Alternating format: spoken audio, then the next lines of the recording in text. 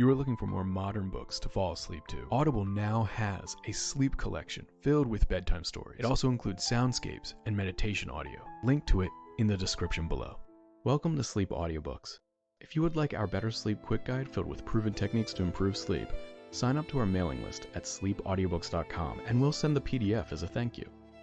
Subscribing and leaving a comment helps this channel more than you know. So please feel free to offer suggestions for future audiobooks or to just say hi. Thank you for listening. We hope you have an excellent night's sleep. This is Sleep Audiobooks. Midnight by Rutherford G. Montgomery. Pals. Sam was meditating. Tipped back in a chair made of river alder and willow, he leaned against the log wall of his cabin. His shoeless feet were swathed in wrinkled socks of the kind that come to a point at the toe where a tuft of thread keeps the cotton yarn from unraveling. Sam's blue shirt was faded from too many washings in the creek below the cabin. The only unfaded portions of the shirt were hidden by his wide yellow suspenders. Sam's tired blue eyes stared out over his stomping ground, which was a high mesa overlooking the blue depths of Shadow Canyon. Across the mesa meandered a chain of castle rocks. This outcropping was red and yellow in color. It stood on edge, silent evidence of the upheaval which had formed the Crazy Kill Mountains millions of years before. Sam's toothless gums clamped down on the stem of his cold pipe. Keeping the pipe right side up was the heaviest work Sam planned for that morning. Out in a lush meadow, which crowded like a green carpet around the castle rocks, there was plenty of healthy contrast to the lazy inactivity that filled Sam. He let his eyes wander fondly over the scene. Up near the base of the biggest castle, 5 fat yellow-bellied whistlers romped about among the rocks. A 6th sat like a round ball of silver fur, perched on the top of a high rock. The old rock-chuck on guard was as relaxed and lazy as Sam, except for his beady eyes. Those eyes saw everything that moved, as far away as the spruce woods which bordered the upper side of the mesa. Sam studied the yellow-bellied whistler with a spark of interest in his faded eyes. They were yellowish animals with long, silvery hairs covering their brown coats, giving them a shining appearance when they romped in the sun.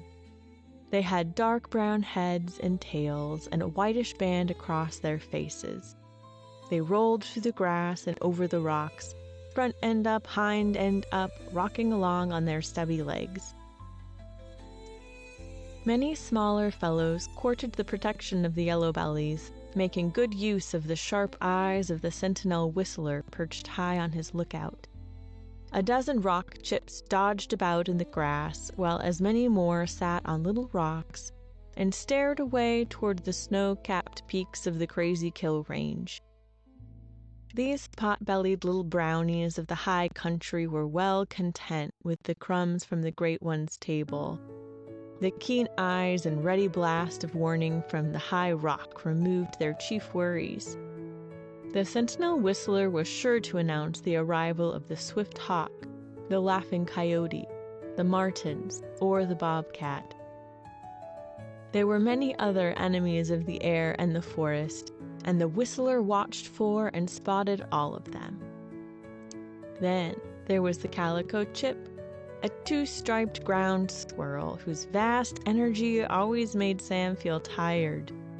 The calico chips dashed about with an energy which had undoubtedly been intended for some much larger animal, but must have been misplaced when Mother Nature laid out the blueprints of creation. The calico chips were always too busy chasing bugs or gathering and storing seeds to pause for meditation. They left foolish gawking into space to the pot-bellied rock chips, but their little ears were always tuned to catch the warning blast of the big whistler. There was a sprinkling of lesser chipmunks, a dozen or more. Sam noted with satisfaction that their number was increasing. He had brought 2 pairs in with him several summers before. They were active, noisy little fellows, dashing about, hoisting their tails like flags when they came to a halt. Every so often, one of them would dash to a rock and jump on top of it. He would sit very straight and burst into song, "Chuck, chuck, chuck," in quick succession, like the rattle of an old alarm clock.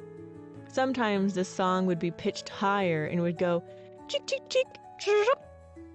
No sooner had one chipmunk mounted his song perch than all the others would dart to theirs, always the same perches. The meadow would ring with their chorus. Their round of music never failed to disturb the fat sentinel whistler. He would shake his silver robe, stretch his neck, then blast 3 short, sharp notes on his whistle, after which he would settle back with a deep chuckle. Sam's pipe always rolled to the corner of his mouth and turned upside down when the chorus began. One fumbling hand would pull out his ancient silver watch, and he would fix his gaze fiercely on the second hand. From the chorus he would select one voice and count the chalks while he timed the singer.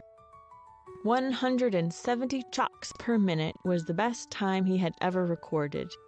The poorest, 70 per minute, was made by a fellow whose little round belly hinted that he might have a bit of rock-chip blood in him. From far down the meadow, where the clear stream foamed over ragged rocks, came the eager whinny of a horse. Sam's eyes lighted, and he shoved the big silver watch into his pocket. Up the meadow galloped a trim black mare. Her mane flowed in the wind as she shook her head and kicked her heels recklessly. "Purty, right purty," Sam muttered as he took his pipe out of his mouth. The trim mare slowed to a trot as she neared the cabin. With a toss of her head and a playful leap to one side, she trotted up to Sam and extended her soft muzzle, nickering eagerly. "Mornin', Lady Ebony," Sam said affectionately. "Think maybe old Sam got a lump o' sugar?" Lady Ebony pawed and nickered. Sam dug a hand into his pants pocket and brought out 2 dingy lumps of sugar. He dusted off a grain or 2 of tobacco and a little chaff, and then held one of them out. "Just a bite, old gal," he said. Lady Ebony picked the sugar from between his thumb and finger with a dainty movement of her lips. She crunched the lump eagerly, and when it was gone, she pricked her ears forward and pawed. Sam grinned widely. "Dang me if you can't count," he said. The other lump of sugar was extended, and Lady Ebony took it. Sam let the forelegs of the chair down and got to his feet stiffly. He patted the glistening neck of the mare and talked softly to her. Lady Ebony accepted the caresses. Sam sat down again, and the mare nosed around the cabin door a while before trotting out into the meadow, where she set to feeding on the tall grass. The yellow belly on the lookout perch paid no attention to the mare. The calico chips and the chipmunks went on chasing bugs and hunting seeds. They knew the black mare was a friend, and that her enemies were their enemies, the cougar and the gray wolf. Sam sucked on his pipe. His eyes followed Lady Ebony. Ever since she was a wobbly colt, she had summered in this high pasture. She carried the brand of Major Howard, an Easterner who had come west to raise cattle and horses. He had many horses on the range and paid little attention to any but his purebreds, which he kept at the ranch in the valley. But Sam knew a fine horse. He had owned many slim, tough saddlers like the black mare. He was too old and stiff to ride, but he wanted to own the black mare just to have her as a pal. He had babied her and petted her until she was devoted to him. Sam looked into the cold bowl of his pipe. He wanted to smoke, but his tobacco was inside the cabin. It was a terrible nuisance the way he forgot things like that. His eyes shifted to the fat sentinel on the rock. The yellow belly was sitting up very straight. Suddenly, he shook himself and whistled shrilly. Instantly, the calico chips, the rock chips, and the chipmunks vanished into the grass. The feeding whistlers romped to their holes at the base of the biggest castle rock. "Tarnation!" Sam muttered angrily. He reached back inside his store and dragged out an ancient single-barreled shotgun. Laying the gun across his knees, he squinted up into the sky. "That darn hawk's been asking for it," he muttered. But the danger signal did not herald an air raid. Sam heard the thudding of iron-shod hooves. He did not bother to turn around. A horseman galloped up to his door and halted. The rider bent down and greeted Sam. "Morning, Sam." "Morning, Major," Sam answered. A slow grin parted his straggling beard. Major Howard's gray eyes roved over the meadow and came to rest on the black mare. The Major was an energetic, hot-tempered person who rode hard and drove hard bargains. The easy way of the Western Mountain people irritated him. He respected Sam's squatter rights to the mesa and the old cabin because he had more grass than he needed. "I was wondering, Major," Sam began slowly, "if you wouldn't sell me that black mare. I'd kind of like to have her. Got a feeling like she's a pal, having her here so much." The Major laughed and his gray eyes moved back to Sam's face. "That mare is purebred racing stock, Sam. I never paid much attention to her until I saw her on the run the other day. She's fast, the fastest thing I have loose on the range. This fall she'll clean up the cowpony races at the state fair." The Major chuckled. "And that filly has hit it off right nice. I thought maybe you'd sell her," Sam said gently. The Major looked down at Sam and his eyes twinkled. "Tell you what, Sam," he said jokingly, "I never had anything I wouldn't sell if I got my price. I'll sell you that black filly for $500. He bent forward until the saddle horn creased his ample waistline. "But I get to race her at the fair." Sam grunted. "Reckon I may take you up," he said slowly. The Major kept his face straight. He was sure Sam didn't have $10 to his name. The old prospector always managed to scratch together enough dust to buy a few groceries, but never had more than that. He nodded his head. This would be a good joke to tell the boys at the ranch. His eyes dropped to the ancient shotgun, and to keep from laughing, he asked abruptly, "What have you been shooting?" "Got her charged with rock salt and birdshot," Sam explained seriously. "Makes an old gray wolf hit it lickety-split. And one of them swift hawk's shore claws there fit to shake out his tail feathers when I titch him up." He grinned widely. The Major nodded. "Glad you keep that gun handy. It will keep wolves and cougars away from the mare." He recalled stories the old hands on the ranch told about Sam's youthful prowess with a carbine and a .45 Colt. He supposed the old prospector's eyes were so bad he had to use a scattergun. "Got a shank of venison in the stove. Cold, but makes right nice chawing," Sam said hospitably, but he didn't move. "Thanks, but I'll have to be hitting the trail. I want to ride down along the west drift fence today." The Major clicked his tongue and touched the flanks of his spirited horse with his spurs. He galloped away over the meadow. Sam sat looking out across the waving grass. $500. And he hadn't missed the amusement which greeted his offer to buy the mare. Sam was irritated. He wanted the filly more than ever now. He smiled and mumbled to himself, "The Major's going to be plumb surprised when I dish out that $500. He got stiffly to his feet and moved into the cabin. Setting the old gun just inside the door, he took a muslin sack from the table and filled his pipe. Then, he absent-mindedly laid the sack back where it had been. He shuffled about the room, looking at the objects he had hung on the walls: a worn horseshoe, a belt with a holster containing a .45 Colt of the Frontier model, several bright pictures cut from calendars. Finally, he remembered he hadn't lighted his pipe. He shuffled to where a packing box was nailed to the wall back of the stove and got several matches from a rusty tomato can. After lighting the pipe, he puffed contentedly. That day, Sam stirred around more than usual.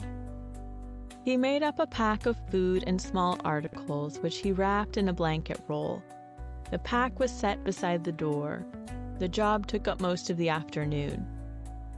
The next morning, Sam was up early. Lady Ebony came galloping across the meadow for her morning ration of lump sugar. As he gave it to her, he talked in a low, confidential voice to the mare.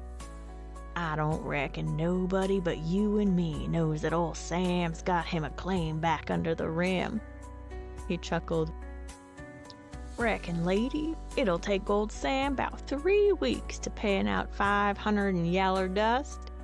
He patted her sleek black neck. "You just stay around here and wait in this meadow where there's good grass. The old yaller belly'll keep an eye out for wolves and cougars." The mare watched as he shouldered his pack and trudged slowly up the slope. She did not follow him, but she nickered several times. At the edge of the spruce, Sam turned around and waved his arm. Lady Ebony arched her neck and trotted out into the meadow. The fat whistler on the high rock chuckled, and his beady eyes twinkled brightly as he watched her. The sun wheeled higher, warming the grass, drinking up the dew. The black mare wandered down the meadow. She came to a halt near a sharp ledge which broke off into Shadow Canyon. From the blue depths rose the roar of Crazy River. Lady Ebony stirred uneasily. A feeling of deep unrest filled her, an urge to run far, to seek other horses. After a time, she wandered back into the meadow and began feeding. But she jerked up her head often, listening, staring into the twilight of the spruce. A few yards from where the black mare fed, a little hill lifted, semi-barren yellow clay. It stood in sharp contrast to the lushness of the green meadow. On this round knob, a prairie dog town was located. The main section of the village was a busy scene, with dogs moving bellies close to the ground in quick sprints from one grass patch to another, or romping through the meadow grass. Sam had brought several pairs of dogs to the mesa. He liked the busy little fellows and had been lonesome until he had a town started. The dogs posted sentinels, but they could not see far. The dog sentinels depended on the yellow belly. They listened for his blasting whistle of warning. One of the sentinels sat on a mound. His short tail jerked, but no other part of him moved. Suddenly, the air was split by the warning whistle of the big sentinel on the high rock. The dog sentinels repeated the warning in a wild chorus of skr-skrs. Dogs raced in from the meadow. They paused for a moment to sit upright on their mounds. Then they went down their slides to the tunnels below the ground. Out from the ground came their defiant voices, squidduck, squidduck. A lank coyote stepped out of a clump of rosebriar close to the spruce woods. He stood gazing disgustedly over the meadow, his green eyes watching the yellow bellies as they romped to their dens at the base of the castle rocks. The whistler had warned the dogs and the ground squirrels of his presence. He ran at a lope across the meadow. Lady Ebony snorted and shook her head as he passed, her eyes following the glinting sun on his fur. When he had vanished down the trail which led into Shadow Canyon, she returned to her feeding. End of Chapter 1. Wild Horse. High up under the snow rims, where the grass was short but rich with moss and lichens, lay a little lake. Its upper shoreline was formed by a barren rock slide which tumbled down from the naked cliffs above timberline.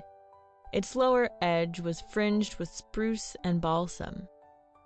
Below the lake nestled a little meadow. On this meadow fed a band of 20 horses. At the head of this band of wild horses ran a chestnut stallion, a heavy-chested, thick-legged fellow with a splashed white star in his forehead. His protruding eyes were set wide apart, and his heavy jaws and massive neck showed his battling qualities, while his wide chest and thick barrel indicated great strength. The chestnut stud moved restlessly as he fed, jerking up his head, listening, testing the air with flaring nostrils. The mares and their colts close beside them cropped the short grass, content to let him keep a wary watch for danger. And there was danger ahead on every trail. There was the lank cougar, whose desire for colt flesh was greater than any urge in his tawny body, except the hot flames that fired him when the mating call floated up through the twilight under the high spruce. There was the wolf pack, not so dangerous in summer, but always ready to kill. The chestnut stallion knew that at this season the old lobos would be running with their sons and daughters in bachelor packs. They were training their young to kill and would attack any colt or mare that strayed far from the band. There was the bear gone killer, the brute who had deserted his vegetable diet and turned killer. He was not a common enemy, but one that was terrible in savage lust for slaughter. Lastly, there was the most dreaded enemy of all, man. The chestnut had learned that man was the most ruthless and dangerous of the killers. He walked upright, and his eyes were in front of his head, not at the side as in animals who do not kill but are pursued by the killers. The ranchers did not like wild horses because they ate the range grass and often crossed with the ranch mares, who then brought forth scrubby, worthless colts, mean and useless as saddle stock. The chestnut stallion stole mares from the range when he could coax or drive them from their pastures. With savage daring, he led his band into the tall grass range in the summer. If the cowboys with their rifles hunted him too persistently, he faded away to a distant range down in the desert. In this, he was like the lobo wolf. When poison and traps and guns became too evident, an old lobo shifts his range. The chestnut stallion had begun to feel that it was time for him to lead his band out of the crazy kill country. He was being steadily hunted. Rifles spat in the misty dawn. Riders swooped down on the mares when they came out into the open to feed. Major Howard had given orders to kill or run the wild band off his range. He wanted no crossing of his good stock. At first he had played with the idea of having the chestnut stud brought in alive, but his riders could not trap or outrun the big fellow in the rough, broken country. There were too many avenues of escape, too many canyons and tangled mats of down timber, so the major gave the order to shoot the big stud and to exterminate his band. The steady drives and constant ambushes had thinned the ranks of the band from 30 to 20 mares. The big stallion was ready to leave the tall grass country. He jerked up his head and snorted shrilly. Then he circled the herd at a fast trot. When he had gone once around it, he halted and stood listening, rigid, his head up, his mane flowing in the wind. He heard a rock rattle from a trail above. Then he saw a man. The man was on foot, and he was toiling upward, a pack strapped on his back. He did not seem to be interested in the band of wild horses, but the wind carried a strong man smell to the meadow. The scent was rank with the odor of an old pipe. The chestnut stallion laid back his ears and bared his teeth. With a shrill warning, he lunged at the rump of the nearest mare. She whinnied with fright as she galloped away. The stallion drove the other mares into a thundering stampede. They charged across the meadow and into the timber, the colts bounding along at their mother's sides. As soon as they were in deep cover, the chestnut took the lead. He headed up a steep trail and did not stop until the band had reached a saddle in the snow range. Here he halted to let the mares and colts blow. The colts shouldered against their mothers, their pink noses and lips reaching under sweat-streaked flanks in search of milk. Their curly tails bobbed and jerked as they drank. The mares looked up at the snow peaks out of big, calm eyes. They were used to the sudden frenzied retreats of the big stallion, but they never became as excited as he, except when rifles spat and men raced shouting upon them. After the rest spell, the chestnut led the band down along a wooded ridge. He kept to deep cover so that an enemy posted on a peak or bare rim could not see the moving mares and colts. Toward mid-afternoon, he halted the band in a little meadow to feed. The mares and colts began pulling the long grass eagerly. They were aware that the rest period might be short and wanted to get their bellies filled as quickly as possible. They were right. The big stallion allowed time for but half a meal. He did not want them heavy and sleepy from overfeeding. They moved down the mountain toward the deep blue slash which was Shadow Canyon. The chestnut halted at the edge of a wide meadow. His protruding eyes had sighted a little cabin at the upper end of the meadow. He was about to lead his band back into the spruce when he saw a black mare standing with head up and ears perked forward. He heard the blast of a whistler sounding a general alarm, and his ears flattened. The whistlers always annoyed him. He liked to move through the woods unnoticed and unheralded, but he remained at the edge of the timber, watching the black mare, his nostrils twitching eagerly. No one came out of the cabin. The stallion pawed and whinnied low. His call was answered by the black mare. There was an eagerness in her whinny. The chestnut cast caution aside. Here was a sleek and slender mare he could add to his band. He trotted out into the meadow, neck arched, red mane floating in the wind. Lady Ebony stood for a moment, looking at the chestnut stallion. Then she arched her neck and kicked her heels high. With a toss of her head, she trotted toward him. They met in the center of the meadow, with the mares watching out of calm, uninterested eyes. The mares fell to feeding while the colts bucked and bounced. For a moment, the noses of the two horses met. Then the black mare whirled and lashed out at the stallion with her trim hooves. He dodged and whinnied shrilly. Lady Ebony broke and ran down the meadow with the stallion thundering after her. He laid back his ears and charged with all his speed, but the flying black mare was faster. She pulled easily away from him, and the sight of her slim body slipping away made the big stallion scream savagely. Never before had a mare been able to outrun him, to slip away from him with ease. Seeing that she was leaving the big fellow behind, Lady Ebony whirled and halted, her front feet on a little hummock of grass. She waited until he was almost upon her. Then she dodged past him and raced toward the mares. Again, she outran him easily. The chestnut was filled with a wild desire to drive this fleet mare into his band and lead her away. He swerved and charged. She dodged and leaped past him. Lady Ebony was not trying to escape. She was giving play to this pulsing life within her. The coming of the chestnut stallion was something she had expected. She had been restless and nervous. Now that restlessness was gone, and she was filled with surging energy. The chestnut raced around the meadow again, trying to overtake Lady Ebony. He finally halted and stood with heaving sides. There was a savage light in his protruding eyes.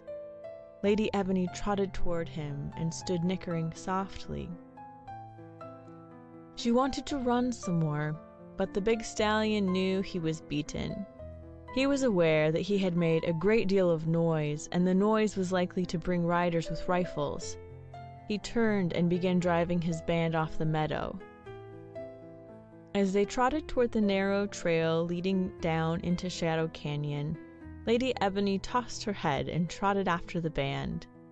The big stallion lunged at her with bared teeth. She humped her back and jigged up and down, warning him that if he nipped her, she would lash out at him. He reached out to snap at her flanks and was met by 2 small hooves which smashed against his wide chest. With a snort, he leaped aside. He did not lunge at her again.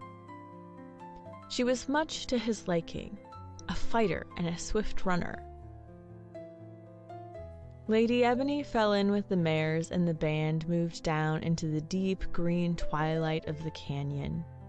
They kept going until they reached the bottom. There they paused, crowding to the edge of the river, thrusting their muzzles into the cold water foaming over the rocky bed. When the horses had drunk their fill, they moved on down the canyon. Several miles of fast moving brought them to a high wall of red cliffs. Here, Crazy River turned east and the canyon deepened. The chestnut sent the band up a trail which switchbacked and looped up out of the depths. With bared teeth and smashing hooves, he shoved the band up the trail and onto a mesa. Out on flat ground, he let them rest. He was heading toward the desert where they would be free of attack from armed riders. The mares fed on the bunch grass which carpeted the mesa. They kept well together and jerked up their heads, whinnying to their colts when the little ones strayed. There was danger in each adventurous trip the colts made, for they had not yet learned to watch and to listen. This broken country was the natural home of the cougar. It was also the den area for the gray wolves. When the colts trotted too far, their mothers followed and herded them back. Above the mesa towered the snow peaks of the Crazy Kill Range.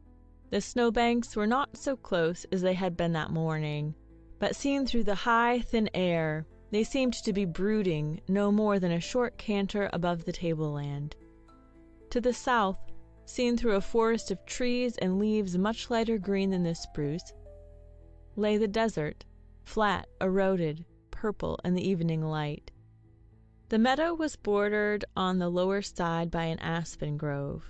When the wind came up out of the canyon, the aspens seemed to shudder. A cross made of aspen wood had once been lifted on Calvary, so the preachers and the circuit rider said. Possibly the aspens remembered. They quaked, and their round leaves rattled and rustled like a million tiny cymbals. Below the aspen belt lay the scrub oaks, stunted trees with twigs as tough and hard as iron. The chestnut stallion felt safer here on the edge of the wild, high country.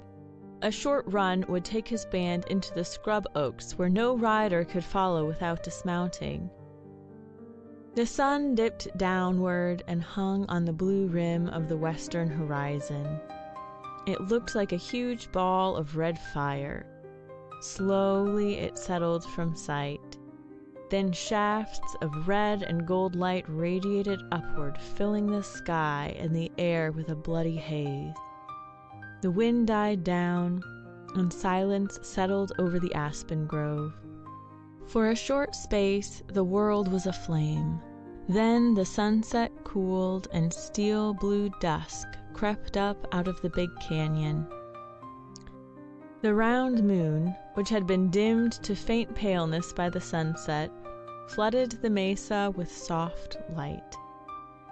The chestnut moved close to Lady Ebony. He nickered low. She tossed her head, and they were off on a wild gallop around the meadow.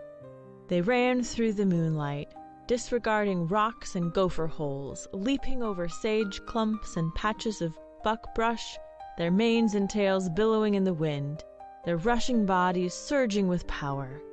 They circled the meadow twice, Lady Ebony easily keeping ahead of the big stallion. After the second round, the black mare swerved and raced to a high jutting point.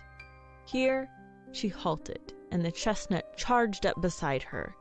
He pawed and shook his head, then reared on his hind legs, and his powerful 4 feet curved under him.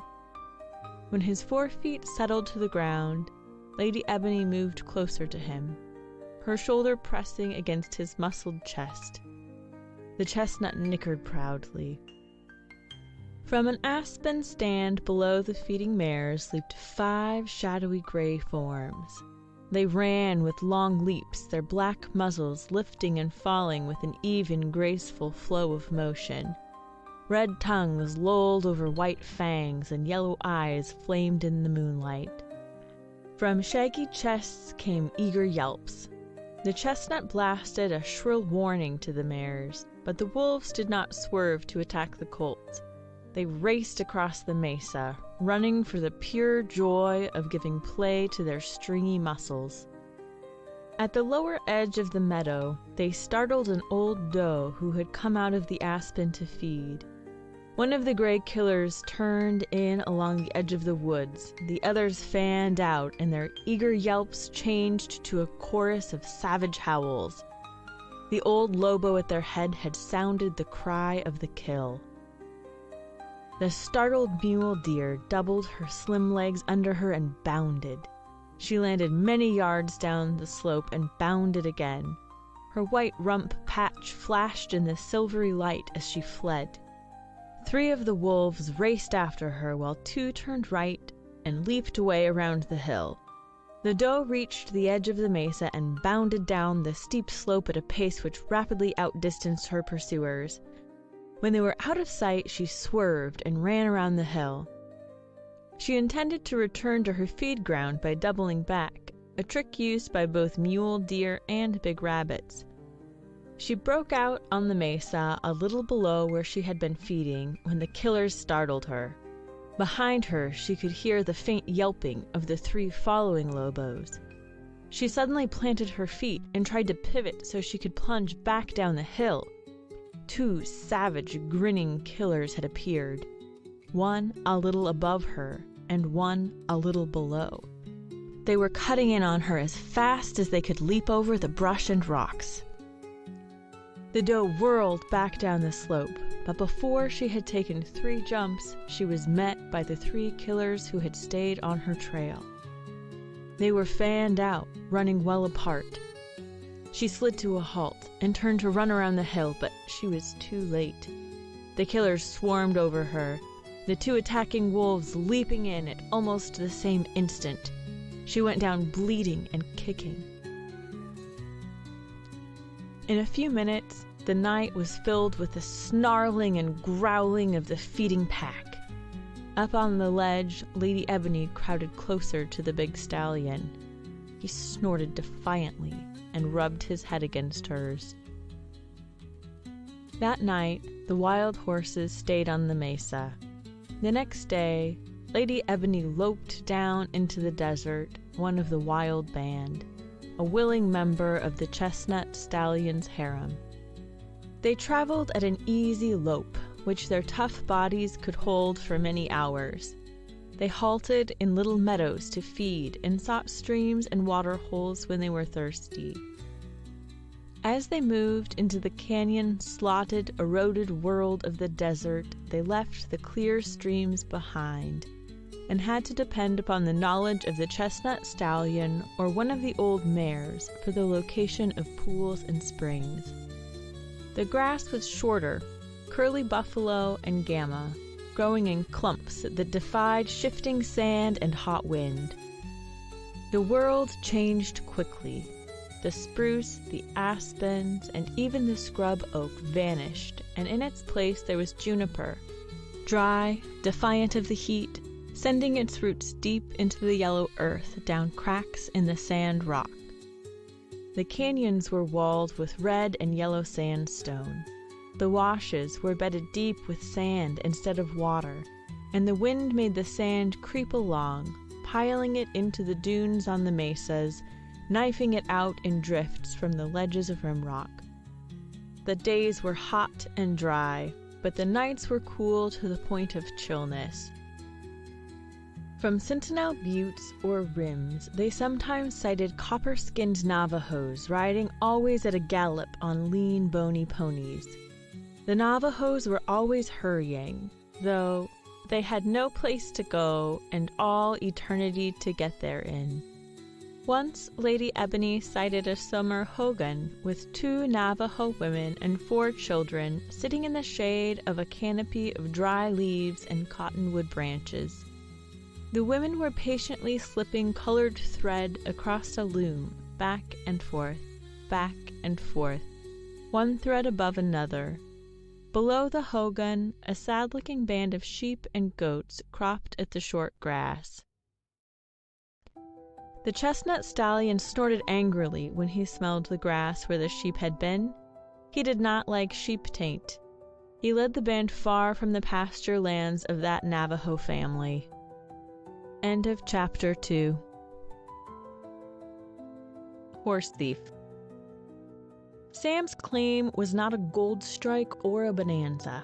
It was a pocket, very definite and certainly limited in the amount of gravel and black sand which carried much fine and some coarse gold. Sam knew its extent and its possibilities.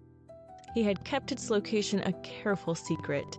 It was not legally staked, for in staking it, he would have brought a swarm of gold seekers to the ridge, and he wanted this country to himself. He would take out enough to buy the black mare, plus enough to buy supplies for the winter. When he finished, there would still be gold left, a sort of bank account to be hoarded against the coming seasons. For 3 weeks, Sam shoveled and panned. At last, he had enough yellow dust in his buck-hide pouch. He carefully buried his shovel, pick, and pan under a pile of rocks, covered his workings, and faced down the ridge. As he trudged slowly through the fields of columbine and mountain lupine, he smiled softly to himself. The Major would be completely flabbergasted.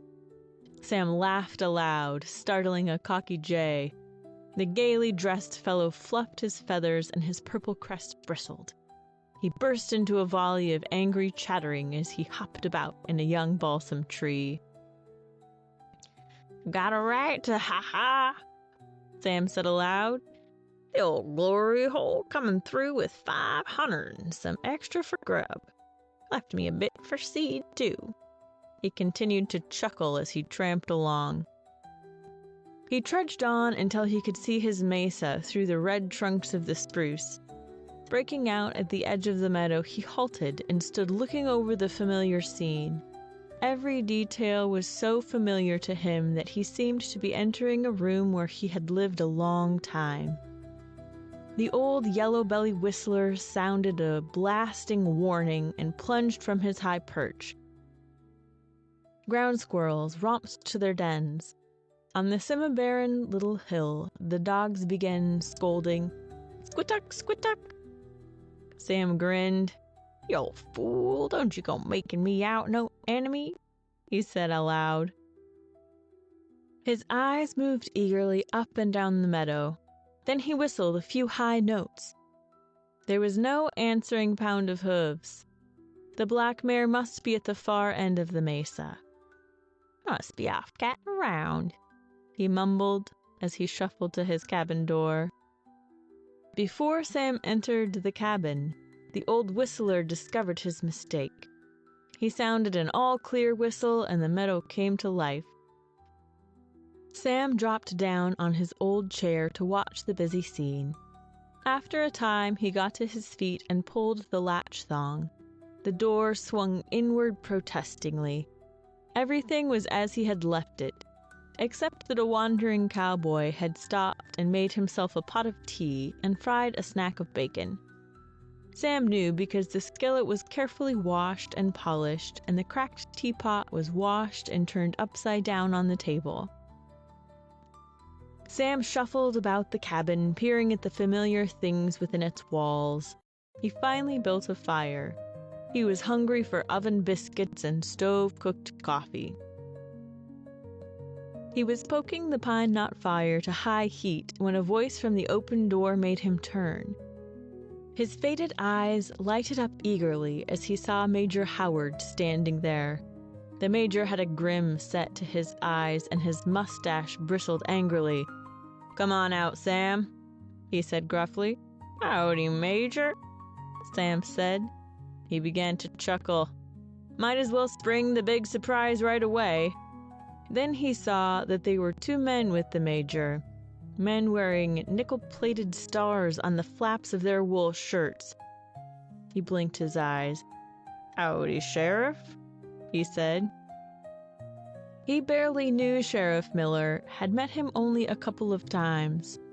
"Now, Sam," the Major broke in harshly, "come clean, what did you do with that Lady Ebony horse?" "Me?" Sam stared at the Major. "Yes," the Major snapped. "You took an awful fancy to that filly, wanted to buy her. You've been away a long spell. I brought the sheriff up here, so you better talk and talk fast." The Major's face was beginning to redden as his anger rose. Sam looked from one man to the other slowly, his gaze searching their faces. Yes, they were in earnest. A horse thief? Bony fingers pulled at his straggling beard. This wasn't the way men did. It wasn't square shooting. He did not pause to consider that Major Howard was not a born Western mountain man. He stared defiantly. "So you came up here to make me out a hoss thief?" The sheriff stepped forward and spoke gruffly to the Major. "I'm not here, Howard, to help you badger this old coot. You swore out a warrant for his arrest. I'm here to serve it." He turned to Sam. "Get whatever you want to take along. This warrant calls for your arrest. Charge is stealing one black mare." Sam blinked and his eyes shifted to the sheriff's face. In all his life, the law had never laid a hand on him. He had had some experiences of his own with horse thieves. When he caught a man with the goods, he handled the affair himself, and claim jumpers were met and dealt with according to a man's rights. He rubbed his bony fingers together. He could explain. He could even take the sheriff to his hidden claim. He could produce the pouch of dust. But it wasn't the right of any man to ask where he had been or what he had been doing. Besides, the claim wasn't staked, and if fools who didn't know pockets and glory holes saw that ground, there'd be a rush and the whole ridge would be turned upside down. His eyes glinted brightly as he turned toward his door. He backed past the table and one hand lifted to the belt hanging from its willow peg. His gnarled fingers closed around the familiar butt of his .44 Colt. The gun slid down and snuggled against his hip. Then he shuffled toward the door. Get afore I blast ya," he whispered hoarsely as he stepped into the sunshine. The deputy saw the gun first. He came to life with a jerk, and his hand shot down to his own gun. Sam shot from the hip. His aim wasn't steady. The black muzzle wavered a little because Sam's old eyes couldn't see clearly. Black powder smoke billowed in a blue-white cloud, filling the doorway. Through the smoke, Sam saw the deputy double over, then pitch forward. He was swinging his gun around to bring it down on the Major when the sheriff's boot shot upward and sent it spinning from his hand. The officer's voice out through the smoke. "Now you got something to answer for, you old coot!" He stepped forward and a heavy hand dropped upon Sam's shoulder. He was jerked forward, and in less than a minute his wrists were handcuffed together. He stood silently, watching the sheriff and the Major plug the deputy's wound. The man was weak and sick, but he was alive. The Major straightened and glared at Sam. He had never intended to have the old fellow jailed. He merely wanted to scare him into revealing what he had done with the black mare. Sam's reaction irritated and puzzled him. Now, the old fool could take whatever the law handed him. The Major made up his mind to that. Sheriff Miller had a different slant on the affair. He was a mountain man himself. All his life he had dealt with cowhands and miners. He recognized that Sam was acting as most of them would act under the same conditions. He blamed himself because he had thought Sam too old to have any fire left. "I'm not proud of this job," he said sourly to the Major. "You'd better do your duty," the Major snapped. The sheriff nodded his head. He turned to Sam. "Now, get what you want. We're going.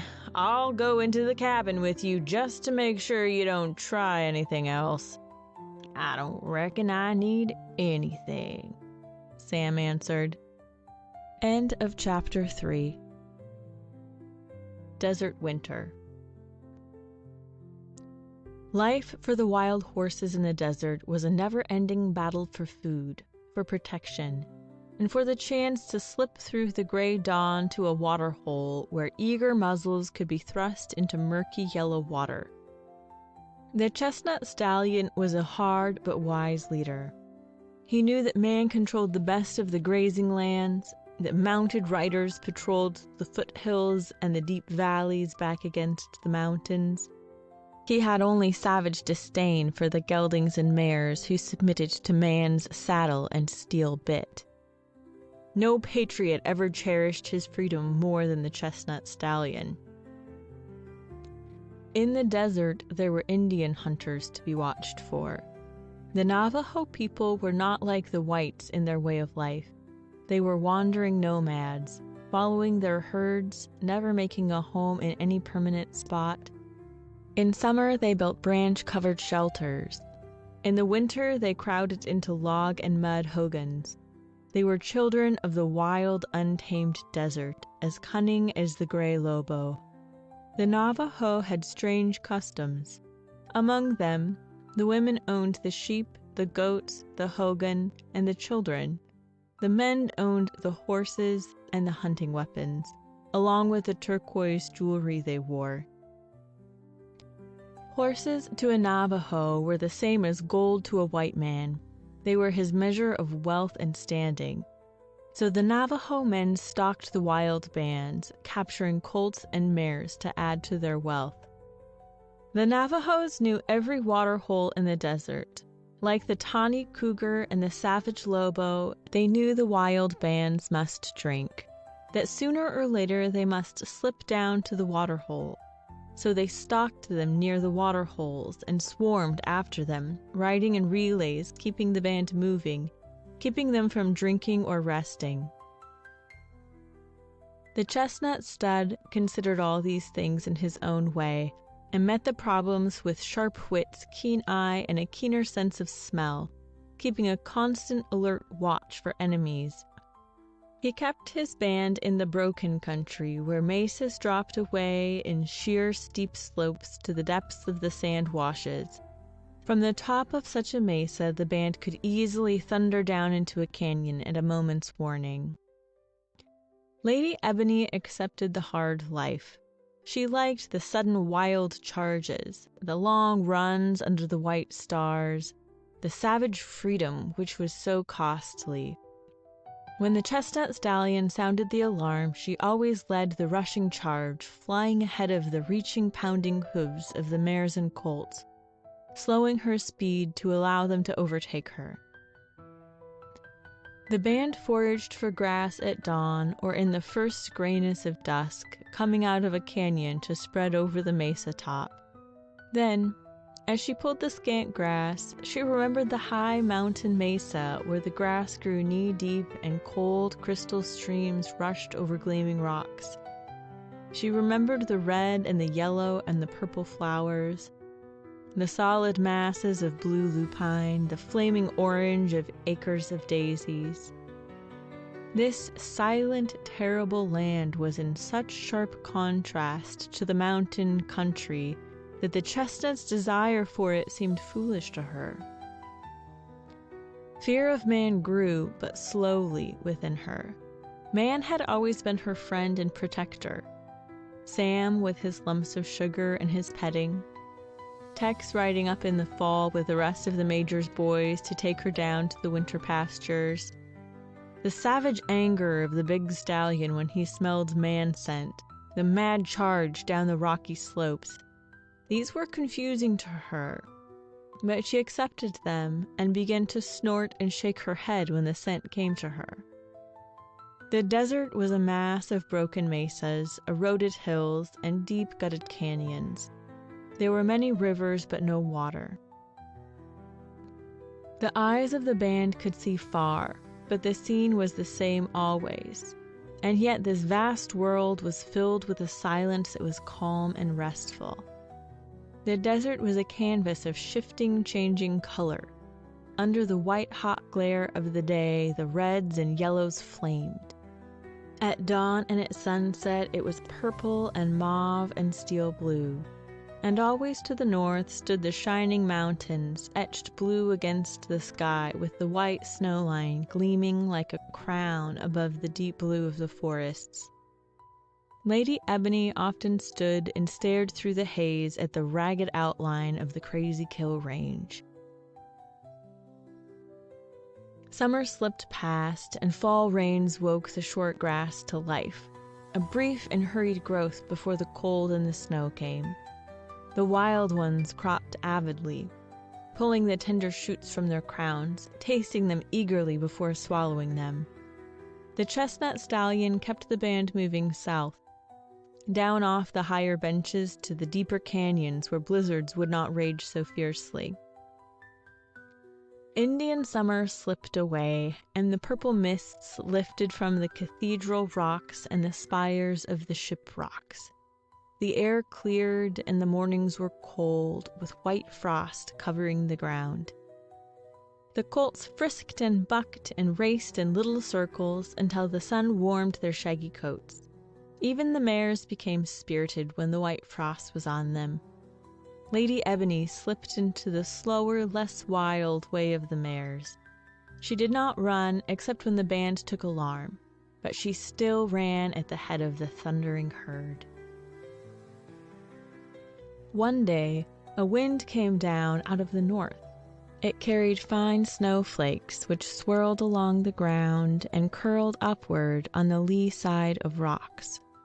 Toward night, the storm thickened until it became a driving blizzard riding a shrieking wind. The horses turned their tails to the lash of the storm and drifted slowly south, led by one of the old mares. That night, they bunched close together in a deep canyon. They crowded under a projecting lip of sandstone where the wind and snow did not strike them. Fine white particles sifted down, covering their shaggy coats and making them look like white horses as they stood with their heads down, waiting for the blizzard to blow itself out. The shelter they had found had been formed centuries before by the action of wind and water on the layers of rock forming the crust of the desert. The upper layer was hard and did not weather away as fast as the lower layers. Thus, a great projecting roof was formed with a ceiling that sloped back under the cliff. 1,000 years earlier, brown men had passed that way. They had halted in the bed of the canyon and looked up at the great cave. They had held council and decided to build a city under the rim. Those brown cliff dwellers had built houses of hewn stone, room upon room, like apartments. Their masonry still stood, back under the rim. The ceremonial kivas built under the ground in circular form with laced log roofs had caved in, but the tiers of houses stood against the cliff, their open windows staring into the canyon. The brown men had vanished down into the canyon, south toward the plains and west toward the great ocean, but their homes remained. The wild horses saw the houses piled story upon story, the staring windows and the heaps of broken pottery decorated with strange designs. They were not afraid of the dead houses because the man smell had long since vanished, carried away by the wind and the heat toward the south and the west. At night, an old lobo wolf halted his bachelor pack on a high rim above the ancient city. The wind lashed and tore at the gray bodies as though trying to tear them from the rocky cliff. The old lobo bared his fangs and lifted his muzzle. He sounded a savage paean of howls and high, dismal calls, and his sons joined in the chorus. Their howls rang down through the wind, curling along the face of the cliff to where the wild horses stood. The mares jerked up their heads, and the big chestnut snorted savagely. But the howls of the pack had none of the savage cry of the kill. The gray ones were defying the storm, daring it to sweep them from their lofty crag. They were answering an age-old urge to challenge the elements, to dare them to do their worst. After a while, the old lobo led his sons in a wild chase down the ridge. They leaped along, riding the fierce wind, snapping and snarling eagerly. For 2 days, the wild band remained under the rim. Then the blizzard broke, and the sun struggled through the gray clouds to shine feebly into the canyon. The mares moved out and began pawing among the tumbled rocks, digging for grass. They scooped the new snow and swallowed it to wet their throats. Above them, against the turquoise sky, a pair of buzzards wheeled and circled, their round, hard eyes peering down hungrily, watching the horses, eager to see if any showed signs of weakness. The undertakers of the air would follow the band daily, hoping the cold and scant feed would bring death to some of the band. The chestnut stallion met the rigors of winter with the same disdain he held for hunters. The colts were watched more closely because the snow and the cold had driven the natural food of the cougar and wolves to cover. Many of the little dwellers were curled up in deep, warm burrows sleeping. Most of the birds had flown south, but the big killers did not sleep. Winter was a time when hunger and famine stalked their world, when they ran for days with lean, gaunt bellies driving them on. The hunger which cramped their stomachs made them savage and daring. It sharpened their cunning and made their raids more deadly. One evening, a hungry colt strayed from the band, seeking a spot where the snow was not so deep. His mother was busy pawing through a drift where she had located a clump of bushes with tender twigs in abundance. The colt wandered up to a stand of juniper which stood sprawled against the snow. He dug down experimentally, found no curly buffalo grass, and moved on, farther up the slope, closer to the green trees. He was pawing into a drift when he heard a savage snarling. He jerked up his head and snorted, his round eyes staring with fright. Out of the juniper woods leaped 4 gray wolves. Their broad chests rose above the snow, spraying it aside in fine spurts. Their red tongues rolled between their bared fangs. The pack was lean and gaunt, but they did not sound the cry of the kill. They ran silently, emitting low snarls. The colt whirled and floundered toward the mares.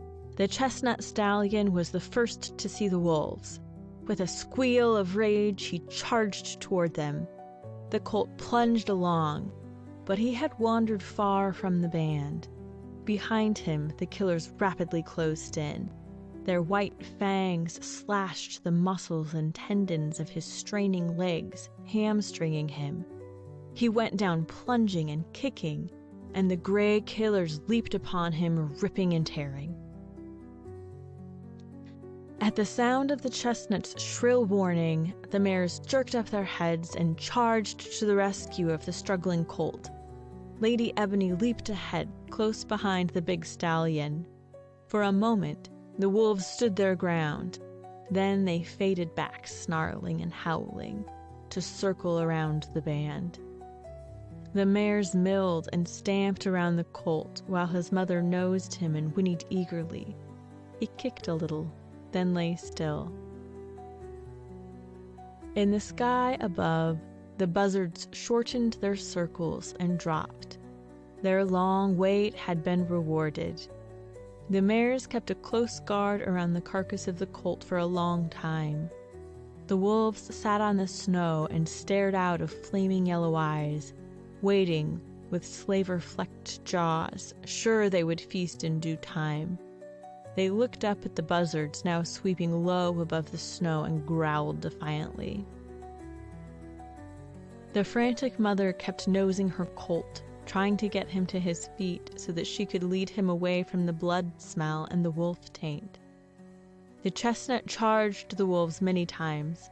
They leaped away before his lashing hooves, darting behind him, jumping at his legs and heels, and the buzzards settled down on the snow to wait. The mares guarded the dead colt for over an hour. Then they moved away, leaving the mother alone.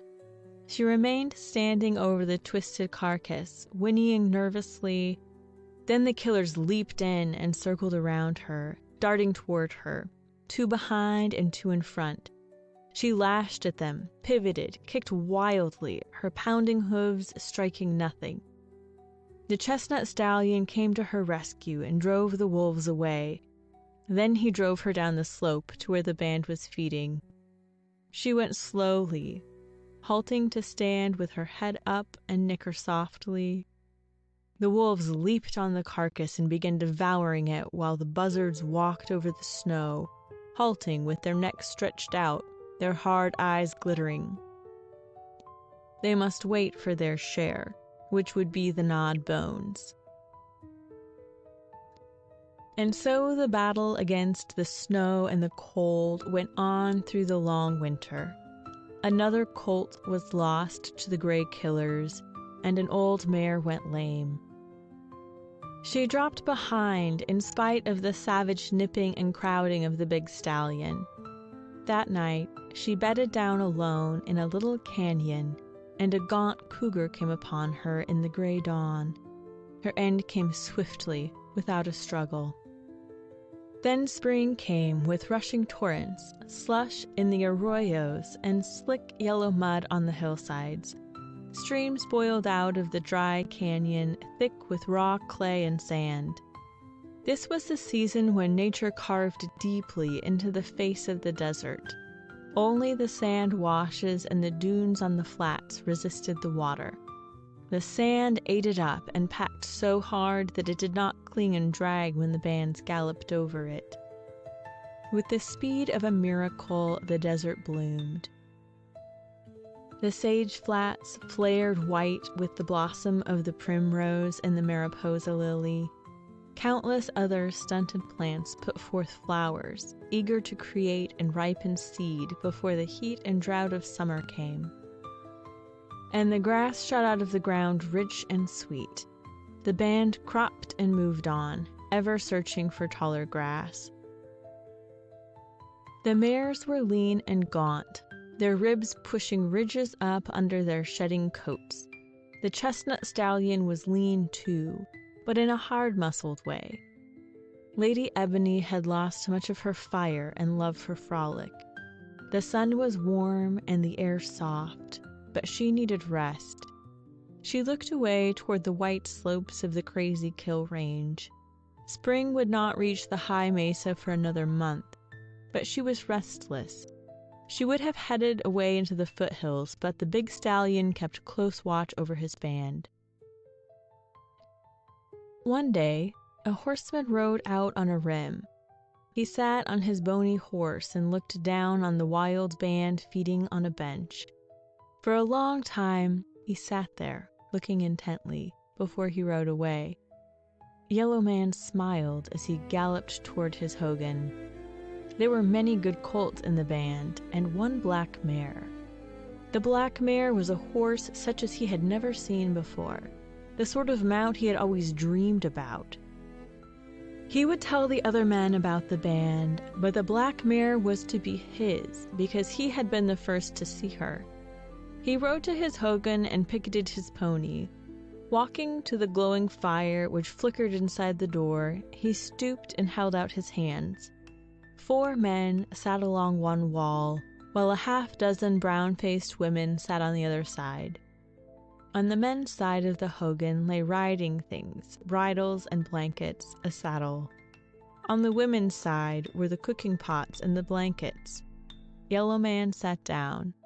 For a long time he said nothing. His black eyes were on the fire. Finally, Yellow Man lifted his eyes to the face of an old man beside him. "I have seen many good horses," he said. The old man grunted softly while the others bent forward. "There is a black mare who will have a colt this spring," Yellow Man said. They all nodded. The black mare was to belong to Yellow Man. That was understood. Now they waited for him to go on. "Tomorrow we will run the band. There will be horses for all. The big one who leads may have to be shot. I will take the rifle. The big one is strong and will fight."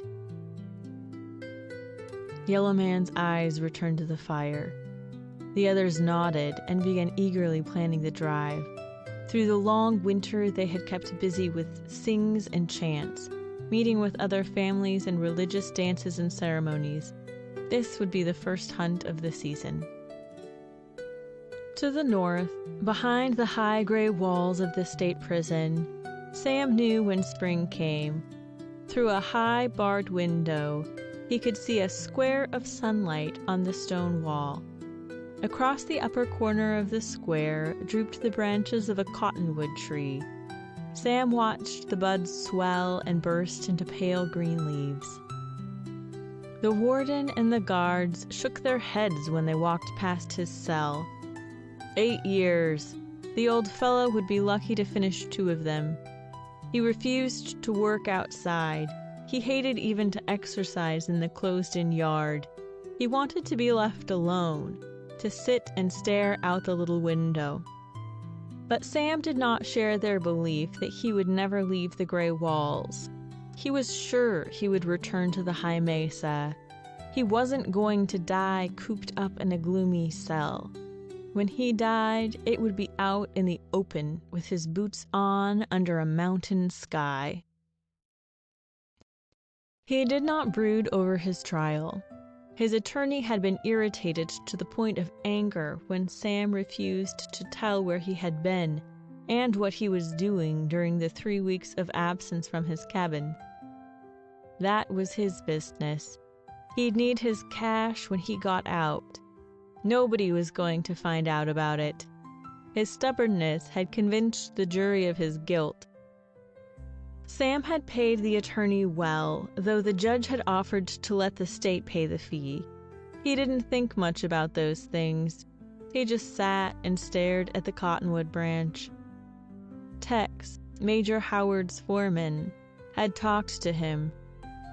Tex understood better than any of the others, but Sam wasn't trusting anybody.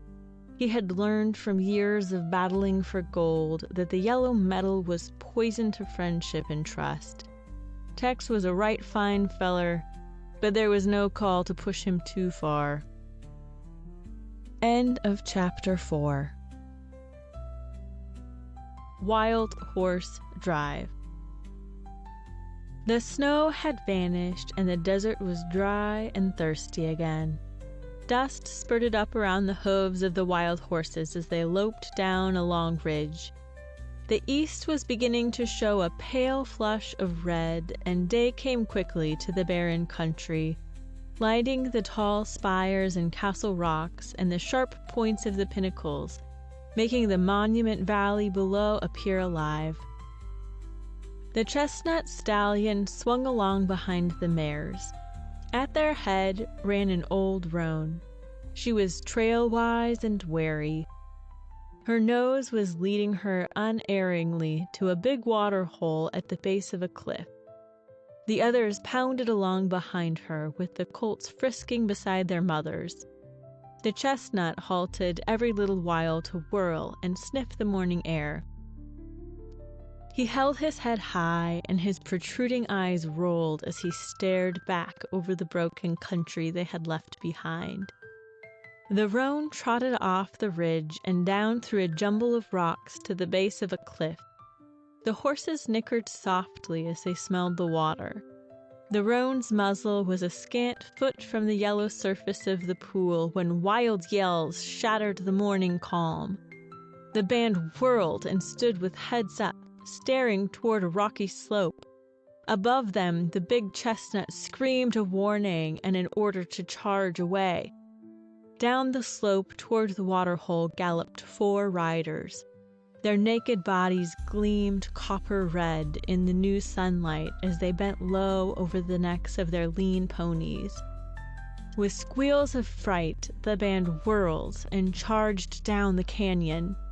A cloud of yellow dust billowed at their heels. The chestnut stallion crashed down on their flanks with bared teeth and pounding hooves. When a mare lagged, he drove her squealing into the band. The mad charge carried the wild horses away from the 4 pursuing Navajos, but the trailers did not give up the chase. Back of the dust cloud, Yellow Man rode beside his 3 sons. Their faces were expressionless. Only their black eyes showed the eager excitement that filled them. They did not try to make their gaunt ponies overtake the thundering band, but were content to keep a steady pace. The trail left by the wild horses was broad and easy to follow. Lady Ebony ran ahead of the band, keeping well out in front without effort. She was not badly frightened, and the wild panic of the other horses had not gripped her. But she raced along just the same, enjoying the surging flight which gave full play to her powerful muscles. The big chestnut charged in and turned the band up the ridge. As they swept over the top of the rocky hill, they saw the Indians galloping along the canyon bed below. Yellow Man shifted his seat on the bare back of his pinto. His black eyes were following the flight of the black mare, and there was a fierce eagerness in them. The chestnut leader was doing just what he wanted him to do. The big fellow was swinging his band into a wide circle, a curve which would carry them back into the country they had just left. The band thundered down off the ridge and headed up a sand wash. The drag of the sand and the uphill going slowed them, but they kept pounding along. The stallion saw to that. He stayed behind and used his teeth savagely on the rumps of the laggards. Yellow Man and his sons galloped up the ridge and dropped into the sand wash. A thin smile parted the lips of the tall hunter as he noticed how fagged his horse was. They were chasing no ordinary wild scrub ponies. The chestnut stallion had trained his band well and kept them in fine condition. They had run the legs right out from under the Navajo ponies. He urged his pinto up the sand wash as fast as the little beast could travel. The chestnut saw the riders coming and noticed that they were working their way to the side as though aiming to come up alongside. He suspected a trick, though he was disdainful of the slow-running ponies coming up from below. He changed his course a little to the north. Now the pursuers would have to travel much farther than his band to overtake them. The Navajo riders swung north too and kept following close to the dust cloud. The chase thus took a circular course, with the chestnut keeping the mares moving as fast as the colts could follow. But now the horses' sides were heaving. Sweat was streaking their flanks and caking in lather-matted ridges above the hair. The big stallions snorted triumphantly as they topped a ridge. They had run away from their pursuers. The Indians were plodding along far behind. He allowed the mares to slow their pace to a lope while he galloped to right and then to left, looking down into washes and canyons for a hiding place. Suddenly, the mares heard yells from their right. They saw 5 red bronze riders charging down on them from a cover of junipers. Mounted on fresh horses, these braves came swiftly from their ambush. The chestnut stallion rushed on his band and sent them racing down into a canyon. The retreat led over a ledge and down a rocky hill. The slope was steep and covered with loose stones, but the sure-footed horses took the broken ground at a mad rush. One of the mares slipped and went down, rolling over and over until she was stopped by a big boulder. She struggled to her feet and staggered around the hill. Her colt bounded after her, nickering wildly. The charge of the hunters carried them close on the heels of the flying band. When the mare went down, 2 of the hunters swerved and followed her. The chestnut let her go and gave his attention to speeding the rest of the band. In a few seconds, the speed of the wild horses carried them ahead of the Navajo's lean ponies, but the 3 hunters following the mares kept yelling and galloping. The 2 hunters who had swerved to follow the crippled mare and her colt soon overtook them. They paid no attention to the mare, but charged down on the colt. One of them swung a rope. The loop sailed out and dropped over the straining neck of the little fellow. The colt fought and kicked, but the Navajo boy knew how to handle a fighter. He kept his rope tight, almost to the choking point, and let the little horse wear himself out. In a short time, he had mastered the colt and was heading toward camp with him. His companion galloped away to overtake the band. The chestnut stallion could not understand the attack of the Navajos. They did not start shooting when they got in close, and they did not try to rope any of the mares. They just kept riding on the heels of his fast, tiring band, yelling and waving their arms. They were not like the wolf or the cougar. They did not strike when they got close, but they never left the heels of the herd. The big stallion shifted his course, and again they began moving in a wide circle. This time, the chestnut widened the circle, cutting back into the steep hill country, turning up crooked washes, crossing ridges, and doubling back occasionally. The Navajos stayed on the trail, keeping as close to the band as they could, cutting across when they sighted the mares doubling on their course, and now they were hanging close on the heels of the wild ones. Twice, the chestnut stallion whirled and faced the hunters as though about to challenge them to a fight. The braves slid their hands down to where their guns hung about their naked waists. They did not wish to kill the big stallion unless he charged their ponies, nor did they care to try taming him. They wanted the black mare and the colts. The chestnut did not charge his tormentors. Fear of man and man's far-killing gun sent him back to biting and shoving the mares into faster flight. He could not use the tactics which always succeeded against the wolf or the bear. Topping another ridge, he headed his band into a deep canyon. He knew they were almost winded from running uphill. The steep slope would help them recover. One of the Navajos shouted, "He is doubling back! Head him!" The Indians sent their ponies charging recklessly down the dangerous slope, leaping over boulders and water-gutted ditches. But the band would not be headed. Going downhill had eased them and given them new life. They plunged along with sides heaving and nostrils flaring. Lady Ebony led them, keeping her pace down to their speed. One of the hunters headed his pony up out of the canyon. He halted on a jutting rock and sat looking down over the desert. His black eyes watched the fine spirals of yellow dust rising from the canyon, and he nodded his head. the scattered groups of hunters would be able to locate the new direction the band had taken.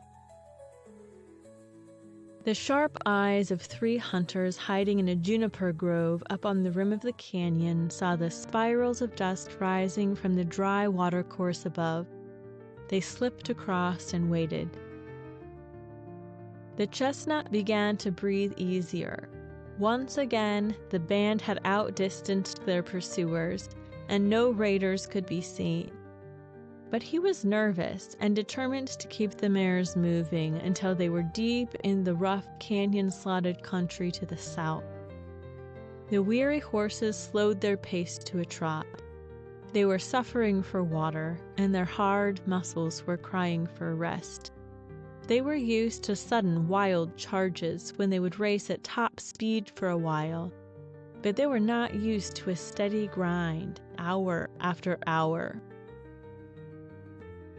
Several of the mares began weaving away from the herd, sniffing for water, looking for a spot where they could halt and rest.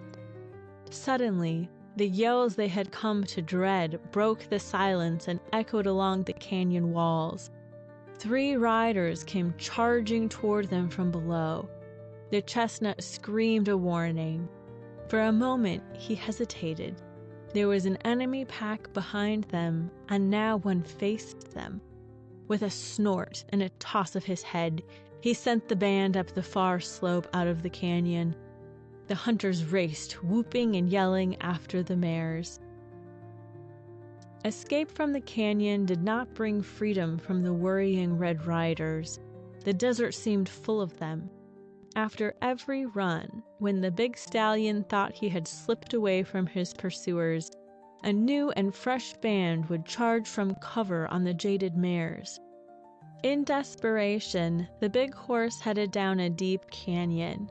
The mares could not travel uphill anymore. They could not move fast, but the hunters did not seem anxious to close in and strike. They kept on the heels of the wild ones. Now there were a dozen of them, and they kept up in a savage yelling as they stayed close to the band. Up ahead, Lady Ebony began to tire. She was not driven by frantic fear, and she was eager to stop and rest. At first, she had enjoyed the flight, but now she was thirsty and her sides were heaving. She galloped ahead, leaving the band behind. As she raced along, she saw a side canyon. Its floor was solid rock, worn smooth by wind and water. She slipped into the narrow opening and halted behind a shoulder of rock. She lowered her head and stood blowing hard. She had left no tracks on the rocky floor.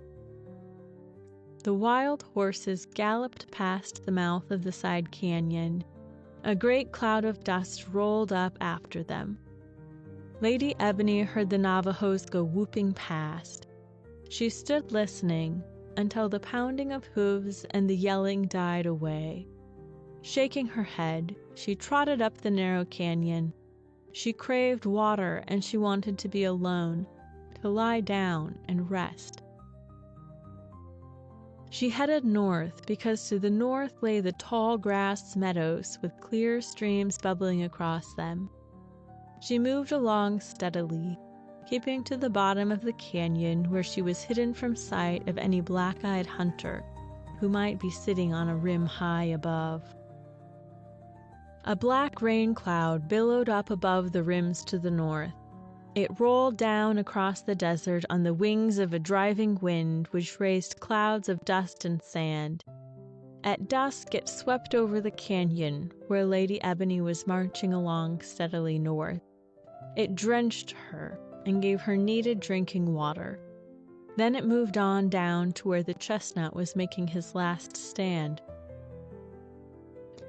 In the canyon, the big stallion had settled down to the grim job of lashing his mares into movement. They were not able to go fast, but he kept them pounding along, just ahead of the yelling hunters. Their gaunt bellies were drawn, and their dry nostrils flared red inside their dust-caked rims. The Navajos were shouting to one another, their spirits high. They were sure of their catch now and eager to close in as soon as the mares quit. Then the dusk of evening came, and with it the downpour of rain. Nowhere in the world outside the tropics can so much water fall in so short a time as in the desert. The storm was bad luck for the hunters, but it spelled escape for the wild horses. It blotted out everything, bringing sudden inky night. Its rushing, swirling waters wiped out the tracks of the horses.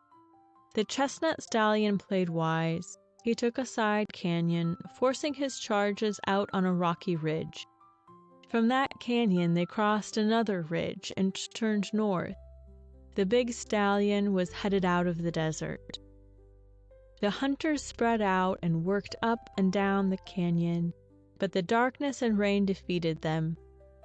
They finally gave up and turned their ponies toward their camp. All that night, Lady Ebony kept moving.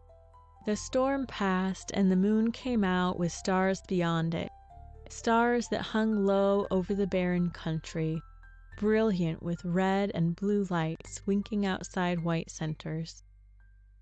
A pair of gray wolves flashed past like shadows. They leaped along, side by side, shoulder to shoulder. One was a big, broad-chested fellow with a wide muzzle and frost-cropped ears. The other was a slim gray one with slender legs and body. They paid no attention to Lady Ebony.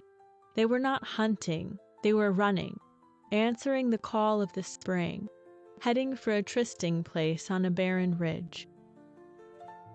Lady Ebony heard them holding their spring concert on a high knoll. They howled and snarled and yelped. There was much yearning, much that sounded like deep laughter in their song, and there was a tenderness in the notes of the slim gray one. In their mating time, they had lost the savagery of winter. There was no specter of famine in the springtime, no blasting blizzards, no deep snow. There was food, and there was the urge to find a snug den. Something of the feelings expressed by the gray wolves filled Lady Ebony. Just before dawn, she halted and began feeding. She fed on through the morning. She saw no other horses and heard no savage yells. At midday, she lay down and rested until late afternoon. When she moved on, she headed north, toward the snowy ramparts of the Crazy Kill Range, and she went at a long, ground-devouring lope.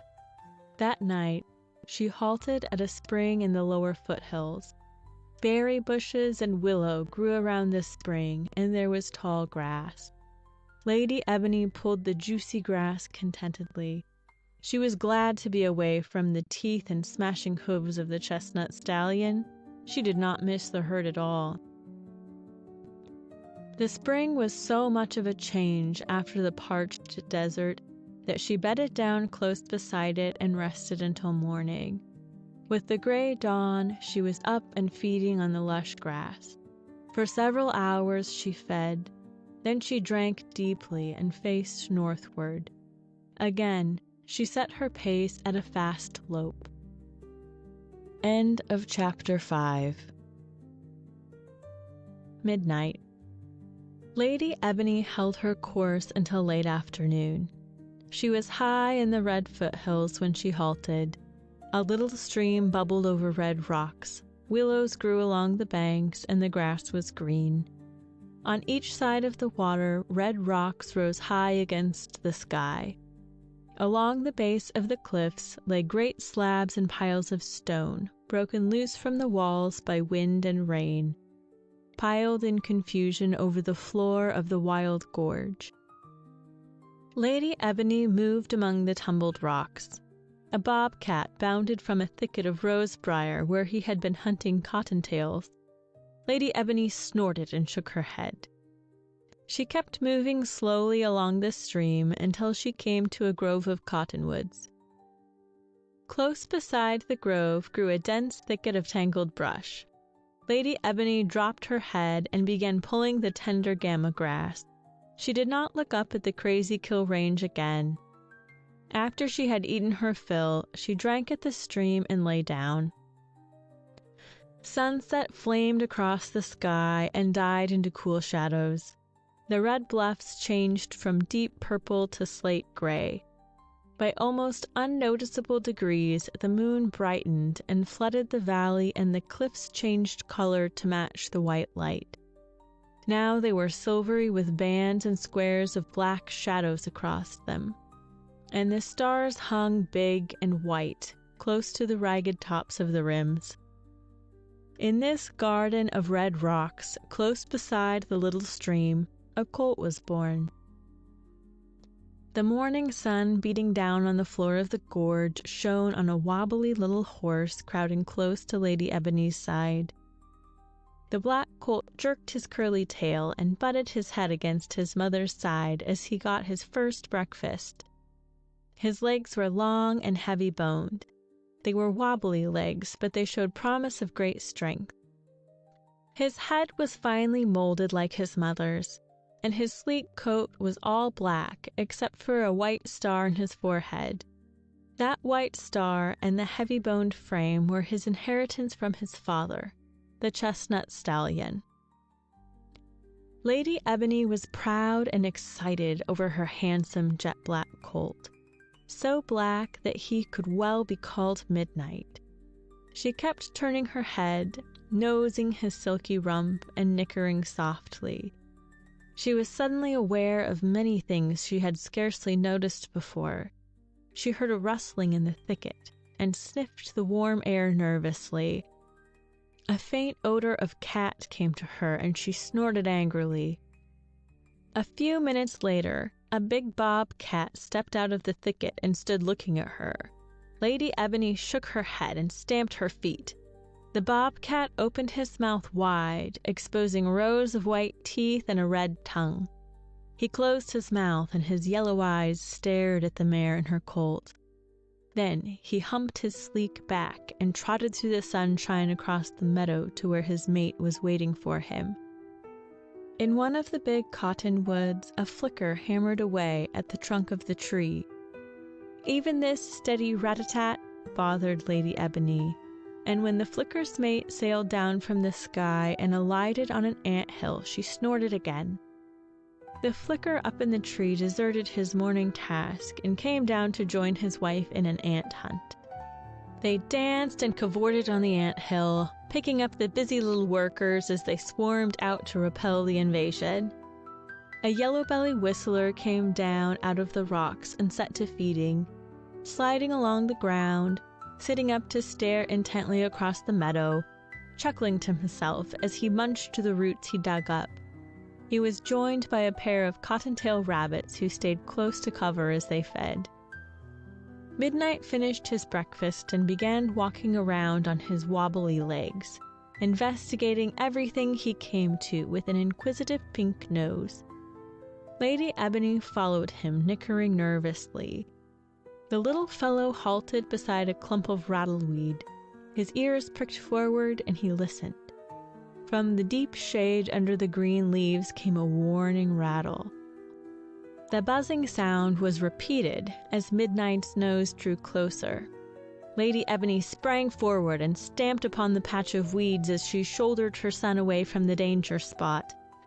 The colt had met his first enemy, a big rattler. Lady Ebony showed by her actions that she considered Midnight an important little horse. She followed his wobbling course down the stream, then back again. After that, he tried to run, but his legs doubled under him and his body failed to do what he wanted of it. Finally, he trotted out into the warm sun and lay down. In a few minutes, he was sound asleep. Lady Ebony stood over him for a long time with her head down.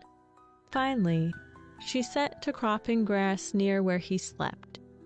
She knew that she must be constantly alert, ready to repel attack from killers that had never bothered her before. The morning serenade of a pair of coyotes above the rock garden made her nervous. Their mad chorus of yelping laughter and high, mournful notes caused her to move close to Midnight and stand there with head erect. The song dogs of the dawn finished their chorus and raced away across the meadow above. A great bald eagle wheeled above the tops of the red cliffs, his round, glassy eyes staring down on the meadow, his wings beating the air with powerful strokes. He saw the mare and her colt, and his powerful beak clicked several times. His pinions stiffened and were held as rigid as the wings of a pursuit plane as he banked sharply and spiraled downward. He saw the black colt get to his feet and wander away from his mother. With a piercing scream, he shortened his circles. His cry was answered from the deep blue above, and a second eagle came plummeting down on folded wings, her body roaring through the thin air as she dived. She flattened her terrific plunge just above the red rock garden and circled with her mate. Lady Ebony jerked up her head and trotted to her son. She tried to stand over him, but he did not wish to be bothered at the moment. He had discovered his own shadow and was making a great show of challenging the flat black thing following him on the ground. He tossed his head and laid back his ears, his furry rump bumping up and down a little as he threatened to kick at his mother. The eagles soared and dived over the mare and her colt. The kings of the air were savage killers without fear of any ground dweller. They had struck down fawns and lambs, and they knew they could smash the wobbly colt if his mother left an opening. Midnight became more irritated at his mother's close guard. He tried to lash out at her with his hind feet. Lady Ebony let him trot away from her. He halted and snorted at his shadow. The king of the air saw his opening and dived. His wings were folded tight against his sides, and he dropped like a bolt of lightning. Close behind him came his mate. The attack was so swift that Lady Ebony could not reach the side of her son in time to shield him. The diving eagle spread his wings a few feet above the back of the colt. His heavy breastbone struck Midnight a smashing blow, while his long talons raked deep into the tender back of the little horse. Midnight went down so quickly the she-eagle missed him entirely. The blow which had felled him was the same smashing stroke with which the eagle broke limbs from trees when building a nest. It was his stroke of death, but he had not gauged it as well as he had intended. The breastbone struck Midnight across the hips and not in the middle of the back where it would have broken him down. With frantic snorts and eager whinnying, Lady Ebony nosed her son as he staggered to his feet. He crowded close against her, willing now to be guarded. The eagles rose straight up into the blue for 500 feet before they leveled off. They circled and looked down, their screams ringing along the cliffs. Midnight stayed close to his mother. His rump was smarting, and he felt the need of her strength. After a time, the eagles widened their circle and flew away. Midnight had learned another lesson. When Lady Ebony sounded a warning call, he rushed to her side instead of humping his back and dancing up and down. He wanted no more raking talons in his skin. He was beginning to know the price of life in the wild. He was coming to know that the strong live while the weak and the foolish die soon. But the little horse's fright passed quickly. He was a true child of the wilderness, and fear was a passing shadow. With the circling killers gone from the sky, he forgot them and sought dinner. He was much stronger now. His legs had stiffened, and he was able to bounce up and down. The blood of his father gave him something Lady Ebony did not have, a vitality and a savageness all babies of the wild must have to survive. Had he been born with the band, he would have been able to follow them. He made a short circle among the rocks and then came back to his mother's side, where he thrust his head under her flank and began drinking lustily. Lady Ebony was proud of him. But she was worried, too, because there were so many enemies in this wild country. She was a horse trained to depend upon man, his fences, and his protecting rifle. Vaguely, she knew she should be in a shed during this important time. Midnight shared none of her worries. He was typically a wild horse. That evening, the big bobcat serenaded them from the blue-black depths of the cottonwood grove. No man or beast who has ever heard the terrifying yowling of the cat of the mountain when he is struck by a lonely mood has remained calm and unfrightened. Even the cougar and the wolf move off when he starts serenading. The big cat began his plaint with long meows, till after a few minutes his cry was a series of rows, ending in terrific screeches. The weird screaming echoed along the rock walls of the gorge. It finally tapered off into long-drawn wails, filled with hopeless despair, as though the big fellow was condemned to a terrible fate and knew his time was near. Lady Ebony rushed to the side of Midnight and began frantically herding him up the canyon. She did not have to urge the little horse. He struck out wildly, running as fast as he could, looking back in terror, expecting to see a monster leap on him from the woods. A pair of coyotes trotting up the canyon halted and stood for a moment staring through the moonlight. They whirled and raced back, casting glances over their shoulders as they ran. After a time, the big pussy with the bobtail walked out of the grove and seated himself on a rock. Whatever had been troubling him seemed to have been chased away by his vocal efforts.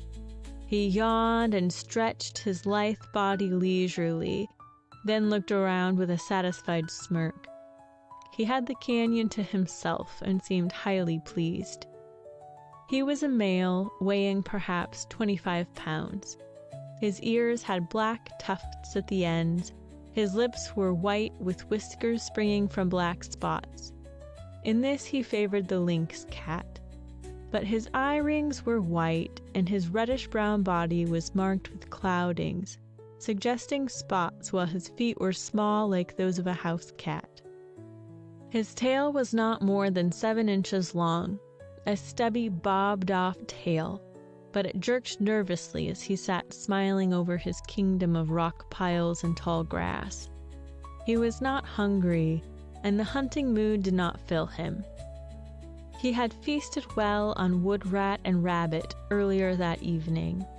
He had simply wished to clear all neighbors from his presence. Now that he had done it, he sat and smirked on the top of his big rock. But the big cat did not reckon with one hunter who was not impressed by his terrible song. A big snowy owl came beating along the canyon wall. His dim shadow floated across the grass toward the rock where the cat was sitting. The owl had not feasted that evening. Fate had been unkind. Every rabbit pasture he had swept over had already been raided by coyotes or cats. The old owl was never choice about his prey. His way was to strike at any living thing that came under his powerful beak and talons. He saw the shadow on the rock move. The animal sitting there was not bigger than many he had killed before. With a scream, he dived. His smashing body struck the surprised cat on the neck and back. Long talons sank deep into the stringy muscles while powerful wings battered the sleek sides, knocking him off his perch and rolling him over.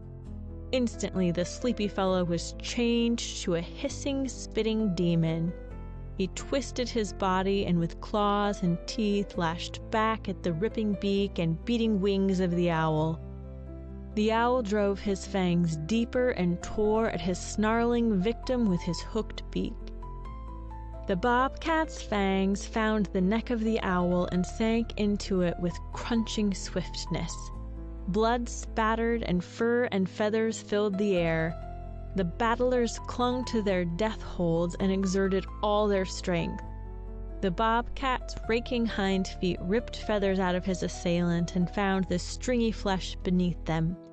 His fangs sank deeper. Over and over they rolled. the owl flapping and clicking his beak savagely, the cat hissing and snarling and yowling. Both fighters weakened quickly because their wounds were deep and driven into vital parts. They tumbled into a hollow between two big rocks. There, they struggled feebly for a time. Finally, they lay still. The crumpled and tangled body of the owl under that of the cat, his big round eyes staring savagely up at the stars. The bobcat lay with fangs driven into the neck of his antagonist, his yellow eyes closed to slits, his sleek coat marred by tufts of torn hair. A little wind stirred down the canyon. It passed over the hollow where the dead animals lay. It seemed to spread the news that 2 deadly hunters had passed out of the Red Rock Garden. The bunnies crept out to the edge of their thicket homes, and the wood mice and rats ventured into the tall grass. After the way of the wild, they started feeding peacefully. Lady Ebony and Midnight halted in the middle of a meadow a mile above the spot where the battle had taken place. Midnight, true to his wild instinct, had already forgotten the fear that had sent him charging out of the garden below. He saw a doe and a fawn feeding at the edge of the meadow and started over to make friends with them.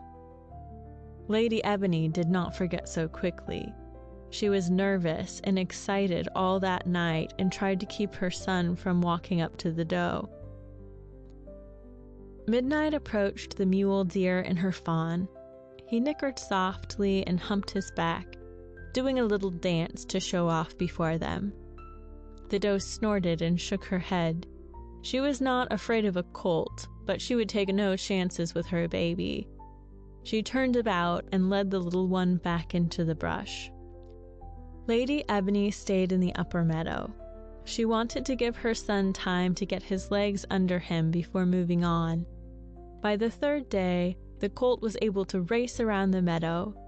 He noticed the brightly colored flowers and made a great show of fear when a rabbit hopped away before one of his charges.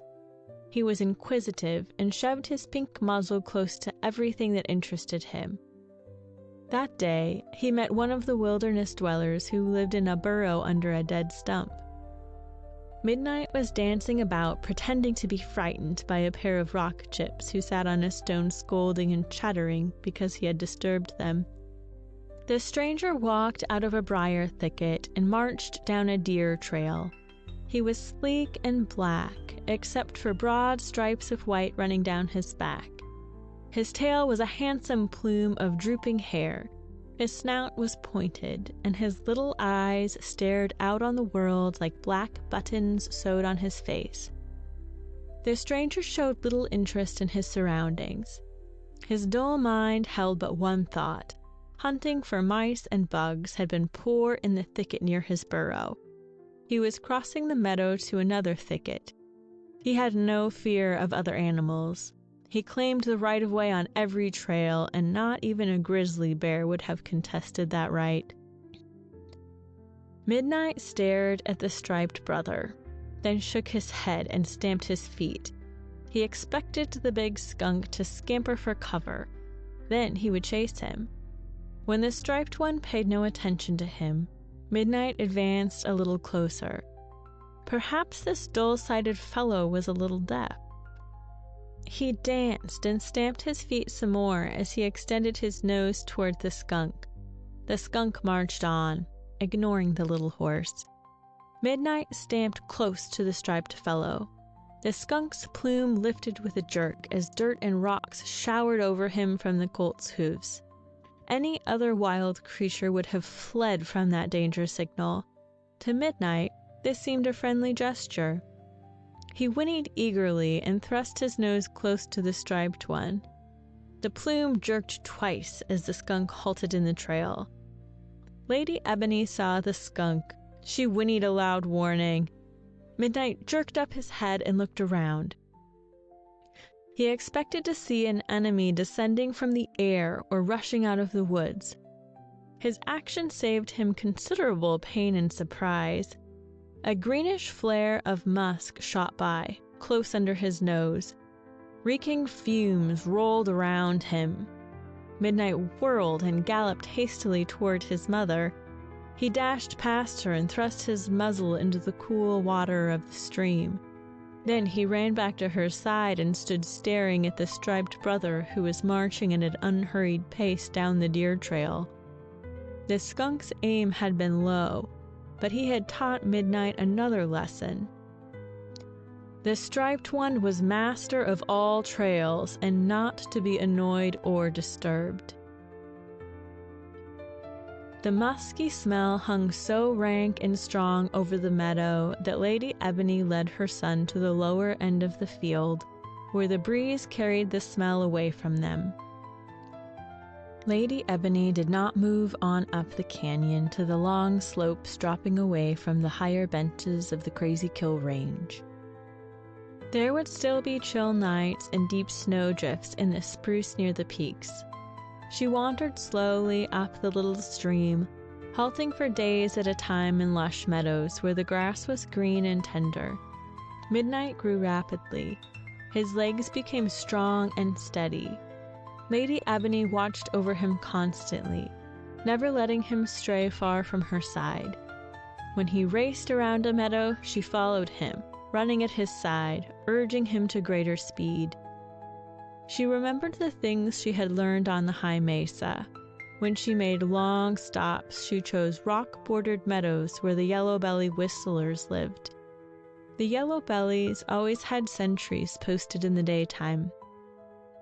At night, when the whistlers were deep in their burrows, she lay down close beside her son. An afternoon came when she had need for her vigilance. From a high perch on a red rim, a lank cougar sighted the mare and her colt. He was lying on a narrow shelf where the warm sun beat down on his sleek hide as he drowsed. Through slitted eyes, he watched Lady Ebony and Midnight feeding below his lofty perch. There was no flesh he prized more highly than young colt. He twitched the black tip of his tail and unsheathed his sharp claws, but he did not move.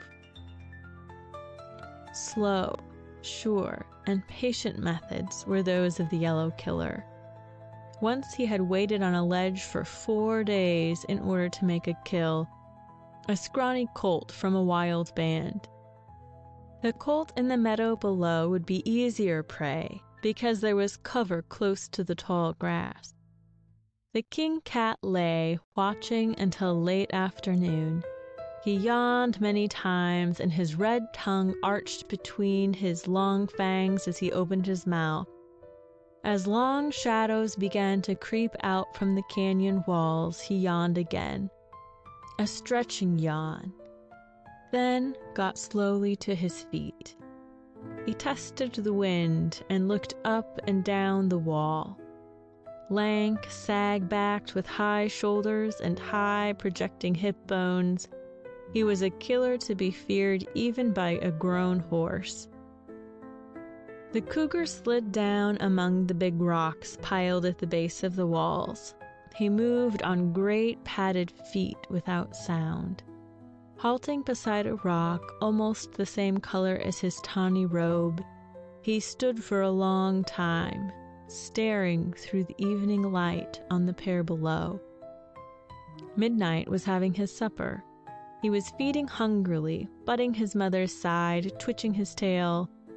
The cougar stood silent and unmoving, except for the tip of his tail, which snapped back and forth nervously.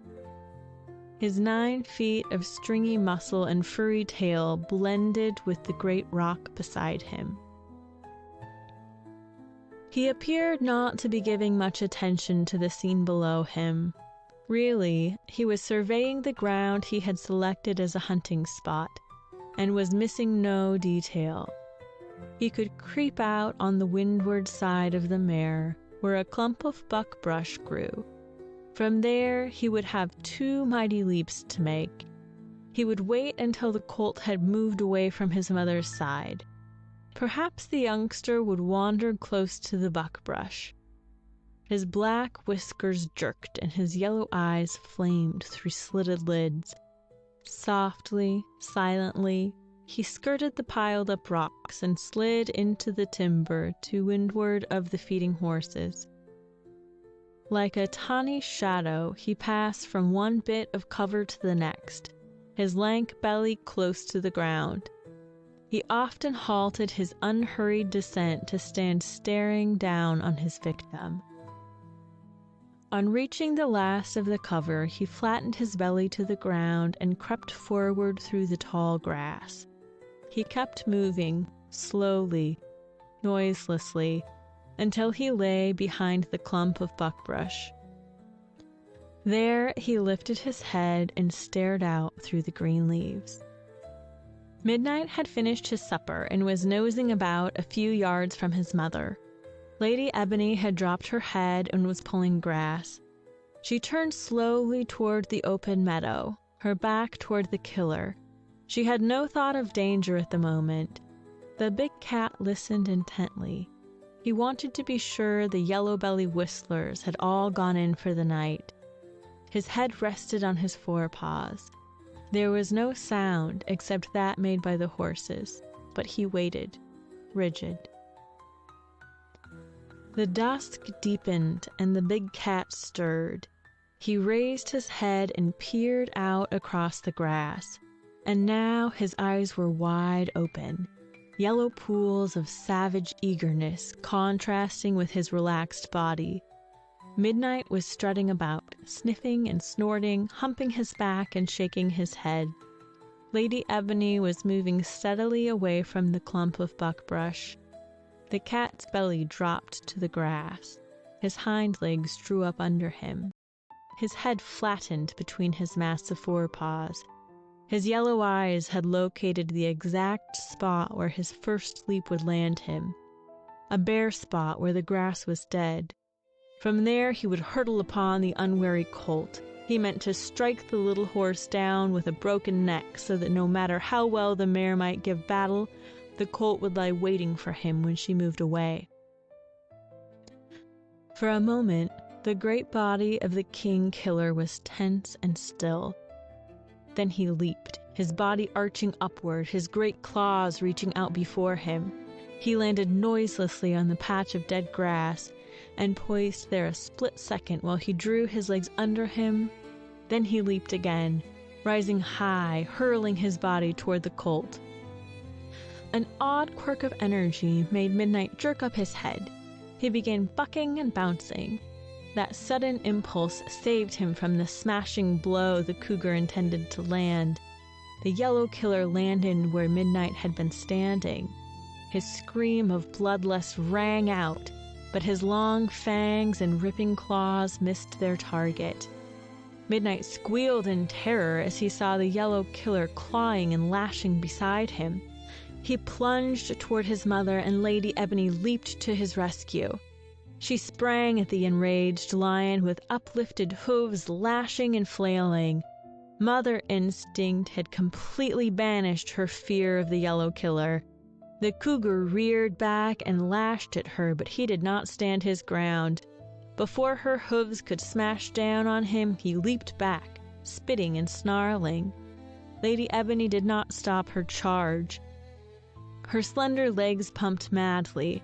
The cougar was knocked off his feet and sent sprawling in the grass. He rolled over, righted himself, then fled before the pounding hooves of the infuriated mare. Reaching the cottonwood timber, he bounded up a tree and lay licking his bruises and spitting angrily. Lady Ebony charged back to Midnight and shoved him up across the meadow. The cougar leaped down from the tree. Circling, he followed the pair, limping. Blood stained the weeds and tall grass along his trail. Lady Ebony headed out of the meadow and up a deer trail. She kept moving, forcing Midnight to stay close to her side. The white starlight dimly outlined rocks and trees. They came to an open meadow, but she did not halt. Midnight forgot the fear that had very nearly paralyzed him. He wanted to stop and rest. In the center of the meadow, his mother halted and let him drink. As he eagerly fed, she kept testing the night air, stamping her feet nervously and looking back down the trail. When Midnight had finished his lunch, she moved on toward the high, dim hills looming above the canyon. The cougar followed the trail of the horses for a while, but his smashed shoulder was giving him much pain, and he finally climbed on a ledge where he stretched his tawny length on a rocky bed and fell to licking the gash. Had he escaped unhurt, he would have circled above the mare and her colt until he found a ledge from which he could attack again. Lady Ebony kept moving throughout the night. The gray dawn found her going steadily upward. Just before noon, they entered the oak belt at the base of the Crazy Kill Range. There she found a stream and an open meadow. Midnight insisted upon lying down to rest. No amount of coaxing would rouse him. He lay stretched out in the sun and closed his eyes. Lady Ebony was hungry. She began feeding close to where he slept. By the time he had finished his sleep, she was grazing peacefully. Mother and son spent long sunny days in the meadow surrounded by oak brush. Lady Ebony seldom thought of the high mountain meadows. She had no desire to go anywhere at all. Midnight was beginning to feel that he was a grown horse. He danced and kicked and raced around. He even tried to make his mother do what he thought she should do. When she calmly ignored him and went on feeding, he would lay back his ears and bare his teeth, nipping at her until she humped her back and threatened to lash out at him. Many enemies passed the meadow, and several paused to look at the fat colt and his mother. 2 old lobos halted and calmly watched the colt at play. Coyotes trotted through the meadow in pairs or singly. An old bear shambled out of the oak brush and charged after a ground squirrel. He passed close to the frightened mother and her son, but paid no attention to them. The killers were finding life easy. The hills abounded with grouse and rabbit, as well as every species of squirrel. There were many mule deer, too. Old does watched over playful fawns growing strong and independent. The killers need not face the lashing feet of an infuriated mother horse to kill all they could eat, so they looked and went their way. Midnight tried to make friends with the does. They were not afraid of him, but they were not friendly. They stared at him out of calm eyes when he came near them, and they snorted and trotted at him when he tried to run with their fawns. One evening, Midnight saw a deer feeding at the edge of a clearing. He trotted over to the big-eared one in a friendly manner, but this one was different from the does. He had long, branching antlers and snorted aggressively when he halted and whinnied eagerly. Midnight stood staring at the strange deer with branches on his head. The buck snorted again. His horns were beginning to harden and the velvet was dropping away from their sharp spikes. With the hardening process, his shoulders had begun to swell and his temper was becoming uncertain. Midnight moved a little closer. He humped his back and kicked up his heels. The buck grunted angrily, then snorted. With a shake of his head, he lowered his sweeping antlers and trotted toward the colt. Midnight circled and the buck circled. Midnight whirled and raced away. This fellow wanted to play. He'd give him a run around the meadow. The buck jerked up his head and shook it. He had routed the enemy and was satisfied. He began feeding again, cropping the weeds and shoots, champing steadily. Midnight circled and galloped back to the old buck. This time, the big fellow charged. The colt realized that the antlered deer wanted to fight and not play. Kicking his heels high, he fled to his mother's side. Lady Ebony ran toward the buck, and the big fellow bounded into the timber. Midnight felt he had won a great victory. He celebrated by charging around the meadow at a terrific pace. Lady Ebony watched him as he ran. But a day came when the mare felt an urge to move on. Summer had slipped away and fall had brought frost and sharp winds from the peaks above. The high, barren reaches above timberline were white with new snow. Lady Ebony remembered the roundup when riders came to the high mesa and drove the horses down to the feed grounds in the valley. She moved about restlessly and finally struck off up the slope. Winter was coming, and she was ready to go down the long trail to the home ranch. Her brief training with the wild band was forgotten.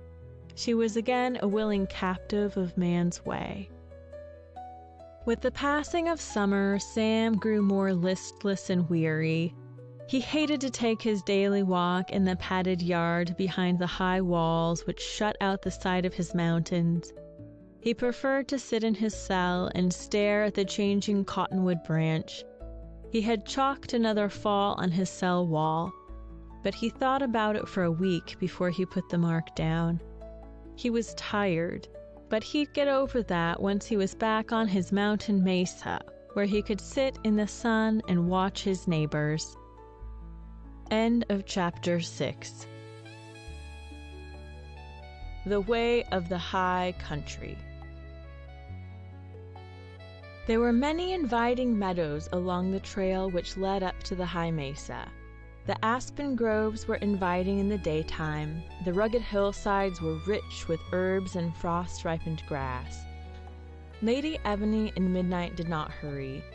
Indian summer filled the valleys below with purple haze, and the air was warm and smoky. They passed through a wild country, across a high ridge by way of a deep saddle. Then they dropped down to the mesa where Lady Ebony was born and where she had spent all her summers except one. Below the mesa, the aspen belt flamed in garments of brilliant yellow. The rustling leaves would cling to the branches for a few more days. The first gale sweeping down from the snow peaks would loosen them and send them sailing to their beds along the slope. The oak belt below the aspens was red and purple, like the upholstery of a piece of expensive furniture in its design and blending of color. Fall was flaunting its brightest colors for a few short days. Lady Ebony stood on the edge of the meadow and looked across the brown grass to Sam's cabin, silent and deserted. She nickered softly and trotted toward the weathered cabin. Halting before the closed door, she pawed and ground and whinnied louder. There was no answer. Old Sam did not come shuffling out to give her a lump of sugar. The old yellow-belly sentinel chuckled from his perch on the high rock. He did not seem to understand that the black mare had been away. He did not shrill his warning whistle or jump down from his high perch. The calico chips dashed about in frantic haste. Their cheeks pouched out with seeds and dry bits of root. They realized that there was but a short time in which to complete their work of filling caches of food. The fat-bellied rock chips sat and stared into the blue and purple haze. They intended to do a little more work, but the sun was warm and they were fat and lazy. A saucy chipmunk jumped to the top of a weed and sat there, swaying back and forth. His high-pitched "chuck, chuck, chuck" rang across the meadow. Instantly, every member of his tribe mounted a sing-perch and their chorus rang out. Their song pitched higher and shifted to chick, chick, chick, troop. At the far end of the meadow, the Dogtown burst into excited barking and saucy squitucks. Lady Ebony tossed her head. This was home, and her welcome back was what it should be, except for the closed door of the old cabin. Midnight bounded around, kicking his heels high and bucking. Lady Ebony walked around the cabin and sniffed eagerly. Her nose told her something was wrong. The familiar smells were dim and cold. The taint of Sam's rank pipe, the pungent smell of the man himself, a smell so definite and different from that of the dwellers of the wild. Midnight raced about. He was not greatly interested in the cabin, though he had never seen or smelled anything like it before. He wanted to play, so he galloped away across the meadow, dry clods flying from his pounding hooves. Lady Ebony settled down to wait. She expected Sam with his lumps of sugar, and she expected Tex and the boys from the ranch. These thoughts were rather vague, but they were strong enough to keep her in the meadow and to overcome her uneasiness as her nose warned her of the coming storms. A week of Indian summer passed with warm, hazy days and snapping cold nights. Both Lady Ebony and Midnight had grown thick, warm coats, and the nights did not bother them. Frost carpeted the meadow with white jewels every night, and every day the sun melted the frost. Sam did not come, and Tex did not come galloping out of the timber at the head of his roundup crew.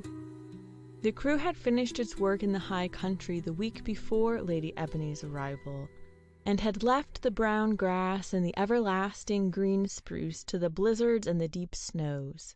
The horses and the white-faced cattle were all accounted for. One afternoon, a change came in the weather. The air had been snapping cold for days, with the sun's rays softening it but little. It became softer and warmer. Gray clouds raced over the timbered slopes, rolling low, touching the tops of the highest spruce. The gray wall swept down over the spruce and over the meadow. Snow began falling, big, soft flakes that sailed down like loosened leaves. The snow settled through a deep silence which filled the woods and lay heavy on the meadow. The chicory squirrels in the tall spruce worked frantically, cutting cones from the branches, dropping them to the ground with steady, thumping sounds. They chattered and scolded as they worked. The old yellow-belly left his perch and romped to his den under the castle rock. The calico chips and the chipmunks and the fat-bellied brownies retired for the long night, which was to last until spring came. The mesa was deserted, leaving only Lady Ebony, Midnight, and the big flakes of snow. The wind rose and came roaring down. The great spruces swayed and moaned as the wind rushed through their branches and tore at their needles. The big flakes were powdered to fine dust and eddied in and out among the brown grass stems. The aspen leaves danced and swirled as they floated from the white branches. In less than an hour, the uplifted arms of the silver trees were naked. But where each leaf had loosened its hold, a brown bud peeped down, wrapped in a warm little muffler and hood. The round leaves whirled along the ground and piled deep on the lee side of big trunks and in deep hollows on the slope. Under the bed of leaves, the columbine and the paintweed and the lupine felt safer and warmer. Lady Ebony led Midnight to the lee of the cabin, where they stood with their heads down, backs to the sifting snow. All afternoon, the white wall pressed close around them. Darkness came early, a black, solid darkness which blotted out every object, even the cabin wall close to their noses. In the morning, the blizzard was still raging furiously. The snow was deep on the meadow, as deep as the knees of the black colt. Lady Ebony fought her way out to the edge of the mesa and began pawing for grass. Midnight went with her and helped. They dug down and found a mat of rich cured grass. With their tails to the lashing wind, they fed. When they had eaten their fill, they returned to the lee side of the cabin, and Midnight had a scant but warm meal. Then he lay down. The snow melted around his body and froze into ice at the edges of the curves. For 3 days the storm raged. When it cleared and the last of the gray clouds scurried away over the tops of the green spruce on the wings of the dying wind, 3 feet of snow lay on the level mesa, and 4 or 5 feet in the hollows and drifts. In places the wind had swept the dry snow away from the grass, and feeding was easy for the horses. But snapping, biting cold followed the storm, making their breath plume out in wreaths of white fog and causing icicles to form on their nose hair and chins. Their faces were covered with white frost from their breathing. Midnight showed keen interest in this new world. It was a white world, a silent world of snow and green spruce. The biting cold made him plunge through the deep drifts and snort eagerly. One other dweller of the high country, who could not sleep through the cold months, came to the meadow. An old timberline buck had chosen to stay in the high mesa country, defying the cold and the snow. The does and the fawns and the spike bucks had drifted down country before the storm. The 2 points had gone with them, and most of the 4 points.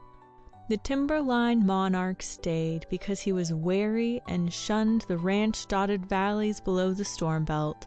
He preferred the savage cold and the stalking killers to the rifles and the dogs of the men who lived in the low country.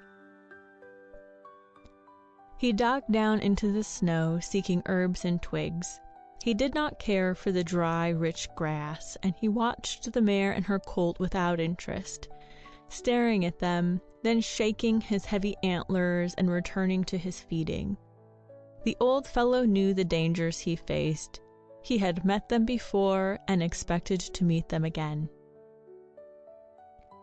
The clear, cold weather held for a week. The days were sparkling and crisp, the nights blue and bitterly cold, with white stars reflecting their countless points of light upon the gleaming snowfields. In the aspen groves, trees snapped and popped as the frost sought their hearts. Lady Ebony left the lee of the cabin and found a sheltered spot beside one of the big castle rocks at a point near the edge of the deep canyon.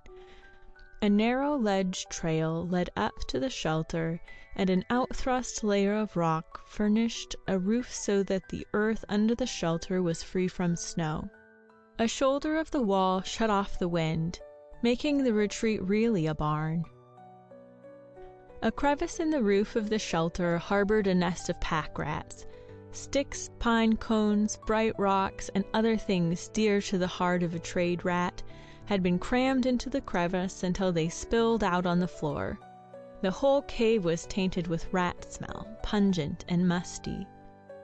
The black robes of the mare and her colt grew shaggy and thick as the bitter cold deepened. Lady Ebony and Midnight were forced to seek grass at the upper end of the meadow below the cabin, because the wind struck that part of the mesa, clearing the snow away. Every morning they plunged through deep drifts to reach the wind-swept portion of the meadow, returning again at night to their shelter. The week of clear weather was broken late one afternoon. Clouds began to cluster around the high spires of the crazy kills. They crept into high craters and wound around the tall granite cathedrals on top of the world like great cats stalking their prey. Above, they were silvery white and gleamed like jeweled blankets. Below, they were dark gray and in spots black. A feeble sun shone on the mesa, and 2 yellow sun dogs blazoned forth on either side of it like sentinels. The air was still, and the silence deep. Slowly, the temperature rose, and Midnight sniffed eagerly and plunged about in the snow. He was disturbed, but did not know why. Lady Ebony jerked up her head and tested the air. She knew another storm was coming. Then the clouds rolled down over the spruce, blotting out the shining mountain peaks. The big soft flakes came, and later the lashing wind. Another blizzard gripped the high mesa. With the wind came cutting cold that stabbed through even the thick coats of the horses. Lady Ebony headed across the meadow toward their shelter. For many days the blizzard raged and roared and the snow fell. When the storm cleared, the snow was deeper than it had been in many winters. It piled in great 100-foot drifts along the combe ridges, in lips which thrust themselves out over the spruce below. Slides roared into the canyons as those lips broke and shot down the steep slopes. The wide terrors mowed swaths through the spruce and tore great boulders from their beds, grinding them to dingy gray rivers of twisting, roaring debris which cascaded into the creek bottoms and slid up the far slopes. The thunder of the slides shook the mesa and the ridges, starting new rivers of snow. When the white death roared, Midnight always crowded close to his mother's side and stared up at the ridges, trying to see the monster that could roar louder than any animal he had ever heard. Lady Ebony was disturbed, but she nickered reassuringly to her son and did not lead a charge through the deep snow. Digging for food was a job which required all the short day. The upper end of the meadow still offered the best feed ground, though the snow lay 3 feet deep on that part of it. The timberline buck came down from a bed in the rocks and fed close to the horses. He ate much grass now because he could not scoop the snow away so easily as the horses did, and he browsed on willow growing along the stream, but such feeding meant fighting snow 6 feet deep. Sometimes he followed the horses and ate the weeds they uncovered and left untouched. Lady Ebony and Midnight came to expect the timberline buck to join them in their battle for food. The 3 fed close together in comradeship. Theirs was a common fight against a common enemy. The buck no longer charged at midnight when the little horse walked up to him, and Lady Ebony no longer whinnied warningly when her son approached the antlered monarch. Life was hard for the 3 on the mesa, but not as hard as it was for the killers who roamed the silent forests. The gray wolves and the cougars hunted daily, their sides gaunt. The snowy owls beat along the edges of the timber, their glassy eyes staring down savagely, but there was little food. The snow had not crusted, and the gray wolves and the cougars could not overtake the hardy mule deer remaining in the mountains. They wallowed and floundered while the deer and elk bounded up and clear of the clinging drifts. Night and day, the killers hunted with savage intensity, their yellow eyes flaming with savage hunger. When one of the wolf pack was wounded or crippled, the pack turned on him and devoured him as they would any lesser prey. A day came when the weather moderated. The sun shone and the snow softened and settled. A warm wind blew from the valleys below. The wind melted the top snow to a depth of several inches. That night, the cold returned. Trees popped, and the air was still and brittle. Frost crystals coated the willows along the stream and made brilliant jewelry of every branch and twig rising above the snow. The trees looked like rock candy. The slushy snow froze into ice, and the world was coated with a hard armor. And now, the gaunt killers could race swiftly over the surface while deer and elk broke through. The killers slaughtered savagely, gorging themselves on fresh meat until they could not run. The coyotes and the owls fed at the tables of the great ones after the hunters had passed on to fresh kills. Lady Ebony and Midnight found the battle to reach the cured grass under the snow much more difficult now that the ice had come. They were forced to feed later into the night in order to fill their bellies. They pawed and smashed at the thick armor covering the drifts. A full moon shone down, its white light flashing back from the glistening ice. The air was snapping cold as night settled. But Lady Ebony delayed returning to their shelter. They had not fed well that day.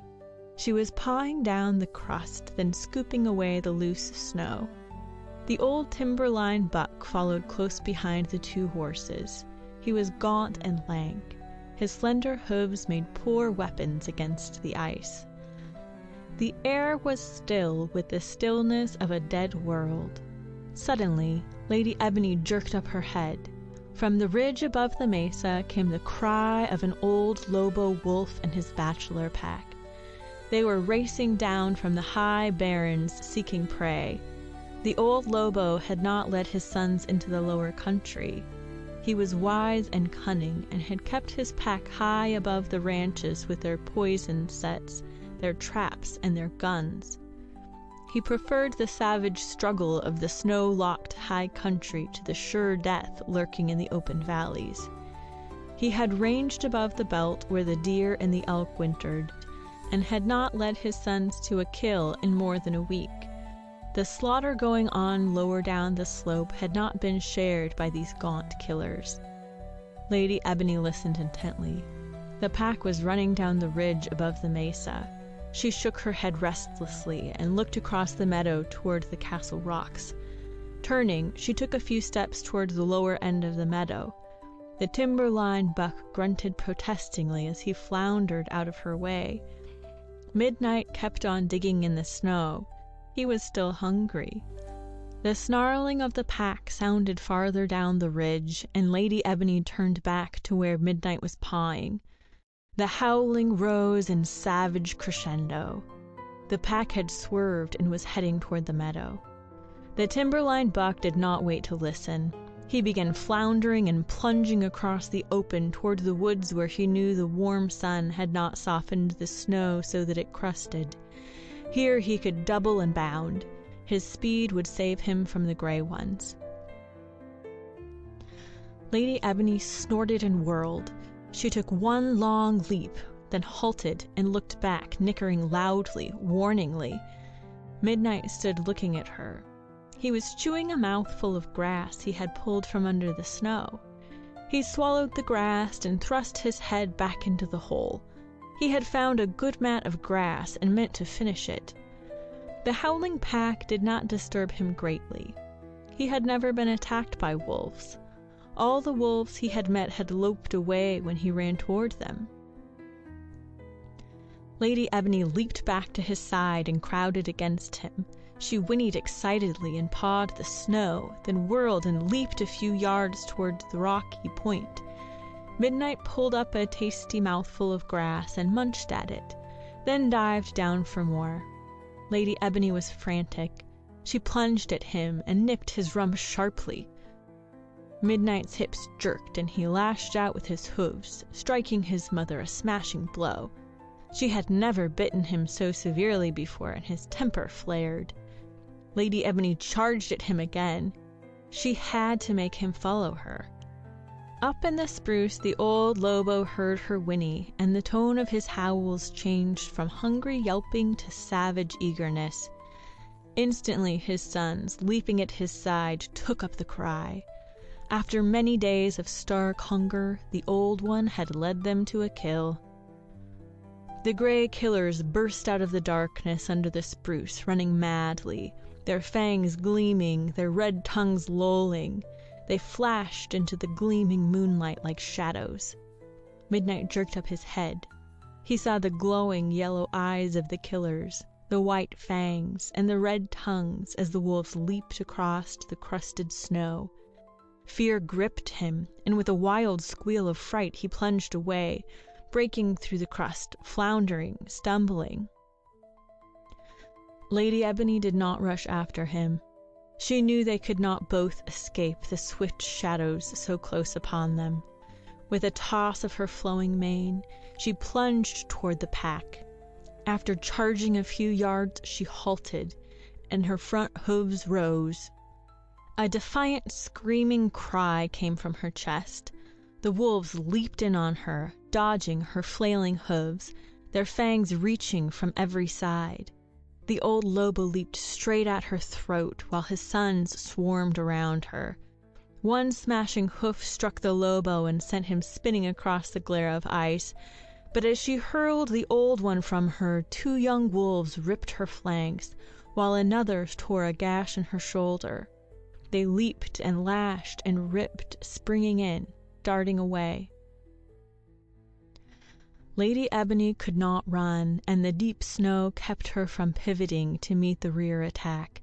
She was doomed, and she knew it, but she did not try to plunge away. Her son was floundering to the safety of the ledge, and she had to hold the pack where they were until he reached the castle rocks. The old Lobo scrambled to his feet. Lady Ebony's flank was turned to him. He leaped, and his fangs sank deep, driving toward the tendons of her leg. He did not waver and spring away. He struck with savage recklessness. His sharp fangs severed the tendons, and Lady Ebony went down. Instantly, the whole pack swarmed over her, tearing at her sleek coat. Midnight plunged on across the meadow. The pack was so busy tearing at the black mare that they did not follow him. He reached the ledge trail and plunged up to a shelf where there was room for him to whirl about. He stood staring out across the meadow, listening to the snarling of the pack as they fed on the carcass lying in the snow. He was still standing there when the pack turned away from the bloody bones of his mother and began looking for him. They picked up his trail and raced across the gleaming snow. He watched them come, and courage, the courage of a cornered animal, plus the wild and savage fighting heart given him by the chestnut stallion, came to him. He shrilled a challenge and reared up on his hind feet, his little ears laid back, his teeth bared. The old Lobo was the first to leap up the ledge trail. He lunged at the black colt. Midnight's lashing hooves met him and sent him tumbling back upon his leaping sons. The bachelors swept past their father and closed in. They were not so hungry, but the bloodlust ran hot within them. They wanted to kill again, and their easy victory over the mare made them feel certain of their victim. One of the youngsters leaped at Midnight's throat. 2 lashing hooves met the gray body in midair. The killer screamed with rage and pain as his body writhed on the snow. He slid down toward the canyon rim and over the edge, hurtling into the shadowy depths below. Another youngster leaped and was smashed back. The pack backed away from the flailing hooves. Their bellies were gorged with meat, and much of their savageness had left them. There was no way to surround the colt or to leap at his flanks. They sat down on the snow and glared at him, their yellow eyes flaming eagerly, their red tongues dripping as they extended above white fangs. The old Lobo licked his wounds and growled deep in his chest. Midnight waited, poised, but they did not attack again. One killer lay dead at the base of the canyon wall, while another crawled around on the snow, snarling and whimpering.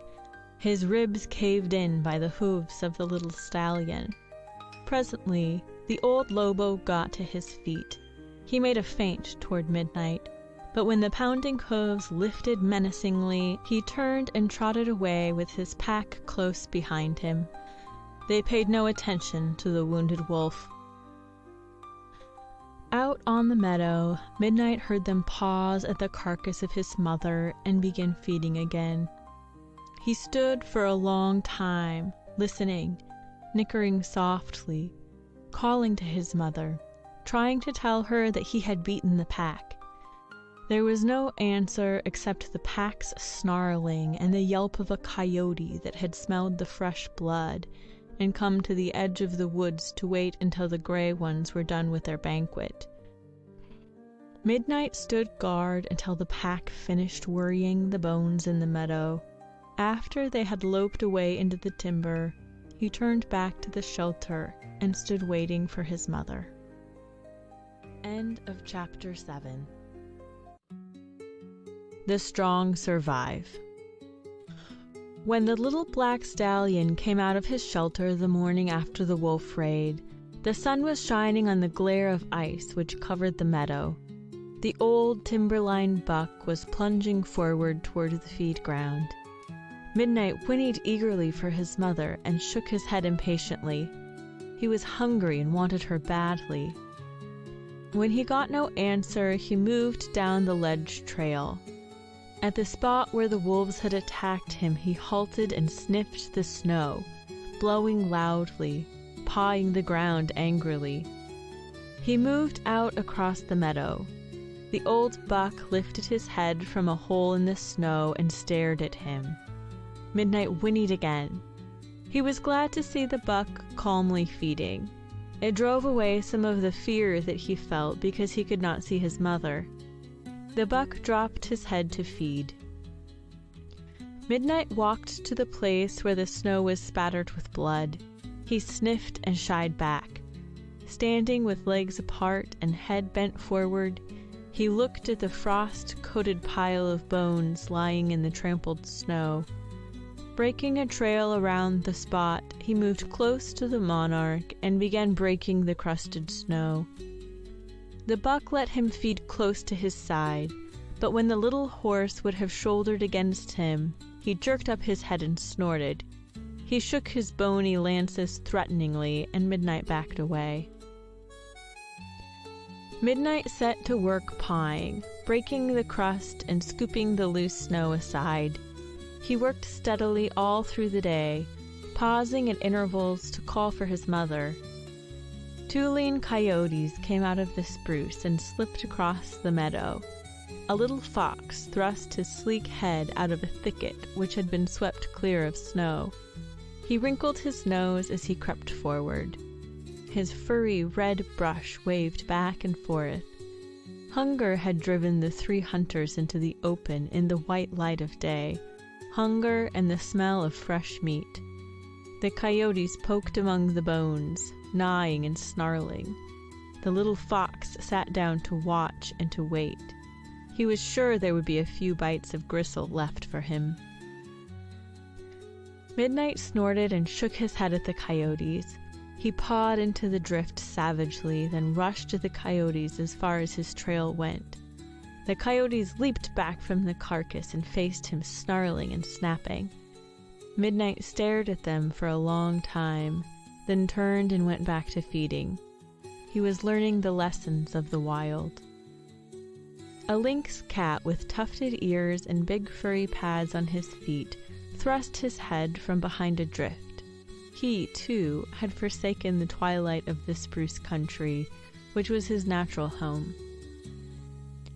He blinked his eyes before the glare of the sun and stared at the pair of coyotes and the little fox.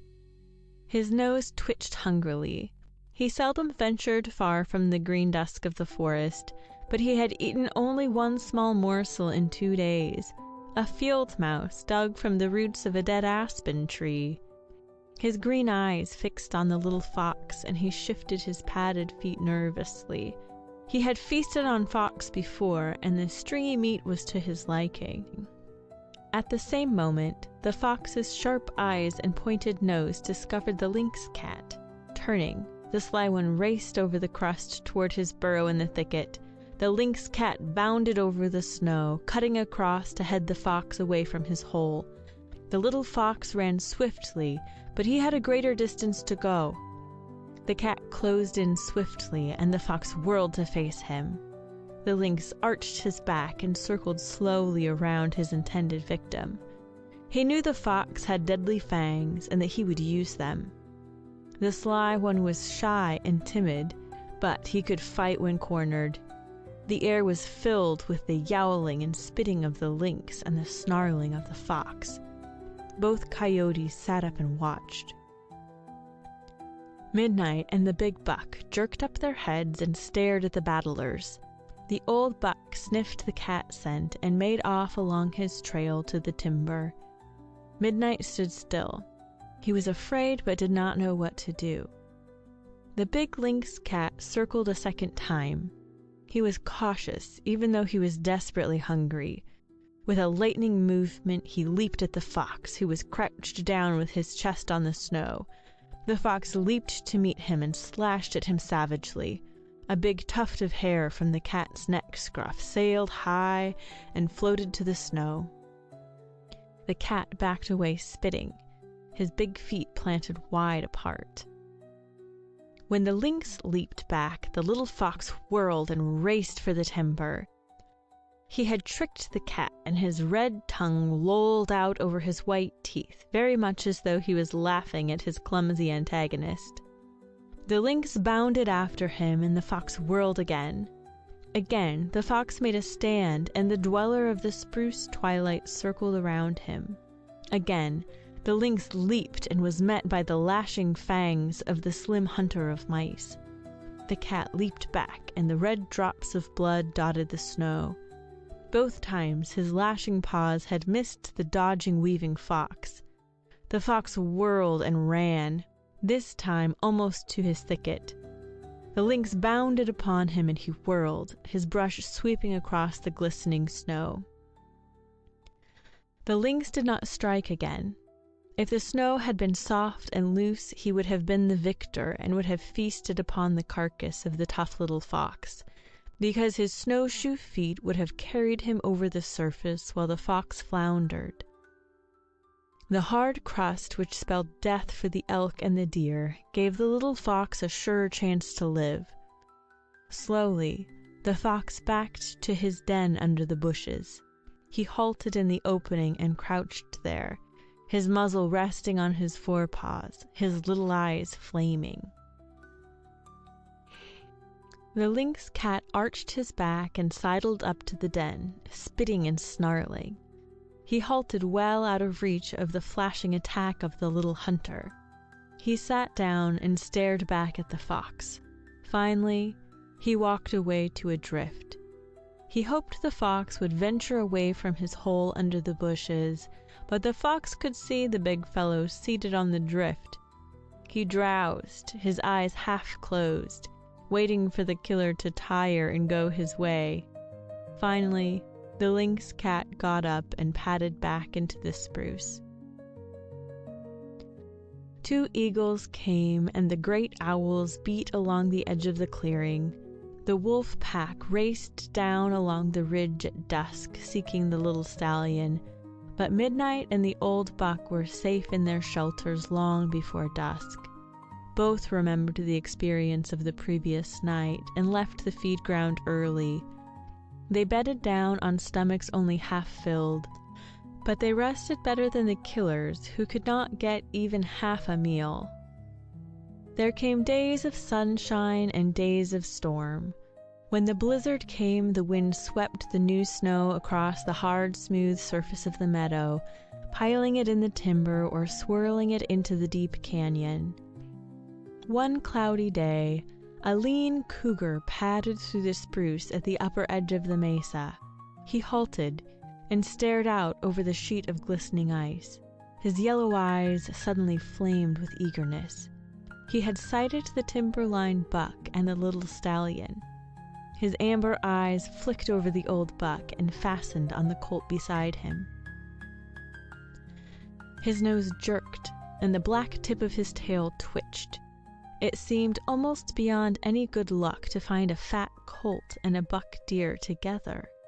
He had hunted for days and was heading toward the lower country.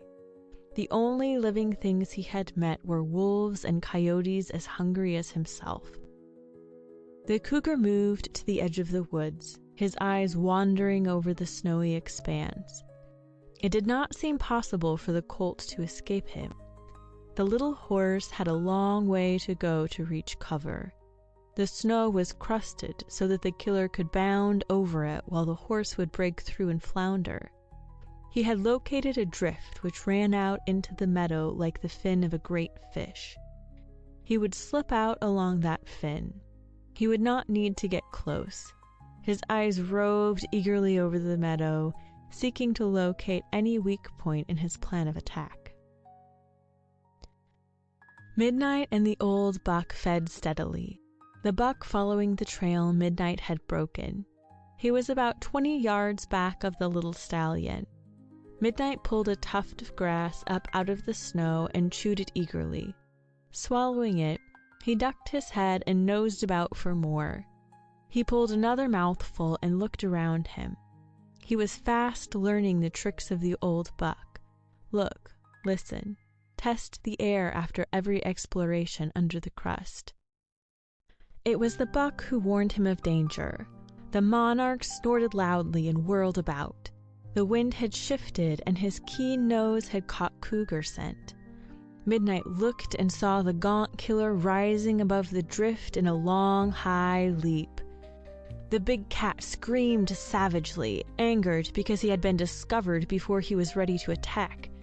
Midnight plunged after the old buck.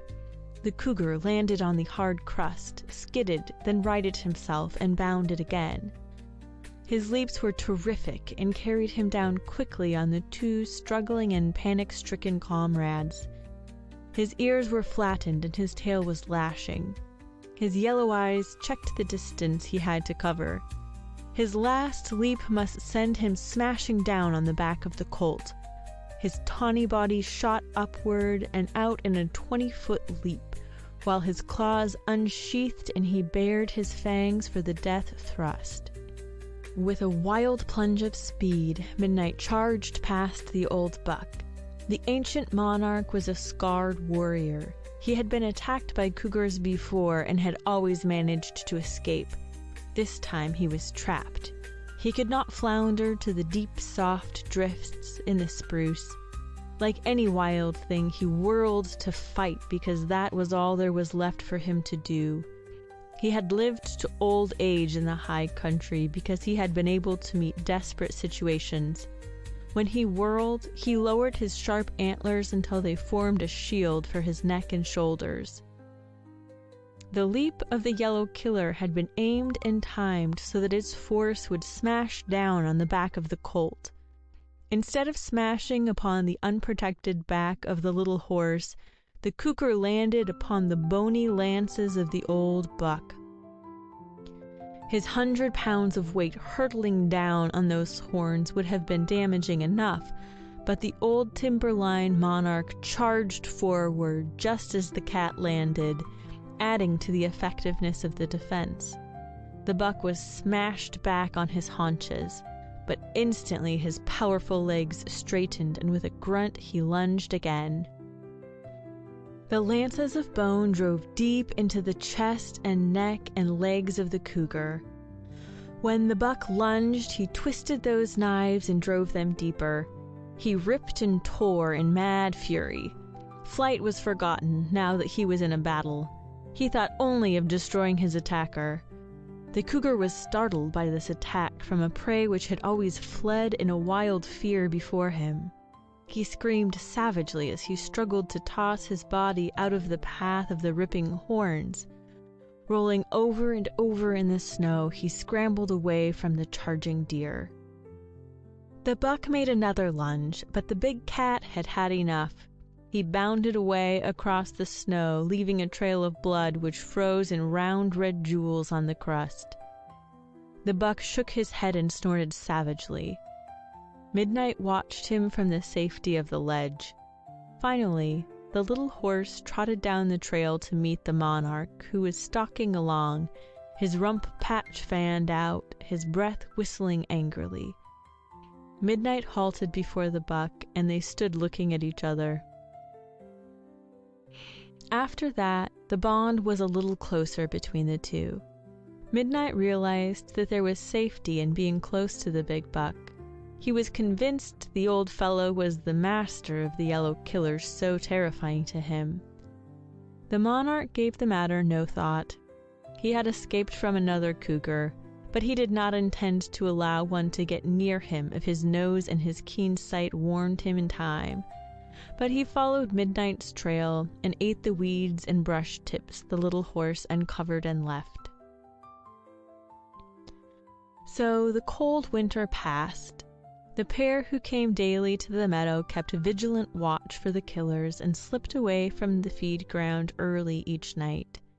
The little stallion was nearly as quick of sight and smell as the old buck by the time the snow began to soften.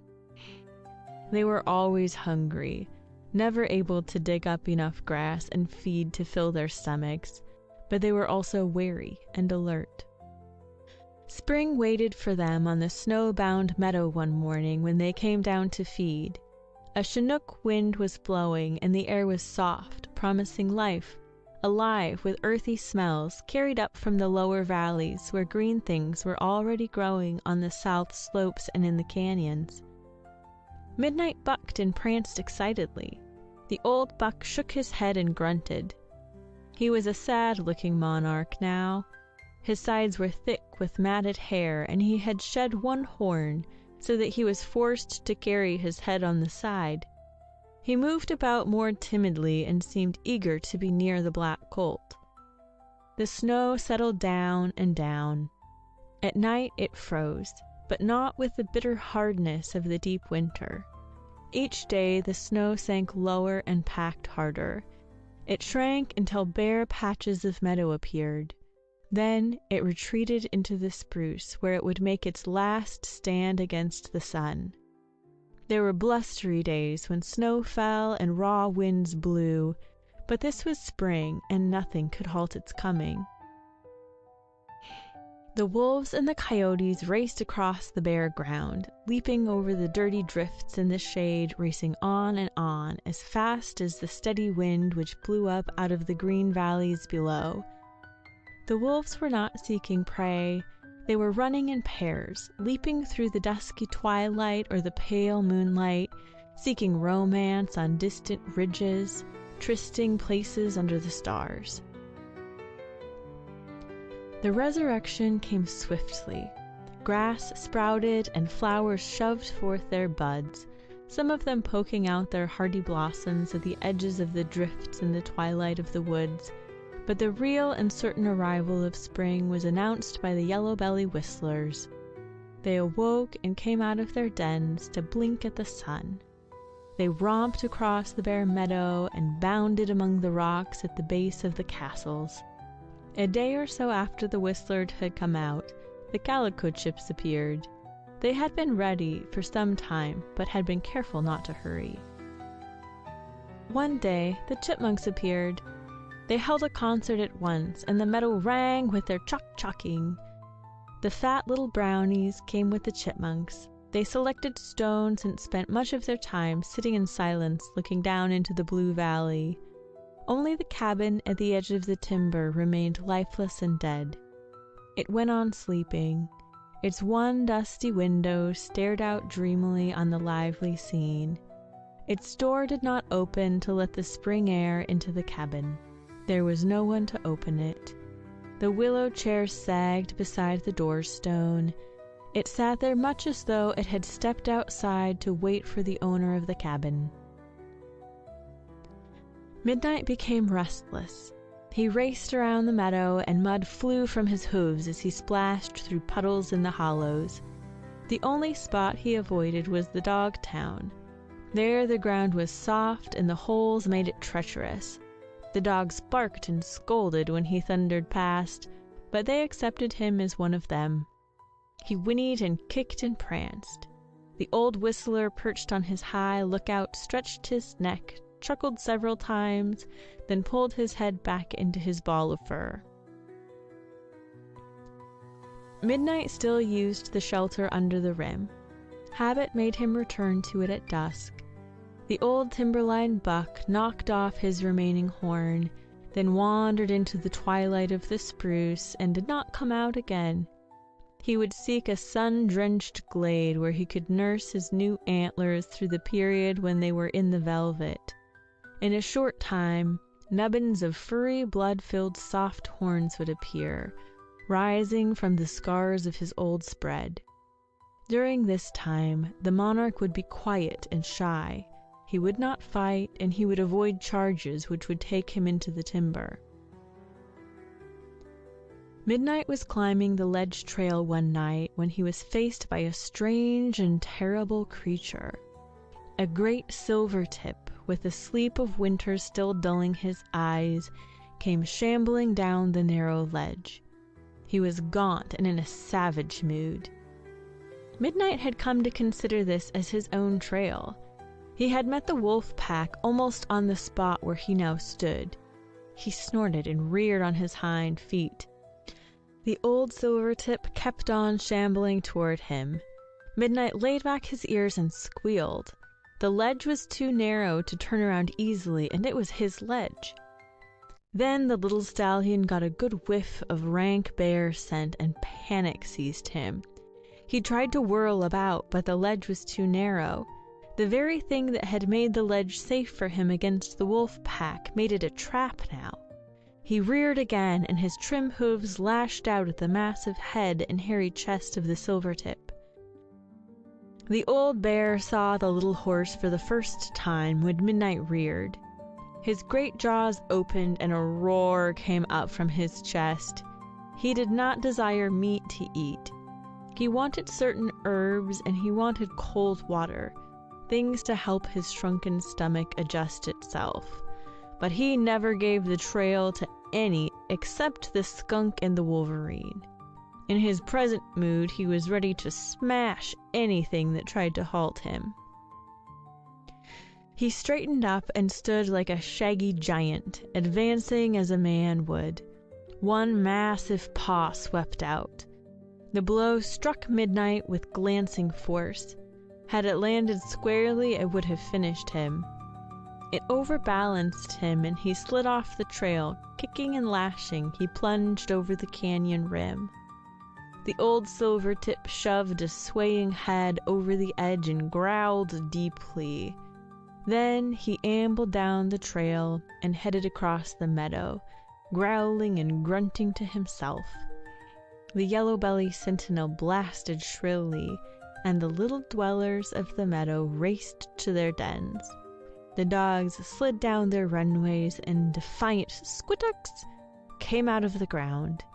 The silvertip paid no attention to the commotion he had caused.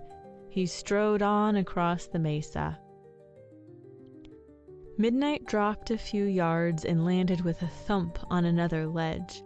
A pile of earth matted with grass and berry bushes broke his fall. His head hung over a yawning chasm. Quickly he gathered himself together and scrambled to his feet. For a few minutes he stood pressing against the rock wall and trembling. He saw that he was on a ledge which sloped gently down to the meadow. There was no chance to leap back to the trail above, so he moved along the cliff, sliding, crowding against the wall. He slid off the ledge onto solid ground, matted with dry grass. He was in a cup-shaped hollow on the side of the canyon wall. He trotted through a matted tangle of willow and brush to the edge of the basin. From where he stood, he could look down into Shadow Canyon. He could see the foaming waters of the Crazy Kill River, but a sheer wall prevented him from climbing down, so he explored the hollow. There were not more than 7 acres in the basin. Aspens grew close together over most of the ground, except in the center where a beaver colony had cut them away.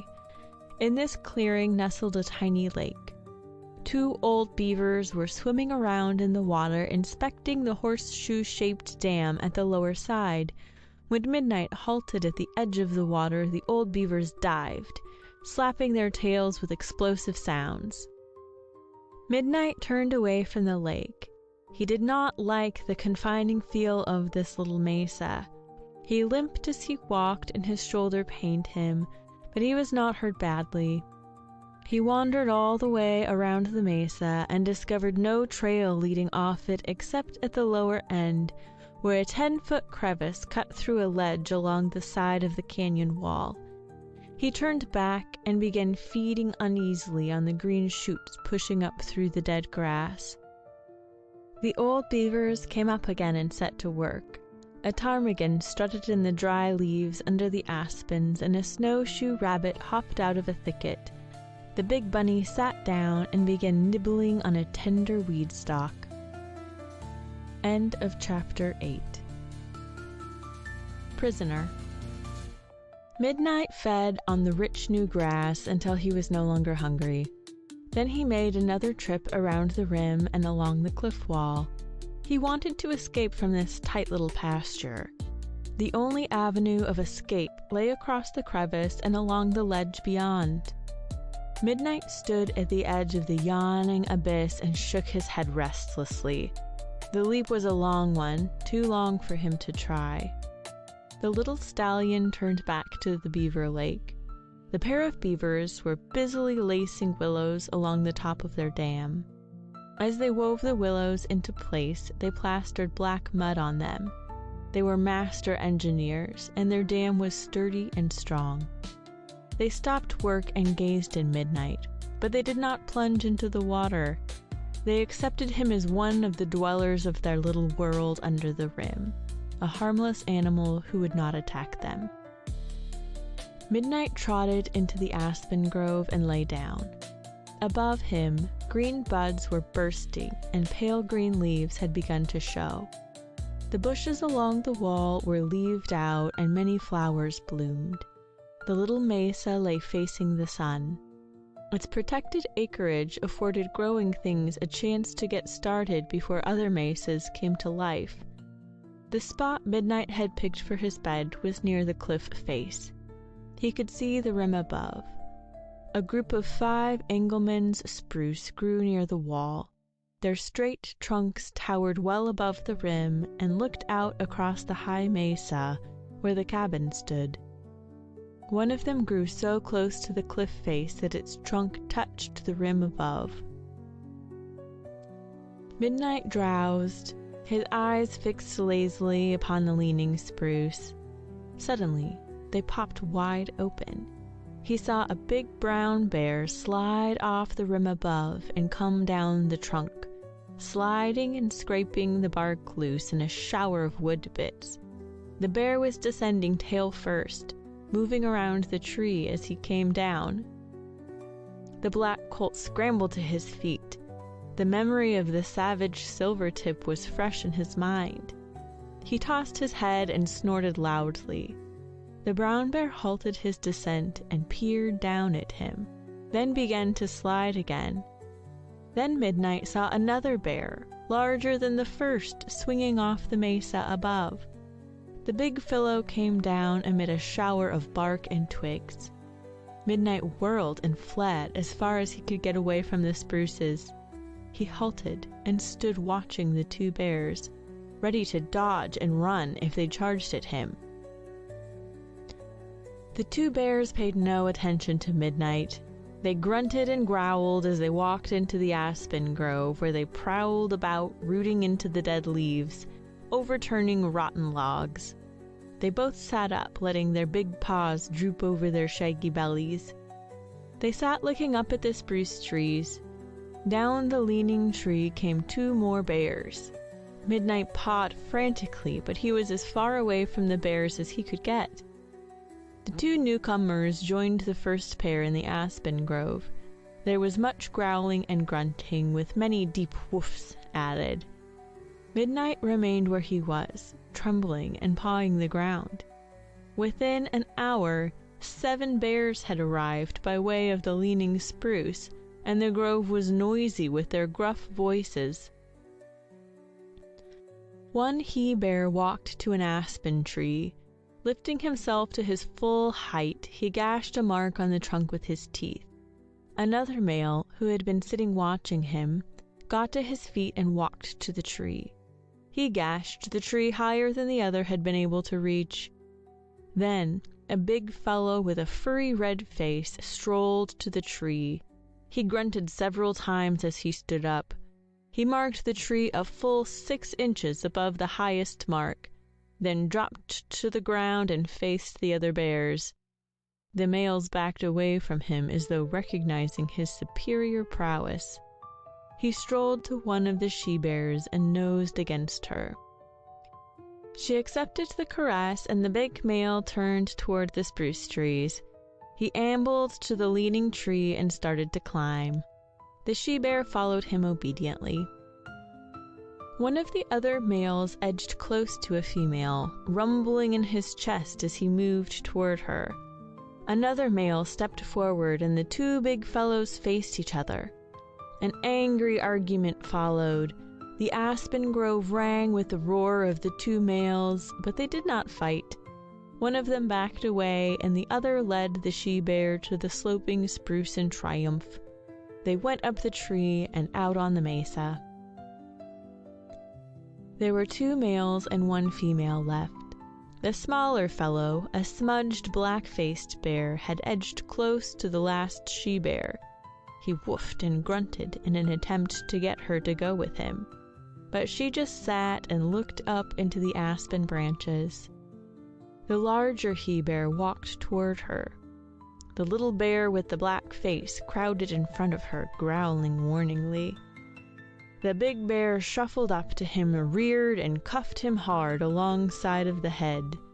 The little fellow danced up and down, and his roars shook the branches of the aspens and echoed along the rock walls, but he backed away from the she-bear. The big fellow walked around her and grunted deeply. Then he headed toward the leaning tree against the wall.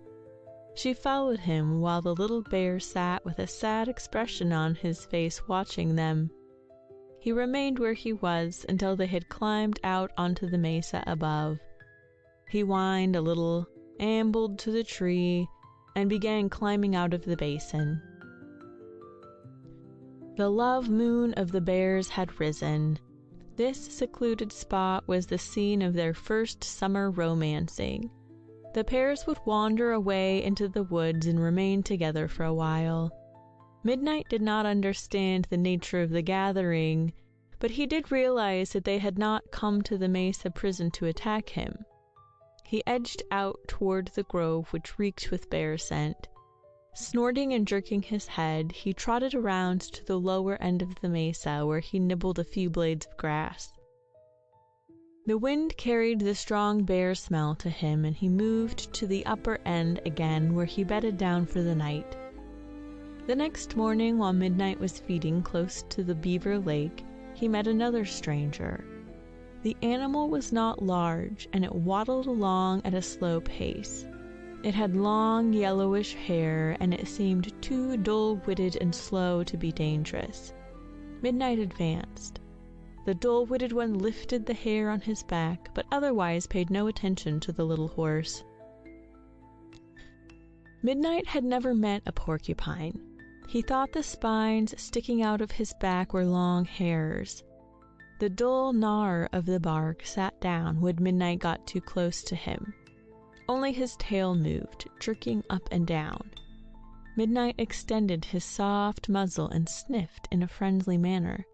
He kept his legs planted wide so that he could leap if the porky came to life suddenly and attacked him. The gnawer did not move. He huddled into a ball of spiny fur, pulling his head back until only the tip of his snout showed. Midnight tossed his head and pawed. His nose extended closer as he sniffed and sniffed. Suddenly, he felt a quick stab of pain in his tender muzzle. He leaped back with a snort. An ivory barb that was half black with ebony stuck out of his lower lip. Midnight galloped away through the aspens, across the little meadow to the far side. The pain in his lip increased as the barb dug deeper. He halted and thrust his muzzle into the fresh black dirt of a pocket gopher mound. He raked his nose back and forth in the damp earth. The cool dirt soothed the burning sting, but it also drove the barb deeper into the tender flesh. Midnight next tried rubbing the wounded spot against the trunk of a tree. The quill caught in the rough bark and pulled free. It came away red with a little piece of Midnight's flesh clinging to it. After that, he left the dull gnaw of bark strictly alone. The porky fed on the meadow or in the tops of the low bushes where he hung like a spiny ball. His clicking grumble could be heard at any time during the day. And each day, Midnight circled his prison, seeking a way to get off the mesa. He was uneasy and wanted more room. There was plenty of feed and there was water, but there was no room to gallop. The confinement worried him. He was not like the dull porky or the beavers. He was used to wide spaces and an elevation from which he could look down on the world. From the little mesa, he could see nothing but trees, the canyon wall, and the lake.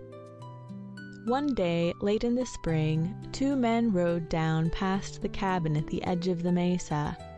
The meadow was green with waving grass. Flowers rioted in their hurry to produce seed before the brief high country summer slipped away.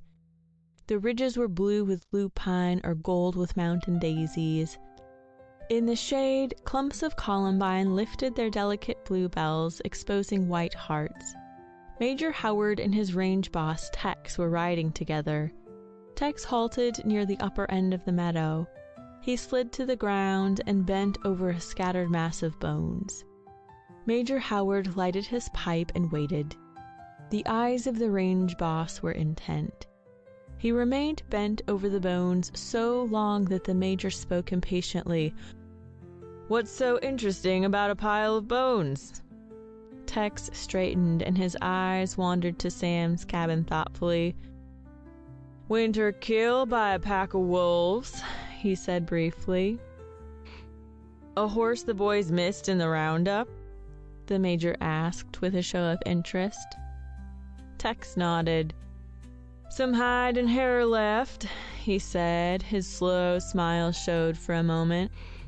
"I reckon this hoss was Lady Ebony." The major did not dismount, but he turned his horse and stared down at the bones.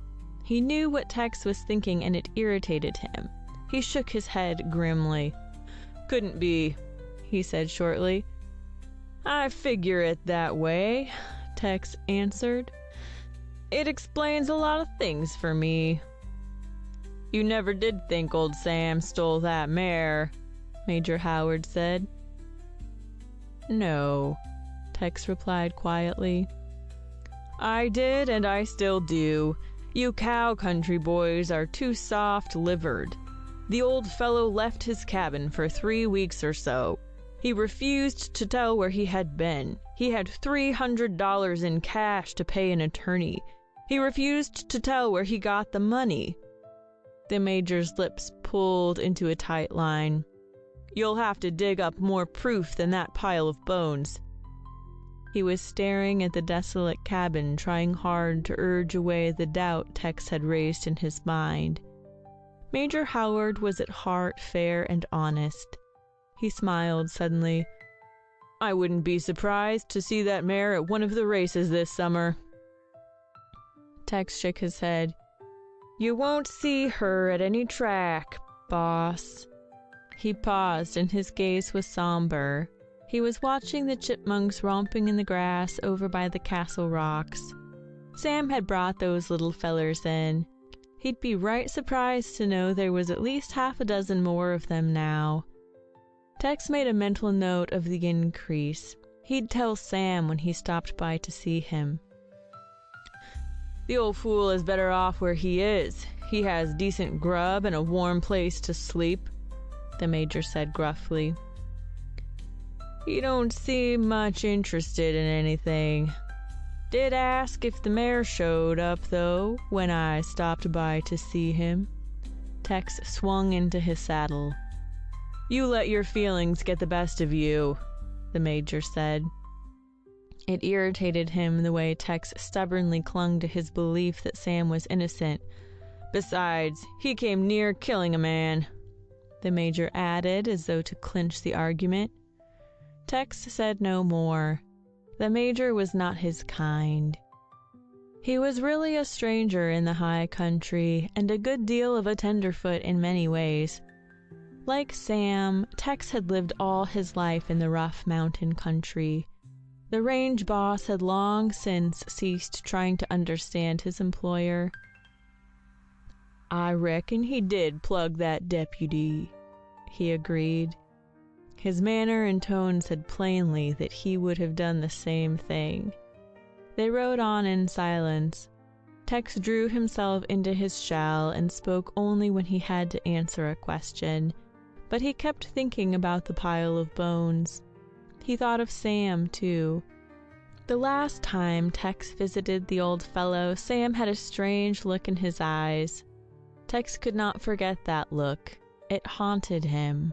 It was a homesick, lonesome look. End of chapter 9. Escape. Midnight was never quite satisfied with the confining walls of his prison. There was plenty of fine grass, shade, and water, but the constant feeling that he was being held a prisoner irked him. He worked out a route around the outer limits of the meadow, which gave him a chance to run. There was an open stretch along the high walls. From there, he made a trail above the Beaver Lake through a pile of slide rock that had fallen from the cliff above. The trail swung to the lip of the canyon, following a crooked course until it curved back and around the lake again. Big rocks and fallen trees offered barriers. The little stallion soon learned to take these barriers in clean jumps, which sent the blood pounding through him. The racing gave him an outlet for his energy, a chance to give play to his growing muscles. Snorting, shying, and whinnying shrilly, he would race around and around, his mane and tail flying, his nostrils flaring. The exercise kept his body tough and hard. The blood of the chestnut stallion which flowed in his veins would not let him surrender to the peaceful existence offered by the sheltered meadow.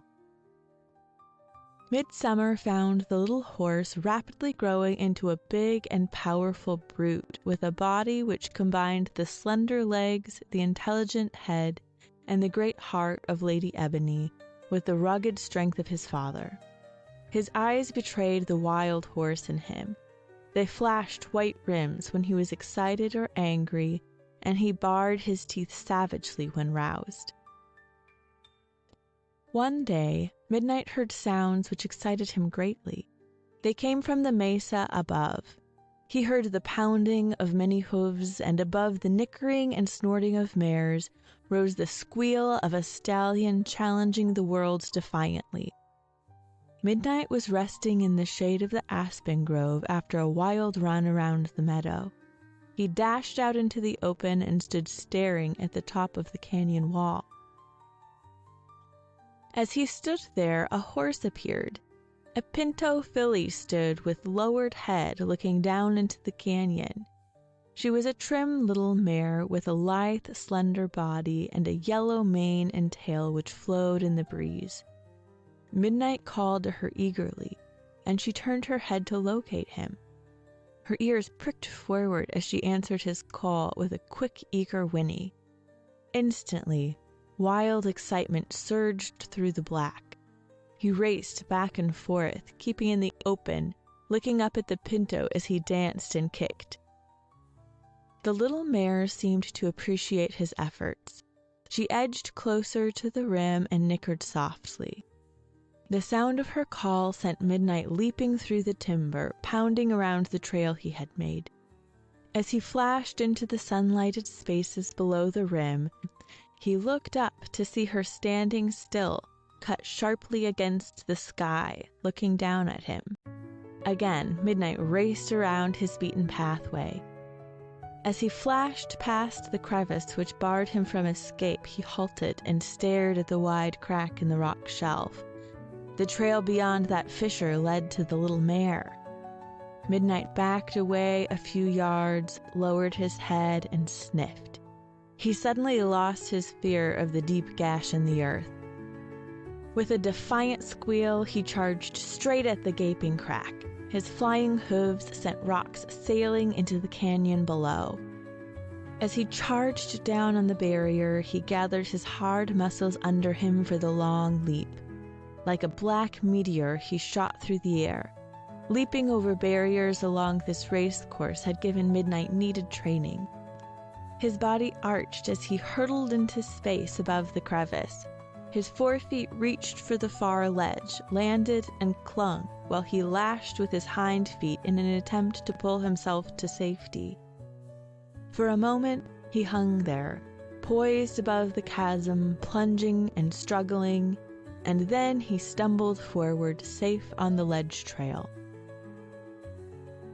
Snorting and kicking, he pounded up the ledge until he came to the main trail leading out of Shadow Canyon. Doubling back along that trail, he charged upward. With a clattering of loose stones, he burst out on the edge of the meadow and halted to look for the pinto. The little mare had turned away from the rim. She stood looking at him, her neck arched, her mane blowing around her shoulders. she nickered and pawed at the grass tufts under her feet. Midnight plunged toward her, eager to make friends. When he was within a few yards of her, she whirled and fled. Midnight raced after her, calling wildly. The pinto ran toward the band of mares feeding in the center of the mesa. Above them, the chestnut stallion stood guard, his sleek coat gleaming in the sun, his massive head erect. His protruding eyes watched the pinto as she raced toward the mares with the black colt close behind her. Midnight's speed was greater than that of the little mare, and he was soon racing shoulder to shoulder with her. A scream of rage broke from the chestnut stallion. With ears laid back, nostrils flaring, he charged to meet Midnight. His teeth were bared and his eyes flamed. He meant to finish this young upstart at once. Midnight saw him coming and shoved over against the little mare, heading her away from the band. The boss of the herd came on at top speed. He was running at an angle to the course the two colts had taken. Midnight had no fear of the big stallion. He was so wildly glad to see a band of horses that he had no thought of battling any of them. The chestnut came on with terrific force. He struck Midnight a smashing blow, which turned the colt halfway around and sent him staggering. Midnight twisted and fought to keep from going down. The chestnut reared and lashed out with his forefeet. His teeth reached for the colt's shoulder and his scream rang across the meadow. As Midnight righted himself, a terrible rage took him. He wanted to fight the big stallion, to smash him, to tear him. Swerving, he let the little mare dart into the band, then he whirled to meet the chestnut. The big stallion was eager for the kill. He had smashed young stallions before, driving them out of the band, and he expected to make short work of this fellow. Midnight answered the challenge by lunging to meet the leader's second charge. The big stallion raised his heavy hooves and met Midnight's attack with smashing blows, which battered the colt back. Pain brought a realization that the big stallion wanted to kill him just as the wolf pack had often tried. He dodged the next attack, but lunged in as the chestnut missed his target. His feint only half saved him. The chestnut's teeth ripped his shoulder and a crushing blow staggered him. Midnight leaped away from the next charge, which came as soon as the big fellow could wheel about. The little black was outweighed and his strength was nothing compared with that of the chestnut. The band of mares watched without showing much excitement. The pinto stood in their midst, her ears well forward, her eyes rolling. When the chestnut charged again, Midnight whirled and fled. He raced away down the meadow with the big stallion thundering after him. The chestnut was filled with savage eagerness. The victory was his, and he meant to overtake this black stallion and kill him. But Midnight was the son of Lady Ebony and had her fleetness. For a short distance he sprinted as fast as he could, and in that time discovered that he could easily outrun the big leader of the band. When he had satisfied himself of this, he circled around the meadow, whinnying defiantly and kicking up his heels. The chestnut was wild with savage rage. He thundered after the flying colt, but though he strained every muscle, he could not overtake Midnight, nor could he seem to outwind or tire him. The colt raced and dodged without seeming to feel the terrific pace. Around the mesa they raced, then around again. The chestnut began to tire. His breath was whistling from his nostrils and his flanks were streaked with lather. Suddenly, he swerved and came to a halt beside the band of mares. Blowing and snorting, he pawed defiantly, challenging Midnight to come and fight. Midnight halted and nickered eagerly to the pinto filly. The pinto answered his call. This angered the chestnut, and he whirled to lunge at her. Before the little mare could leap aside, his big body smashed against her and his teeth sank deep into the fleshy part of her back, Squealing and kicking, the pinto sprawled on her side in the grass. The chestnut reared threateningly as she scrambled to her feet. With a squeal of fright, the pinto darted out of the band and ran away across the mesa. The chestnut did not follow far. He was watching Midnight, fearing the black would try to steal some of his harem. Midnight leaped after the pinto. He soon overtook her and raced along beside her. The chestnut stallion was furious. He forgot the other mares and plunged after the colts. His speed was great enough to overtake the pinto, and he forced her back into the band. Midnight charged the big fellow, and the chestnut whirled to give battle. The filly raced in among the mares and stood watching. The chestnut was eager to close with Midnight again. He lunged in, and his weight sent Midnight staggering back. Then he lunged once more before the black could get his balance. He landed squarely against Midnight's shoulder, and the colt went down. He rolled and lunged while massive hooves pounded him, and the chestnut's teeth ripped gashes along his side. Finally, Midnight staggered to his feet. He ducked drunkenly and saved himself from another smashing blow from the shoulder of the chestnut. Pain stabbed through his shoulder joint and hampered his speed as he tried to run away. The chestnut sensed that his victory was about to be complete. With squeals of triumph, he charged on the colt. Midnight thought of the ledge trail where he had always found haven when wolves and cougars came. If he could reach that ledge, he would make a stand. Desperately, the little stallion plunged toward the castle rocks.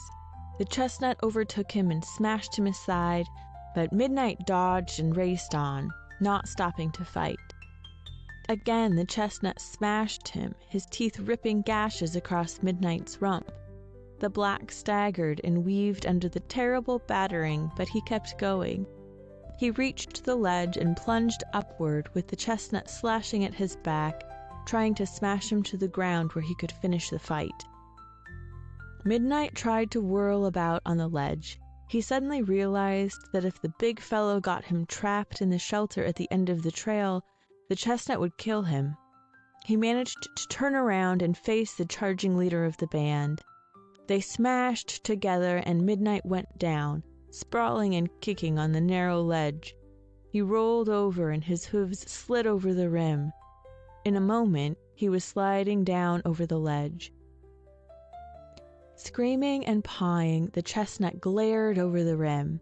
He saw his adversary land on a shelf below and stagger slowly to his feet. The big stallion raced up and down the trail but saw no way to reach the colt below. The spot where Midnight landed was only a few yards below the place where he had landed when the silver tip shoved him over the ledge. He got to his feet panting and blowing. For a long time he stood trembling, favoring his pain-raked shoulder.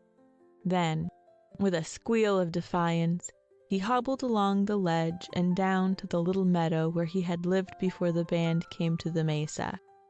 He was eager to cross the crevice again and join the horses above, but when he reached the aspen grove, he halted to ease the pains shooting through his shoulder.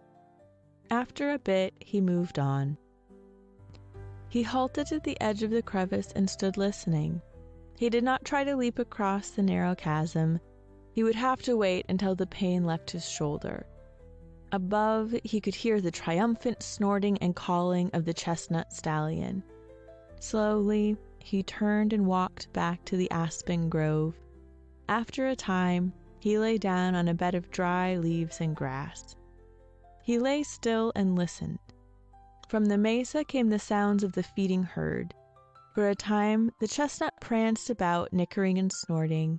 The mares fed eagerly, not paying any attention to him except when he came close to one of them. The ears of the little horse in the aspen grove followed every sound intently. He snorted and struggled painfully to his feet when the chestnut blasted a warning to the mares. There was a rolling thunder of hooves as the wild band charged across the mesa and into the timber. Midnight tried to race to the crevice, but at the first step he stumbled and almost fell. Slowly, he hobbled to the edge where he stood, shaking his head and calling loudly. The rhythm of the pounding hooves died away quickly, and Midnight was alone again. He turned back and hobbled at a slow walk toward his bed in the aspen grove. In the days which followed, Midnight listened for the sound of racing hooves and the whinny of the band, but the big stallion did not lead the mares back to the high mesa. He ranged far up on the side of the crazy kills, where the trails were steep and broken, and the meadows small and surrounded by dense cover. In the barrens close to timberline, few cattle ranged, and none of Major Howard's riders cared to make the steep climb, knowing the stray cows that climbed up that high would come down long before roundup time. Midnight dropped into his former way of living. As soon as his shoulder became sound, he began making his usual rounds of the little race course, and many times he charged to the edge of the crevice, where he would slide to a halt and stand snorting and shaking his head. His leg was still stiff, too stiff for so long a jump, and he did not have the nearness of mares to fill him with wild excitement. He did not forget the wild band in the Pinto filly, but his wild desire for freedom was not hot and driving. His body filled out, and his legs and chest took on a ruggedness which made him lose the coltish look. The old beavers increased their efforts. Helped by a brood of youngsters, they cut trees and peeled bark from early morning until late at night. They had long since ceased to worry about being about by daylight. The seclusion of the little meadow had changed their habits a great deal. Their storehouses were bulging, but they worked feverishly anyway, as though they were facing a famine period, and they built houses over the land openings where their runways came to the surface of the meadow, tall piles of mud and sticks laced together and patted down into a tough, warm masonry which would keep out the biting frosts of winter. Midnight watched them lazily. He could not know they were expecting another hard winter, but he did have an uneasy feeling when the first frosts came. The wild strain in his blood stirred, and he would have left the high country had he been free to go. One morning, he trotted to the edge of the meadow and found it white with glistening frost. The white carpet disturbed him. He rushed to the edge of the crevice and stood there snorting and pawing, but he did not try the long jump. The frosts deepened. The aspen leaves swirled down to cover the roots. The bulbs and the seeds bedded under the soft loam. The grass turned brown, and the big spruce trees standing close to the wall moaned as a cold wind swept down from the new snowfields high on the barren peaks of the Crazy Kills. The haze of an Indian summer day was swept away by the first cold of winter, and again the world turned white and the air became snapping cold. Midnight put on his heavy robe of shaggy hair, which turned the sharp blasts whirling downward. The snow deepened, and Midnight dug for grass. He moved his bed ground to a needle-padded spot under a giant spruce where the snow never fell. Now he was interested only in a battle to keep his belly filled. He was still growing, and his body demanded food for new muscles and sinews as well as for warmth. The storms came, and the snow on the meadow became deeper and deeper. The mesa above was lashed by bitter winds, but the sheltered meadow did not feel their lash. On its surface, the snow settled down in loose, deep smoothness, which formed a warm blanket for the grass and the flowers. Great drifts formed along the rim above, fanned out by the wind and the drifting snow on the upper bench. Their white lips thrust far out over the edge of the canyon like the rounded curves of giant mushrooms. One moonlit night, as Midnight lay on his dry bed of needles, he heard a strange sound and felt the earth tremble under him. The sound came from the rim above. He peered upward, but could see nothing except the protruding snowbanks and the gleaming whiteness of the world outside his shelter. The sound was a deep, grating rumble that reminded him of distant thunder. One of the overhanging lips of snow had broken under the great weight of tons of snow and had settled down. For a few minutes it moved slowly, grinding rocks off the wall, settling, sliding, packing the snow into ice. Then its speed increased and the dull rumble broke into a terrible roar as thousands of tons of snow shot downward. Midnight leaped to his feet and trembled as he watched. The mass of snow plunged and boiled as it shot downward. It seethed around a stand of spruce. The big trees, many of them several feet through at the butt, jerked and swayed like saplings, then went down to be swallowed up by the maelstrom of ice and snow. Boulders were torn from their beds and from the face of the cliff. They were ground to sand in the maw of the slide. The whole cataract became dirty gray in color. Its roar shook the mesa as it poured into Shadow Canyon. A startled snowshoe rabbit, routed from his bed under a fallen log, leaped into the air, plunged forward, then bounced high as the dirty mass caught him. For a moment he hung above the seething mass, then dropped into it and vanished, ground to nothingness. The slide struck the lower end of the little mesa. It shot into the deep crevice, filling it full, then boiling over to roll on down into the main canyon. It cut a swath through the spruces and aspens growing on the steep slope of the big gulch. The timber went down like grass before the bar of a mowing machine. The White Death was only a few seconds in passing, but it struck fear into the heart of the black stallion. He snorted and pawed excitedly, and he was not alone in his fear. Up on the high mesa, the old timberline buck who had returned to his feed grounds leaped from his bed under a spruce. He stood staring out into the white world, rigid, shaking his heavy antlers and grunting.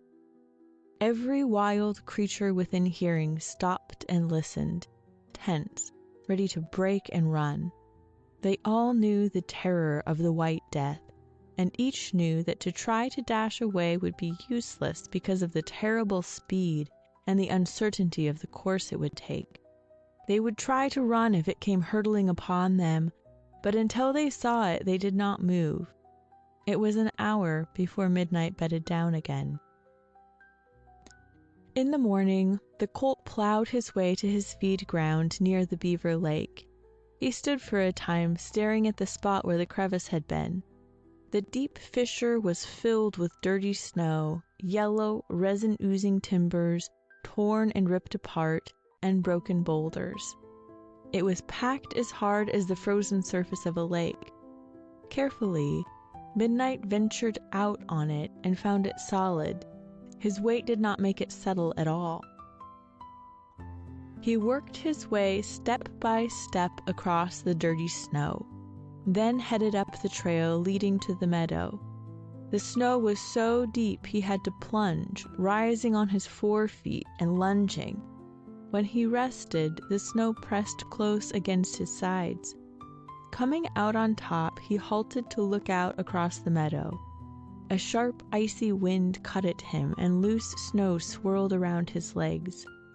He saw the old timberline buck digging for weeds near the timber. Midnight whinnied eagerly and plunged toward the ancient one. The old buck jerked up his head and watched Midnight as he floundered across the mesa. They met and stood staring at each other for some time. Finally, the buck turned his back and began digging again.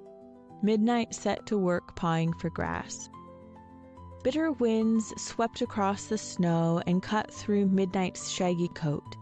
Snow swirled before the wind and piled into deep rifts. The mesa was more bleak and icy than the little meadow under the rim, and the grass was not so good when it was uncovered. But the black stallion had companionship of a sort. He worked busily all that day to fill his belly with grass. At dusk, he headed toward his haven under the rim. Darkness settled before he reached the canyon trail, and the moonlight gleamed on the snow. Midnight was tired when he reached his dry bed under the big spruce.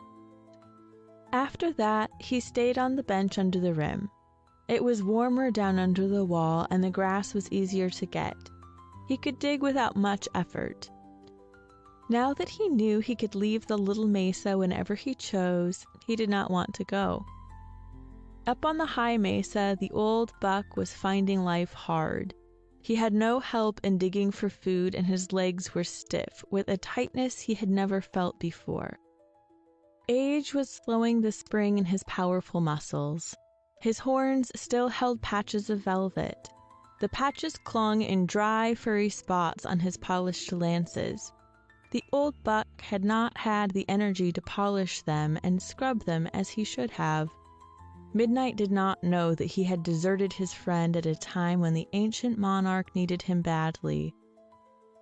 Late one afternoon, the black stallion was startled by a familiar cry. A pack of lobo wolves had swept out of the spruce at the edge of the meadow above. Their cry came when they sighted the old timberline buck, and the cry was the cry of the kill. Midnight plunged to his shelter under the big spruce and stood there tossing his black mane. His eyes rolled white and he snorted savagely. Up on the mesa, the old buck had whirled about to dash for the safety of the timber and the castle rocks. He had ample time to escape and should have outdistanced his pursuers, but his stiffened legs refused to lift with the smooth power he had always possessed. Before he was halfway to cover, the pack was leaping around him, their yellow eyes flaming, their red tongues jerking over white fangs. There, on the flat mesa, the old monarch made his last stand. With sweeping, thrusting antlers, he met the leaping attack of the gray killers. They darted and lunged and dodged around him, keeping up a mad chorus of yelping and snarling. The old buck could not guard his vital parts against all the wolves. One after another, they slid under his frantic, thrusting antlers to rip gashes in his flanks and legs. Snorting and blowing savagely, he fought with horns and lashing hooves. The wolves knew they would win, and they kept up their ripping, tearing tactics, never fastening on the big fellow long enough for his sharp hooves to strike them. Weakened by the loss of blood, staggering as each new wound opened, the old fellow fought his way stubbornly toward the timber. Every foot of his retreating trail was marked by bloody, trampled snow. One of the wolves, taking advantage of the slowing thrust of the old buck's antlers, dodged in and slashed the tendons of a hind leg. Slowly, with antlers still lashing, the old monarch settled down into the snow and lay beating with his forelegs and jerking his head. Instantly, every wolf was on him, and their howls were more savage than before. The end of the monarch was the destined end of all wild dwellers, the end of a life of struggle and constant alertness. The law of the wild was fulfilled. While youth and vigor gave him power and speed, the buck lived and went his way. But when that strength slipped from him, he went down before the gray killers. Under the big spruce, Midnight stood listening to the growling and snarling of the pack as they tore the warm flesh from the bones of the old buck. He watched and waited, expecting the pack to come leaping down the ledge trail and across the slide-filled fissure. But they did not scent him because the wind always blew off the high mesa and seldom came up out of the canyon except in spring. When the killers had stripped the bones and cracked the ones their powerful jaws could break, they left the mangled carcass and raced away through the moonlight seeking another victim. Then the little fox came out of his den, and a pair of coyotes trotted up from the shadows under the spruce at the lower end of the mesa. The little fox and the coyotes fought over the bones. dragging them away to spots where they could lie down and gnaw them or crack them and lick the still warm marrow fat from their centers. End of chapter 10. New Trails. Spring came with a chinook and a sudden thaw which broke a week of bitter weather. The transformation was in the nature of a miracle. Soft breezes blew up from the valleys, warm winds which settled the snow and filled it with water. Midnight smelled the earthiness of the wind from the lowlands and pranced eagerly. A change as sudden as the change in the weather had come over him. For months he had given all his attention to the gnawing hunger which was always demanding more dry grass. Now he was stirred by another urge. He wanted to be free to run, to seek something he did not understand. Shaking his head, he galloped through the slush and mud to the ledge trail. The dirty ice filling the crevice had not settled. The force of the slide had packed it so hard that it melted only a little on the surface. Midnight walked across the fissure and up the ledge trail. He stood on the edge of the meadow and looked across its gleaming surface. With an eager nicker, he plowed through the wet snow. The old timberline buck was not there to greet him, and the only answer to his call was the harsh and irritated chatter of a crested jay in the timber. Midnight moved out on the mesa and began pawing for grass. He was hungry, and now that he was in the open, he did not know what he desired or where he wanted to go, so he set to feeding. After a time, he moved down beside the castle rocks and stood staring into the smoky haze of the valley country. Toward evening, he went to the castle rocks and climbed up to the shelter he had shared with Lady Ebony. He sniffed about, pawing and snorting as he smelled cougar scent. The cat smell mingled with the pungent odor coming from the pack rat's nest in the corner. The cat smell was cold, but it stirred him to uneasy anger. He tore to bits the bed of sticks where the king cat had slept, scattering them about on the rocky floor. That night, the cold came again, and the slushy snow froze into a coating of ice. In the morning, the meadow was locked under a thick rust of icy armor, and Midnight was forced to work hard to get a meal. For several weeks, he battled to keep his stomach filled, but with the passing of each day, the air grew warmer and softer. The snow settled, and bare spots began to appear. Midnight was able again to eat his fill. He raced around the meadow, giving play to his powerful muscles. He was big and strong. Another season would see him a magnificent black stallion. As the snow line crept back into the timber to make its last stand in the shadows under the spruce, the buds on the trees burst and the first flowers shoved their heads out of the ground. Green shoots pushed up through the dead grass. Their lush juices tantalized the black horse. He could not get enough of them, yet he could not let them alone. His efforts always ended by his eating a great deal of the cured grass in order to fill his belly. The bears came ambling across the meadow in pairs and singly to slide down the leaning spruce for their spring meeting before the flowering of their love moon. The wolves ran under the spring stars or howled on barren ridges. Midnight did not pay much attention to the gray killers. He had come to know by their howls when they were hunting and when they were serenading. The old tom cougars stalked through the timber while the she-cats sought them out, which is the way of the big cats, and the little folk left their winter dens to race about in the warm sunshine.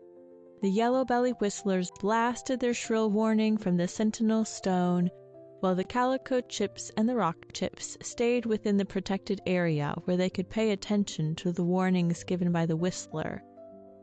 The hawks circled in the blue above, billowing with the gusts of spring wind, while the eagles circled high above them in the still upper air. One day, The chipmunks came out, and the meadow rang with their chuck-chuck song as they celebrated their awakening. In all this celebrating and excitement, the cabin at the edge of the meadow stood silent and disconsolate, dead and lifeless. It seemed older and more weathered than before. The weeds on its dirt roof did not break into green foliage as soon as those in the meadow. One of the eaves boards had given way, letting the dirt covering slip from a corner of the roof and exposing the split slabs beneath. The spring showers made little gullies and seams which looked like wrinkles. At the door, the willow chair lay on its side, tipped over by the snow or some inquisitive visitor who recognized that the man smell was long cold and dead. Midnight visited the cabin often, smelling about. He used his rough log corners as a scratching post against which he leaned and rubbed while he grunted with pleasure. The rubbing loosened mats of hair from his sides, and soon his coat was sleek and shining, new as the blue flowers crowding the shady spots at the edge of the timber. As spring advanced, Midnight became more nervous.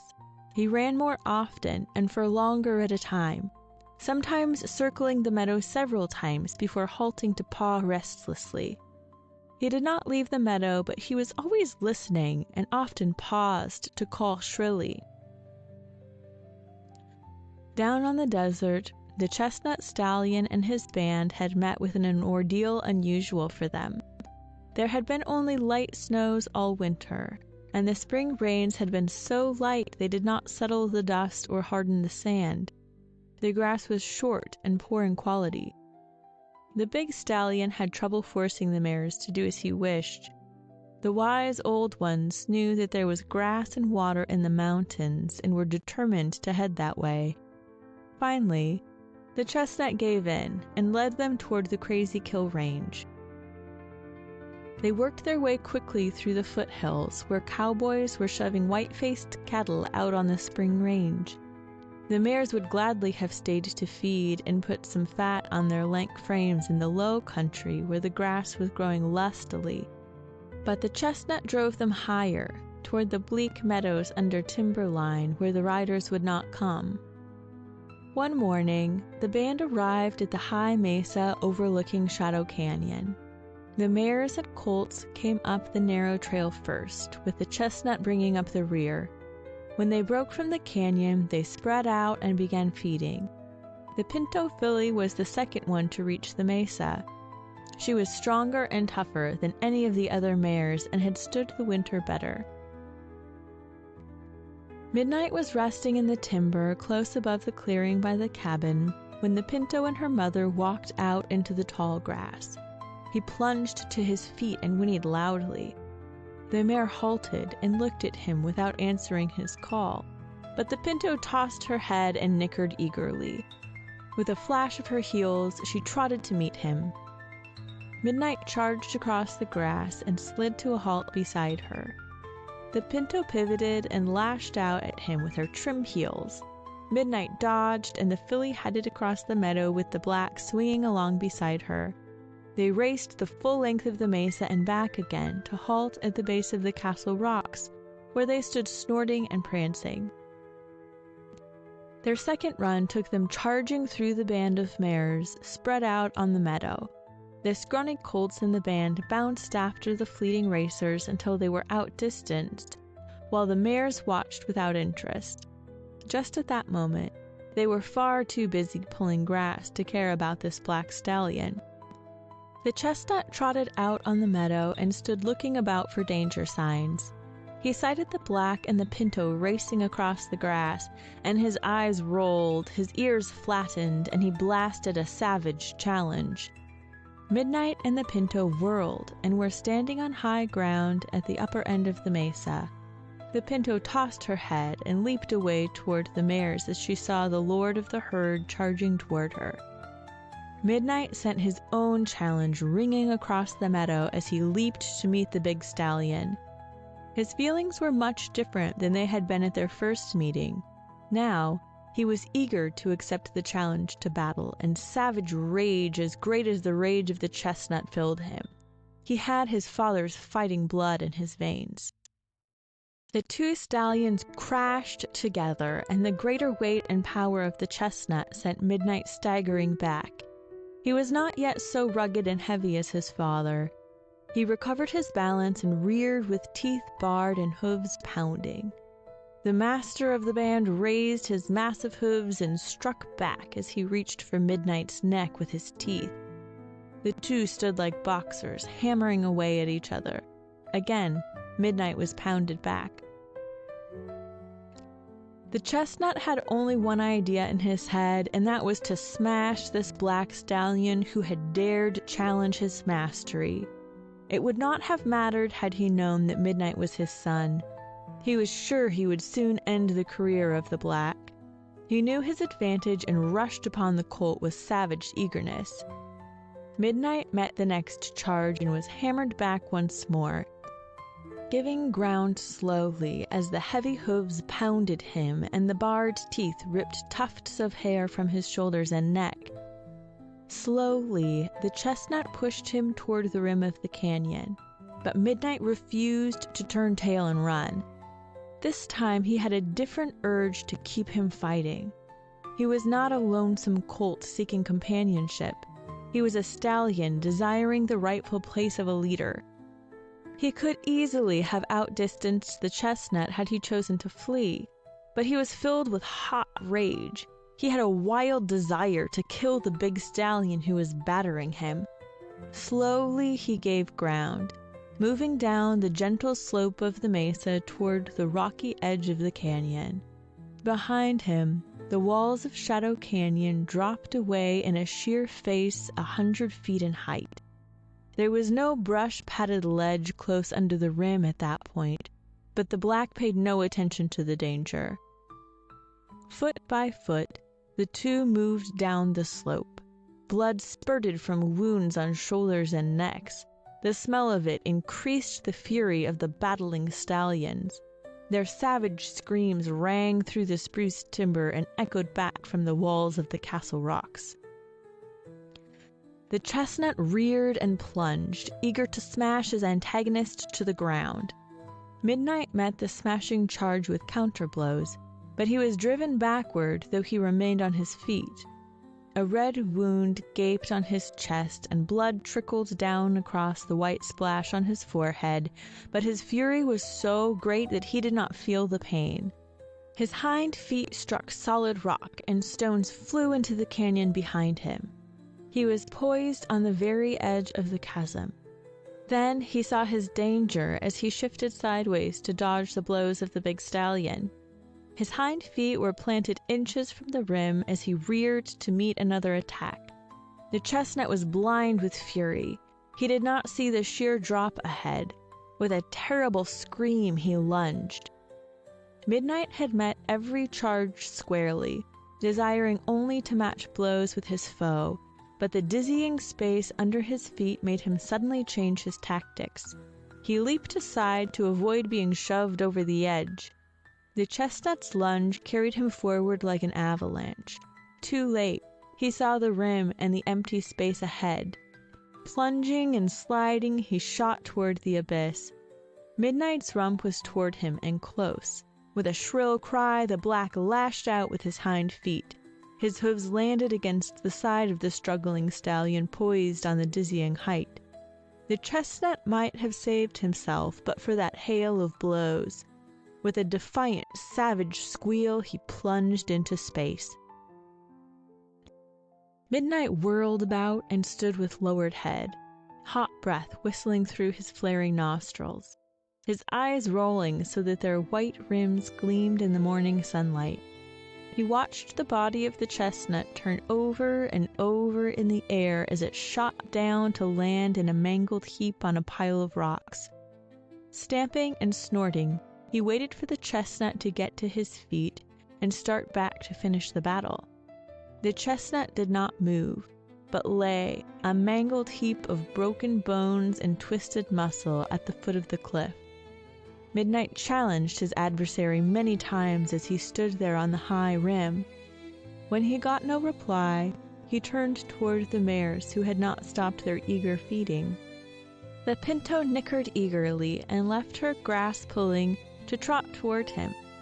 The mares lifted their heads for a moment as he came closer. Midnight trotted to them, dancing as he approached. With the pinto beside him, he raced once around the meadow. Then the two joined the mares. Midnight was too excited to start feeding. He walked around, sniffing at the colts, edging up to the mares. The old ones laid back their ears and warned him to keep his distance. When he tried to nose one of their colts, they humped their backs warningly. But they accepted him as the master of the band and waited for him to assert himself in the savage and harsh manner to which they were accustomed. But Midnight lacked much in leadership. He really wanted to be a member of the band and not a leader. He wanted to play with the pinto filly. His rage had cooled, and with it had gone much of the strange power he had felt while battling the chestnut stallion. The pinto did not understand why she was interested in Midnight, but she stayed close to his side and divided her attention between him and the lush grass. Toward evening, the mares became restless. They were used to seeking cover before night fell. One old mare moved away from the band.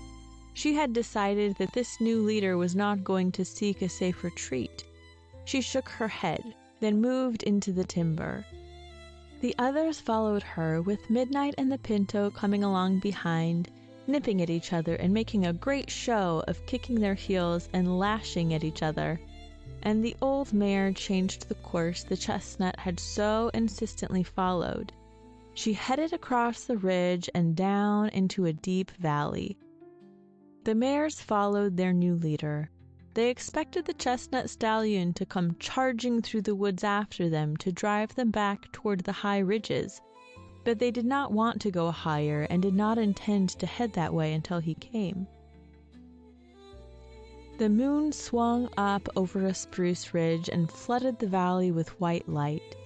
The wise old mare selected a sheltered little meadow for a stopping place. It was small, and the band of 30 horses had to crowd close together, but its smallness offered protection against cougars and wolves. The cunning and harsh leadership of the chestnut stallion had taken much of the natural wariness away from the mares. They had always depended on him to guide them. Late that night, Midnight had his first chance to take his place as protector and lord of the band. The mares and the colts had bedded down. Midnight and the pinto had raced around the clearing and come to a halt on a wooded knoll overlooking the meadow. They stood close together, snorting and pawing and playing. They pretended to see forms in the black shadows under the spruce. While they were standing there, a lank cougar passed below the high point. His nose wrinkled and his long black-tipped tail lashed as he scented the mares and colts sleeping in the open. Circling to windward, the yellow killer crept to the edge of the meadow. He was looking for the sentinel he expected to find on guard over the band. When he saw no guard, he snarled softly, and his yellow eyes flamed. He peered intently at the bedded horses, and his eyes fastened on a colt standing close to his mother, who was lying in a deep hollow. The colt's head was down, and his furry rump was toward the king cat. Silently, like a tawny shadow, the cat slid through the grass toward the unsuspecting colt. When he was within striking distance, he drew his powerful legs under him and flattened his head between his massive forepaws. His long claws moved slowly in and out, sheathing and unsheathing their sharp points. His lips pulled away from his fangs. Up on the knoll, Midnight was dancing on his hind legs, his ears back, his bared teeth reaching to nip at the neck of the pinto. She whirled and lashed out at him with her slender feet. Midnight dodged the blows and crowded against her, shoving her roughly to one side. She laid back her ears and sunk her teeth into the loose skin of his shoulder. The pain angered Midnight, and he whirled to teach her a lesson. His lunge was halted as the savage scream of the cougar cracked the stillness. His forefeet struck the ground with a thud, and he stood beside the pinto, staring toward the mares. The frightened whinny of a colt mingled with the cry of the big cat. That cry from the stricken colt sent a surging rush of rage through Midnight. He plunged straight down the slope toward the spot where the cat had made his attack. In the meadow, the mares had lurched to their feet and were snorting and milling about. With a ringing call, the black stallion charged to the rescue. The cougar had landed on the colt's back, striking him down instantly. The little fellow was dead in a moment. Standing on the limp body of his victim, the yellow killer faced the angry mares who plunged around him. Midnight charged through the circle and leaped at the killer, his ears laid back, his battle cry ringing. This was something the cougar had not expected. He had decided there was no stallion with the band. Now, he arched his back and reared to meet Midnight. He lashed out at the black as he came in. The cougar stayed a minute too long in facing the enraged Midnight. He expected the stallion to swerve and rush past, but Midnight did not swerve. He lifted his forefeet and struck straight into the face of the killer. His smashing hooves descended on the head and shoulders of the king cat. The blows sent the cat rolling and tumbling over and over on the grass. Instantly, the mares joined the attack. Once a leader had braved the terrible fangs and claws of the cat, they were ready to finish the job. Screaming and rolling, the cougar tried to escape, to get to his feet and leap clear of the smashing hooves. But the hooves beat him down and trampled him. Teeth tore at him as he twisted and lashed. His claws and teeth were poor protection against the sharp hooves of the horses. He was battered back on the grass each time he tried to get his feet under him.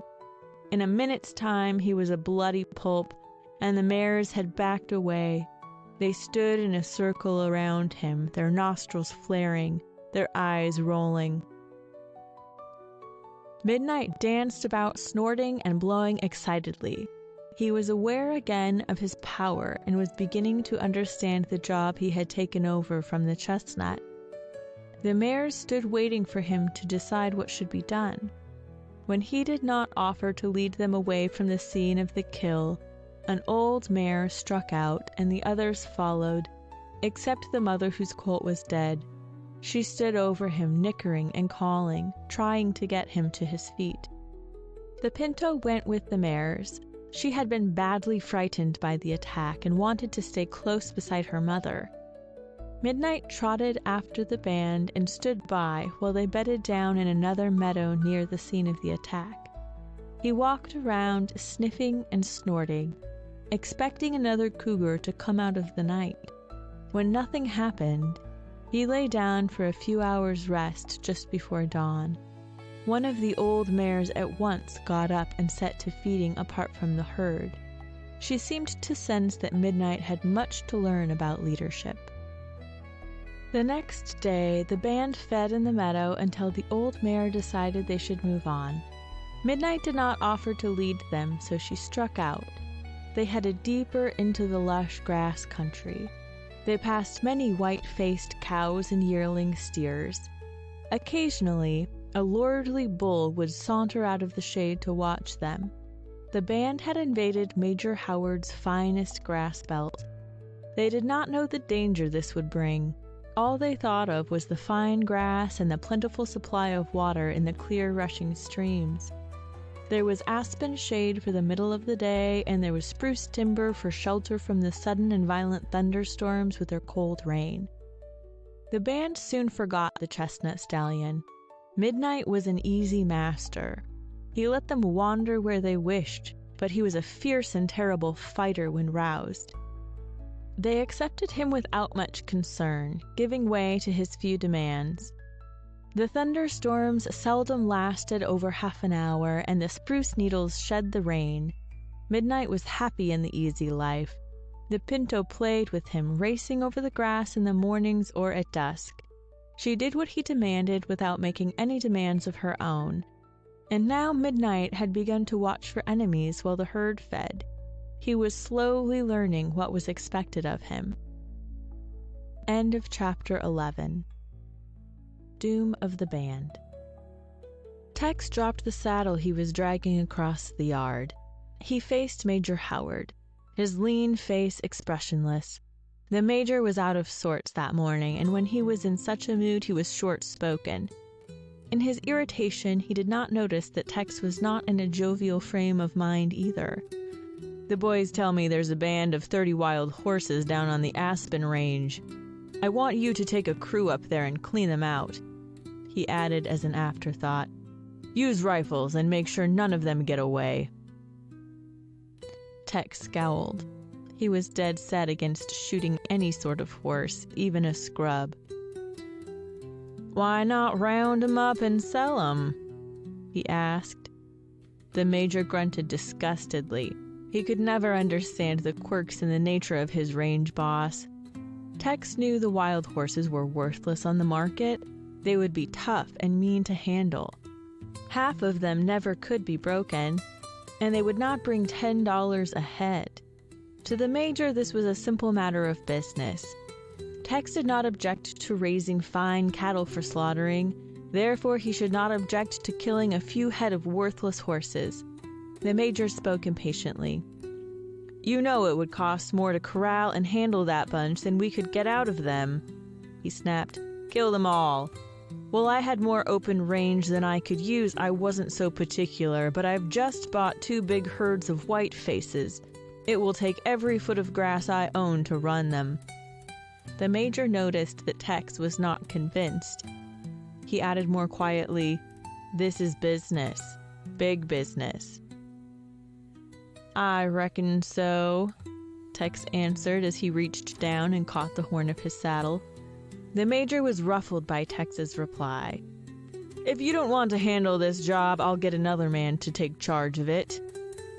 "I'll handle it," Tex said grimly.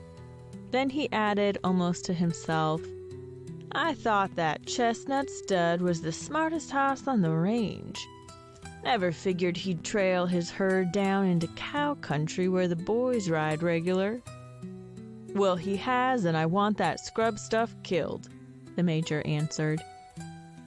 Tex dragged his saddle into the corral and whistled at his bay gelding. The bay trotted to meet him, and Tex let his mouth relax into a grin as he patted the big fellow's neck. "I reckon we'll have to do the dirty work," he said softly. Tex picked 4 men to go with him, men who could handle saddle carbines expertly. He did not want any careless shooting. The kills would have to be clean. When he explained the Major's orders to the men, they growled, but none of them refused to go. They all shared Tex's dislike for the job, but they would carry out the boss's orders. The execution crew rode away from the ranch with 30-30 rifles slapping under their stirrup flaps. The boys who had reported to the Major had given the location of the herd. Tex did not expect to find the band where the boys had seen them, but by riding to that meadow they could pick up the trail. 30 horses would leave plenty of tracks. Tex speculated gloomily on the foolish turn the habits of the wild band had taken. The big stallion at their head must have lost his cunning, or else he had met with disaster and a younger leader had taken his place. Silently, the men rode through the timber and up the long ridges leading out of the lower valley. They entered the aspen belt and took a trail which ran along the top of a rocky ridge.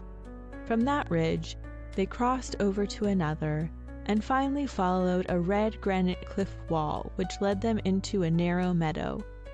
Towering rims of granite formed a half circle around the meadow with scattered spruce close to the wall on the lower side, where the meadow broke off into the lower country. The entrance to the narrow valley was grown over by a stand of young aspen trees. Tex hoped to pick up the trail of the herd in this meadow and follow it from there. He halted his men in the dense cove and scowled across the meadow.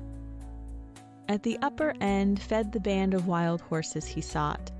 They had not moved their feed ground since the boys had first located them. Tex was disgusted with them. They were acting like brood mares in a farm pasture. "That chestnut stud isn't running that bunch," he said gruffly. The men nodded agreement, and Shorty Spears, horsebreaker for the ranch, spoke up. "Must be an old mare at the head of that herd. This is just the spot for an old biddy would pick. Grass knee-high, water close in." Tex nodded. He was studying the band carefully. Finally, he gave his orders. "Two of you take the upper side along the wall. Keep in the brush cover until you work your way down close to them. Make clean jobs. No gut shooting or broken legs. Shorty, you and Cal take the lower side along the rim. They won't break down over that wall. I'll wait here in the outlet and pick off any that break past you boys. They have to come out this way. Now get going." The men divided forces and rode away. They were eager to get a bad job done. It would be no sport for them, shooting down a band of mares and colts. The horses were trapped and would be helpless before the repeating rifles. Tex watched them go. He noted grimly that even the wind was against the wild horses. They had no sentinel posted, and Tex could spot no stallion among them. The execution should be quick and complete. Midnight fed beside the pinto filly. They had just finished a race around the meadow and were standing in a clump of young spruce and balsam looking down over the lower valleys. The rim at their feet broke off steeply. It was matted with brush. Ragged rocks jutted up through the green leaves. The black stallion was nervous and uneasy, though he did not know why. He had a feeling of confinement, similar to that he had felt while he was a prisoner on the meadow below the high mesa. He tossed his head and pawed, snorting impatiently. He was making ready to drive the band out of the closed meadow. With a sharp nicker, he whirled and laid his ears back. The pinto edged away from him. With mane flaring and tail flowing around her heels, she kicked high into the air and dashed away toward the mares. Midnight charged after her, sending his warning call ringing across the meadow. The mares jerked up their heads and stared at him, then looked around uneasily to see what had startled him. When they saw nothing, they fell to feeding again. They had no intention of leaving this horse heaven until they were driven out, and their experience with Midnight did not make them leap into action the way a command from the chestnut would have acted on them. This meadow was a safe retreat from cougars and wolves. No killer could slip up on them with the steep rim on one side and the high walls on the other. Reaching the first mare, Midnight rushed at her, and when she did not leap away, he fastened his bare teeth on her rump. The mare squealed in pain and surprise. Humping her back and bucking up and down, she fled before his lashing attack. Midnight rushed at another and sent her staggering as his powerful chest smashed into her. It had taken him days to get worked up to this nervous and panicky pitch, but he was roused now and meant to drive the band out of the meadow. He was swinging around the band, slashing at the mares with his teeth or crashing into them to get them to hurry, when the silence of the valley was shattered by two crashing reports from near the base of the cliff. An old mare near Midnight staggered, turned halfway around, then sank to the grass without making a sound. Another mare plunged into the air and slid on her side until she came to rest in a grassy hollow, her legs beating the air in jerky spasms. The two shots did more to snap life and action into the band than Midnight had been able to accomplish.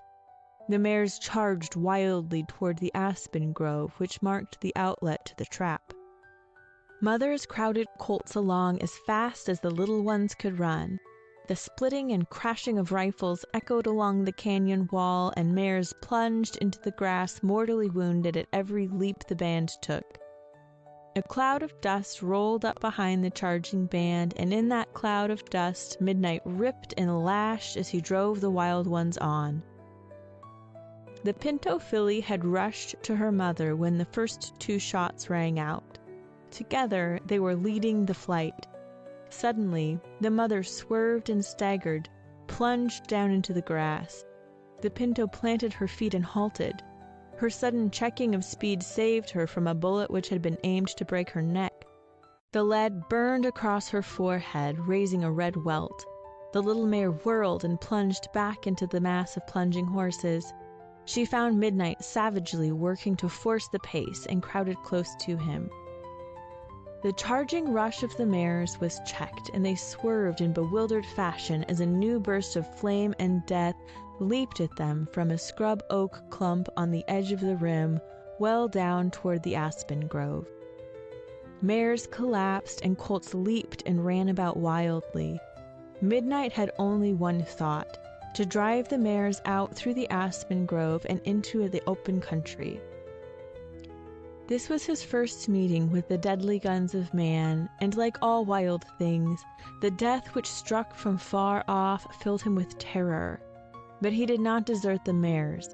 A great rage possessed him and almost crowded out the terror. Screaming and biting, he worried the flanks of the rapidly thinning band. Death held the little meadow in its bloody grip. The grass was marked by twisted bodies, but Midnight knew there was one avenue of escape. When the mares hesitated before the guns of Shorty and Cal, he attacked their flanks with fury and drove them on. This was not just the way Tex had planned it. He had figured that the fire from the oaks would make the band circle back around the meadow, giving his men at the lower end a second chance to kill. He had been sure the band would mill around and around the mesa until all were shot down. Now he sat in his saddle waiting grimly. It looked as though he would have to turn them. Midnight had driven the mares into full gallop again. Many went down as they swept close to the oak clump where the 2 men were hidden, but they charged straight past. Suddenly, the vicious crack of a rifle broke from the edge of the aspens. Tex had opened fire, his carbine working with speed and murderous accuracy. In the hail of lead, mares went down bucking and twisting. The attack was too much for the remnant of the band. They dodged and tried to double back. Midnight reared and plunged at them, screaming madly. The bewildered and panic-stricken animals turned toward the rim, and the black stallion sent them plunging toward it. When they would have halted at the dizzying drop with its matted and ragged rocks, he lashed them on over the edge. They tumbled downward, plunging, rolling, sliding, and twisting. One mare went down with a broken leg. Another struck a jagged pinnacle of rock and rolled over. Behind them, Midnight and the pinto took the leap as they came to it. Tex lowered his rifle. His eyes were on the black stallion, and there was an excited gleam in them. He had never seen such a magnificent beast or such a feat of reckless daring. But all these feelings were overshadowed by something else. He was looking at the long legs, the powerful chest, and the slender body of the stallion. He was sure he knew the sire and the dam who had brought him into the world.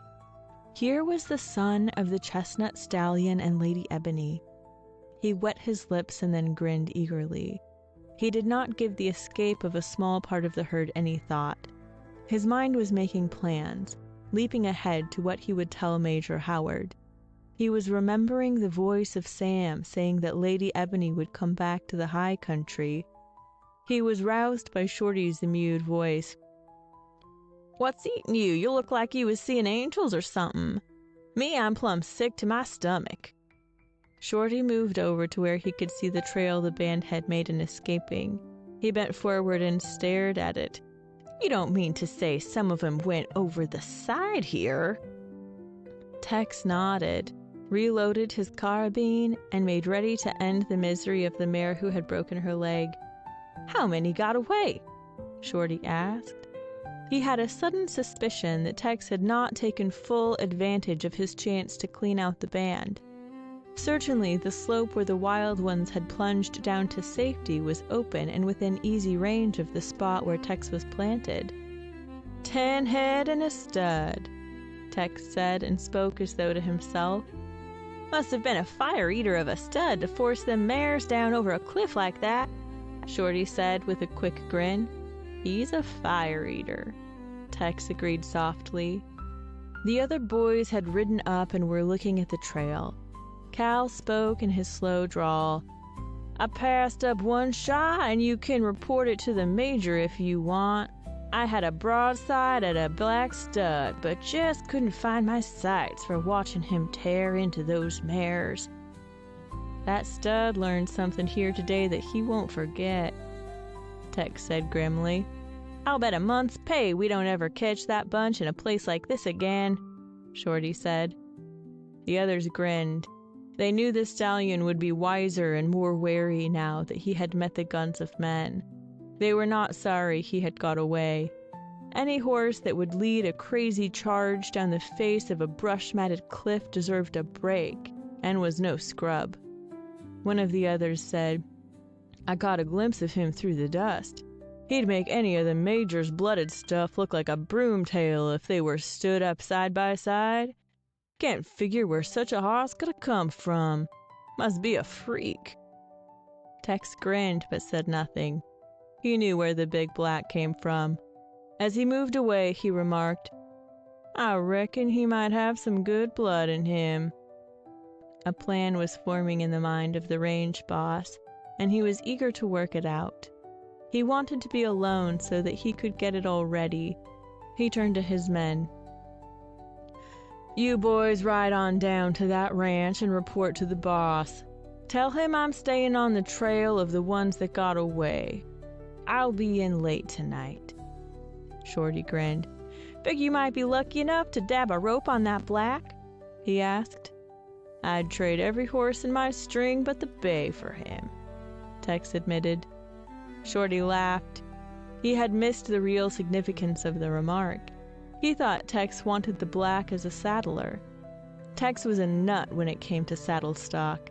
He remarked in an amused voice, It'll be a case of sneaking and trailing from now on, and when you do dab a rope on him, you'd best have some help handy. That baby bites and kicks like a cougar.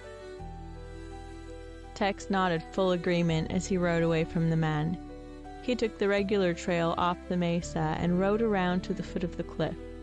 He had no desire to send the bay down over the trail the black had made for the mares. At the bottom of the cliff, he picked up the trail and followed it. He did not have to dismount to tell the tracks of the stallion and those of the mares. The tracks of the leader were clean and deep, with perfect alignment. The trail led up the mountain in an almost straight line, and the horses did not halt until they reached the barrens high under the rims of the Crazy Kill peaks. As he rode along, Tex planned his course of action. He would ambush the black and drop a rope on him. Taking him now would be possible, Tex figured, because the black was still a colt and could be handled if properly worked. If he stayed in the wild another year, he might develop into a horse that could never be broken. He was just learning the tricks of leadership. That was shown by the trap the mares had walked into. Tex grinned eagerly as he planned. He was sure he could convince the major, once he looked at the midnight black, that his theory about Lady Ebony was correct. He was also sure that, once convinced that Sam had not stolen the mare, the major would get the old man out of the pen quickly. Major Howard was an influential man and a determined one when he set out to do anything. He was a shrewd judge of blooded horses, and that would help. Tex was eager to capture the black at once. He had a feeling that if Sam was ever to come back to his high mesa, he would have to be set free that summer. He had talked to the warden and to the doctor at the prison, and both agreed with him.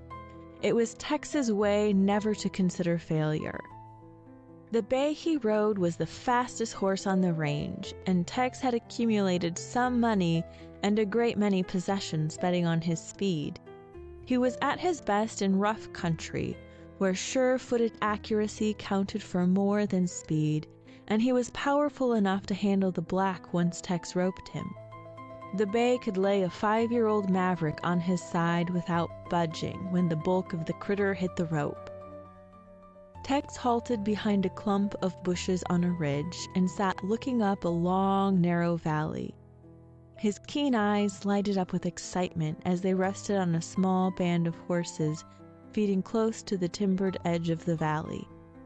He spotted the black stallion with a pinto filly feeding beside him.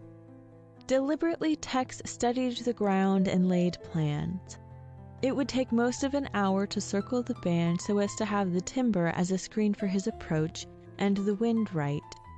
And his plan called for sending them back into the lower country instead of higher into the barrens, where trailing would be tough. He was sure the band would feed for at least an hour. The mares were fagged and hungry. He could see that even at a great distance. Heading the bay up a narrow ledge, he climbed to the top of the rim overlooking the valley and dropped down on the far slope. The pace midnight had set in driving the mares into the high barrens had taxed their strength. They had finally refused to go any further, and he had let them pause to feed and rest. But he was nervous and kept moving about, jerking his head high, sniffing and snorting. The excitement of the battle on the mesa below was still in him. He lacked the experience of the chestnut stallion, and he did not know the country into which he was headed.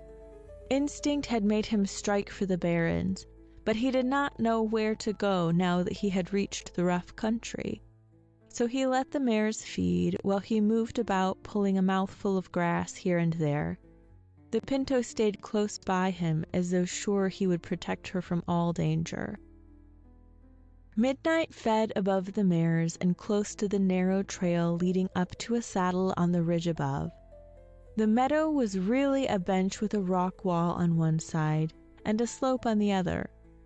It lay along the edge of a deep canyon, but it was not a trap as the little meadow had been. It was wide open at both ends and timber grew close, affording shelter which could be reached in a few seconds. Midnight watched the trail above and the meadow below. He tested the air, and he listened. Suddenly, he stiffened, his nostrils flaring as he listened intently. The sound of a loosened stone had come to him. The pinto sensed something and edged close to his side. Midnight snorted warningly, and the mares instantly lifted their heads, ready to leap to cover. Then Midnight saw a rider come charging out of the timber above him.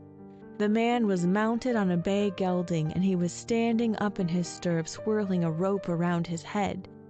The bay was reaching out with powerful strides, which carried him over the rough ground at terrific speed. Midnight shrilled a warning to the mares. The pinto froze into terrified stillness. She did not run, but stood rooted beside Midnight, staring at the oncoming rider. Midnight expected the roar of guns, but no explosions came. He was sure other men were hidden below to cut off any retreat, but he was on the wrong side of the band of mares to drive them upward. He did what the charging cowboy least expected, something the chestnut stallion never would have done. He laid back his ears, bared his teeth, and charged straight at the bay, screaming his challenge as he leaped forward. Tex was startled by the action. He gave the bay his head so the big horse could save himself. The bay swerved, dodging aside as he would have dodged the charge of an infuriated bull. The loop Tex was swinging sagged and jerked into a useless snarl as the bay lunged aside. Midnight plunged in and reared, lashing out with his hooves, reached for the bay with his teeth. His pounding hooves missed the saddler, but his teeth nipped a gash in the horse's flank. The bay was a high-spirited, nervous beast. He plunged and ducked his head. Grunting and snorting, he started to pitch. Tex had to ride as he had never ridden before to control his mount. He saw Midnight whirl past, then wheel to charge again. The black stallion had gone stark mad. His hand dropped to the butt of his .45. He might have to shoot the big fellow to save himself. He jerked out his gun and fired twice into the air over Midnight's head. The crashing reports jarred some of the rage out of the black stallion. He pivoted rapidly. In that moment, Tex got the bay under control and jerked in his rope. The shot had helped quiet the saddler. With the pinto at his side, Midnight broke for the trail leading upward. Tex set his spurs and sent the bay thundering after the black stallion. This was just what he wanted. He worked desperately to swing out a loop. The black had 100 yards of go in the open the way he was headed. With the big colt running away, Tex could drop a rope on him and pull him down. He raised himself in the stirrups and swung out his loop. Then Tex's eager grin vanished. The black stallion was running away from his bay. He was leaving the fast saddler behind in a way that made the saddler seem slow. Tex overhauled the pinto and passed her. She was running her best, with neck stretched out and mane flowing, heading upward in an attempt to follow the black. Tex held on until the black stallion thundered out into the saddle above and vanished down the far slope. He had not used his spurs on the bay. He knew his horse had given everything he had. On the ridge, Tex pulled up while the bay blew and pawed.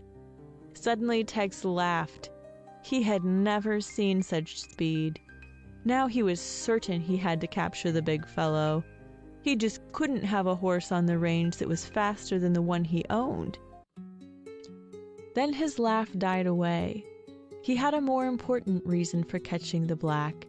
In the excitement, he had forgotten it.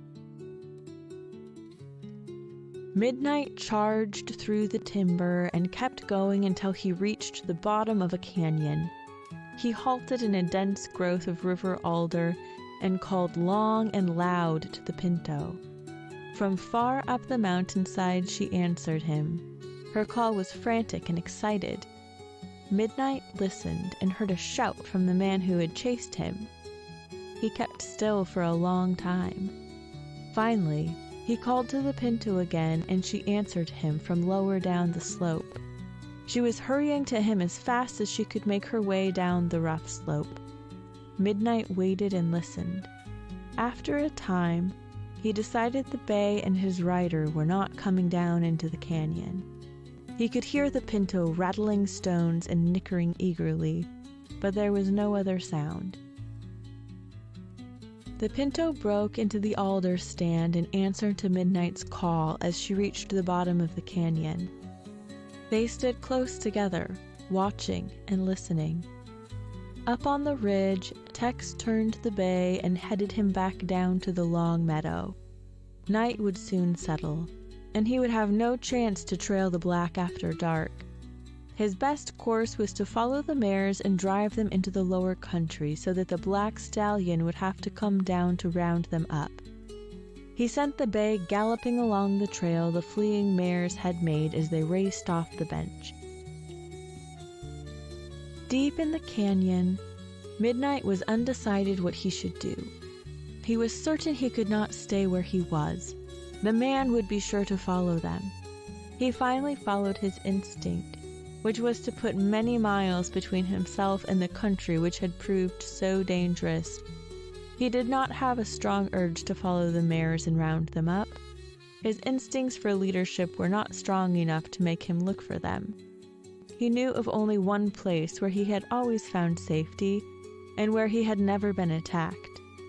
That place was the little meadow under the rim below the high mesa. With a snort, he headed up the sloping side of the canyon. The high mesa was far across the mountain on the southern edge of Major Howard's rangelands. The old mares had led the band along the backbone of the Continental Divide and down into the lower valleys. Midnight's wild instinct led him unerringly toward the place of his birth and early colthood. All that first night, the two horses moved steadily south and east, climbing upward, following the twisting course of the divide. At dawn, Midnight and the pinto fed close to a stand of balsam and spruce. 5 mule deer and a band of elk fed on the same meadow. Midnight had a feeling that the deer and the elk would take alarm if anyone approached, or it might have been his early friendship with the old timberline buck that made him select the spot as a feed ground. The deer and the elk paid little attention to the 2 horses. They recognized them as friends and harmless. Neither of them was tainted by man's smell or the reek of a saddle blanket pungent with leather oil. Midnight had learned another of the lessons of the wild, a lesson that had long since been mastered by the elk and the deer. He would feed at dawn and at dusk, when the dim light made rifle sights blur and when the eyes of the upright walking killer played tricks on him. All other wild things had learned that this was the law. The sunlighted meadows were death traps by day, but in the soft dusk of early morning or evening there was safety. The big killers obeyed the rule, but they did it as much because their prey came out of hiding at that time as for protection. The band of elk was headed by a lordly bull who was master of the 10 cows by virtue of his power and savage willingness to battle any other bull who challenged him. As soon as his own sons grew to the age where their antlers began to spread into sweeping weapons, and their desires led them to notice the cows, he drove them out of the band. They were then lone bulls for a time, until they were able to win a harem of their own. Nor was he satisfied with defense of his cows. He challenged the world to come and try to wrest supremacy from him. His battle moods came in midsummer and fall, when his shoulder veins were swelling with hot blood, and his antlers had hardened to polished lances of bone.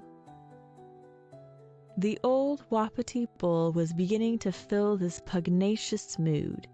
For weeks he had been rubbing and polishing his antlers. They gleamed like the varnished surface of a piece of fine furniture.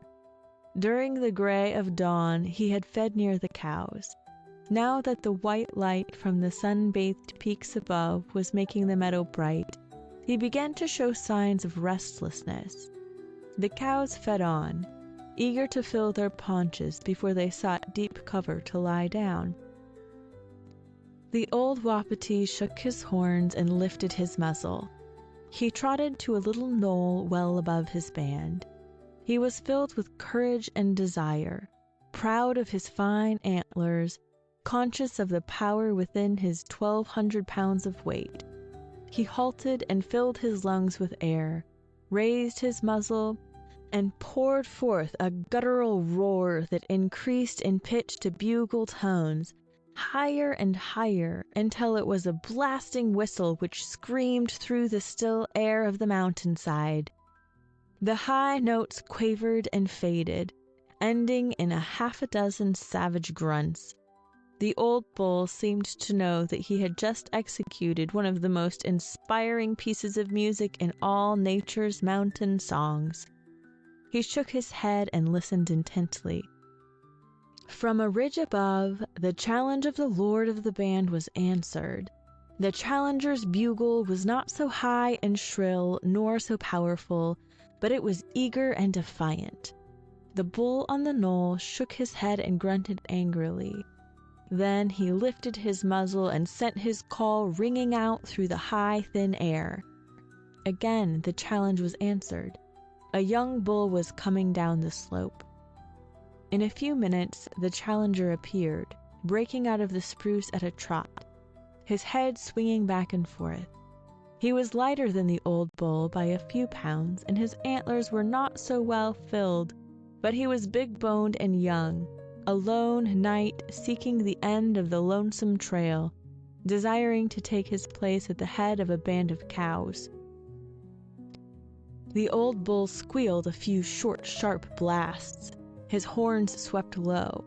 He charged to meet the invader. The young bull came on, his pace increasing to a fast lope. The 2 great brutes crashed together, their horns locking as they grunted and twisted. For several minutes they tussled in this manner, each trying to sweep the other off his feet. The young bull was forced to his knees, but came up with a lunge which set the old one back. Then they parted and backed away, heads still lowered, spreading horns protecting vital parts of their bodies. For a moment they halted with eyes glaring and breath whistling into the grass. Then they charged again, and the force of the impact sent them both to their knees. The old bull was well aware of the advantage his few extra pounds gave him, and he kept hammering away, thrusting the youngster to his knees, eager to weaken him so that he would expose himself to the ripping thrusts of horns. The combatants had moved down the slope, and the young bull was now on the downhill side, moving slowly toward the spot where Midnight and the Pinto stood watching the battle. A yellow band of sunlight had slipped out across the grass. The mule deer, led by an old doe, had slipped into the timber to seek a hiding place for the day.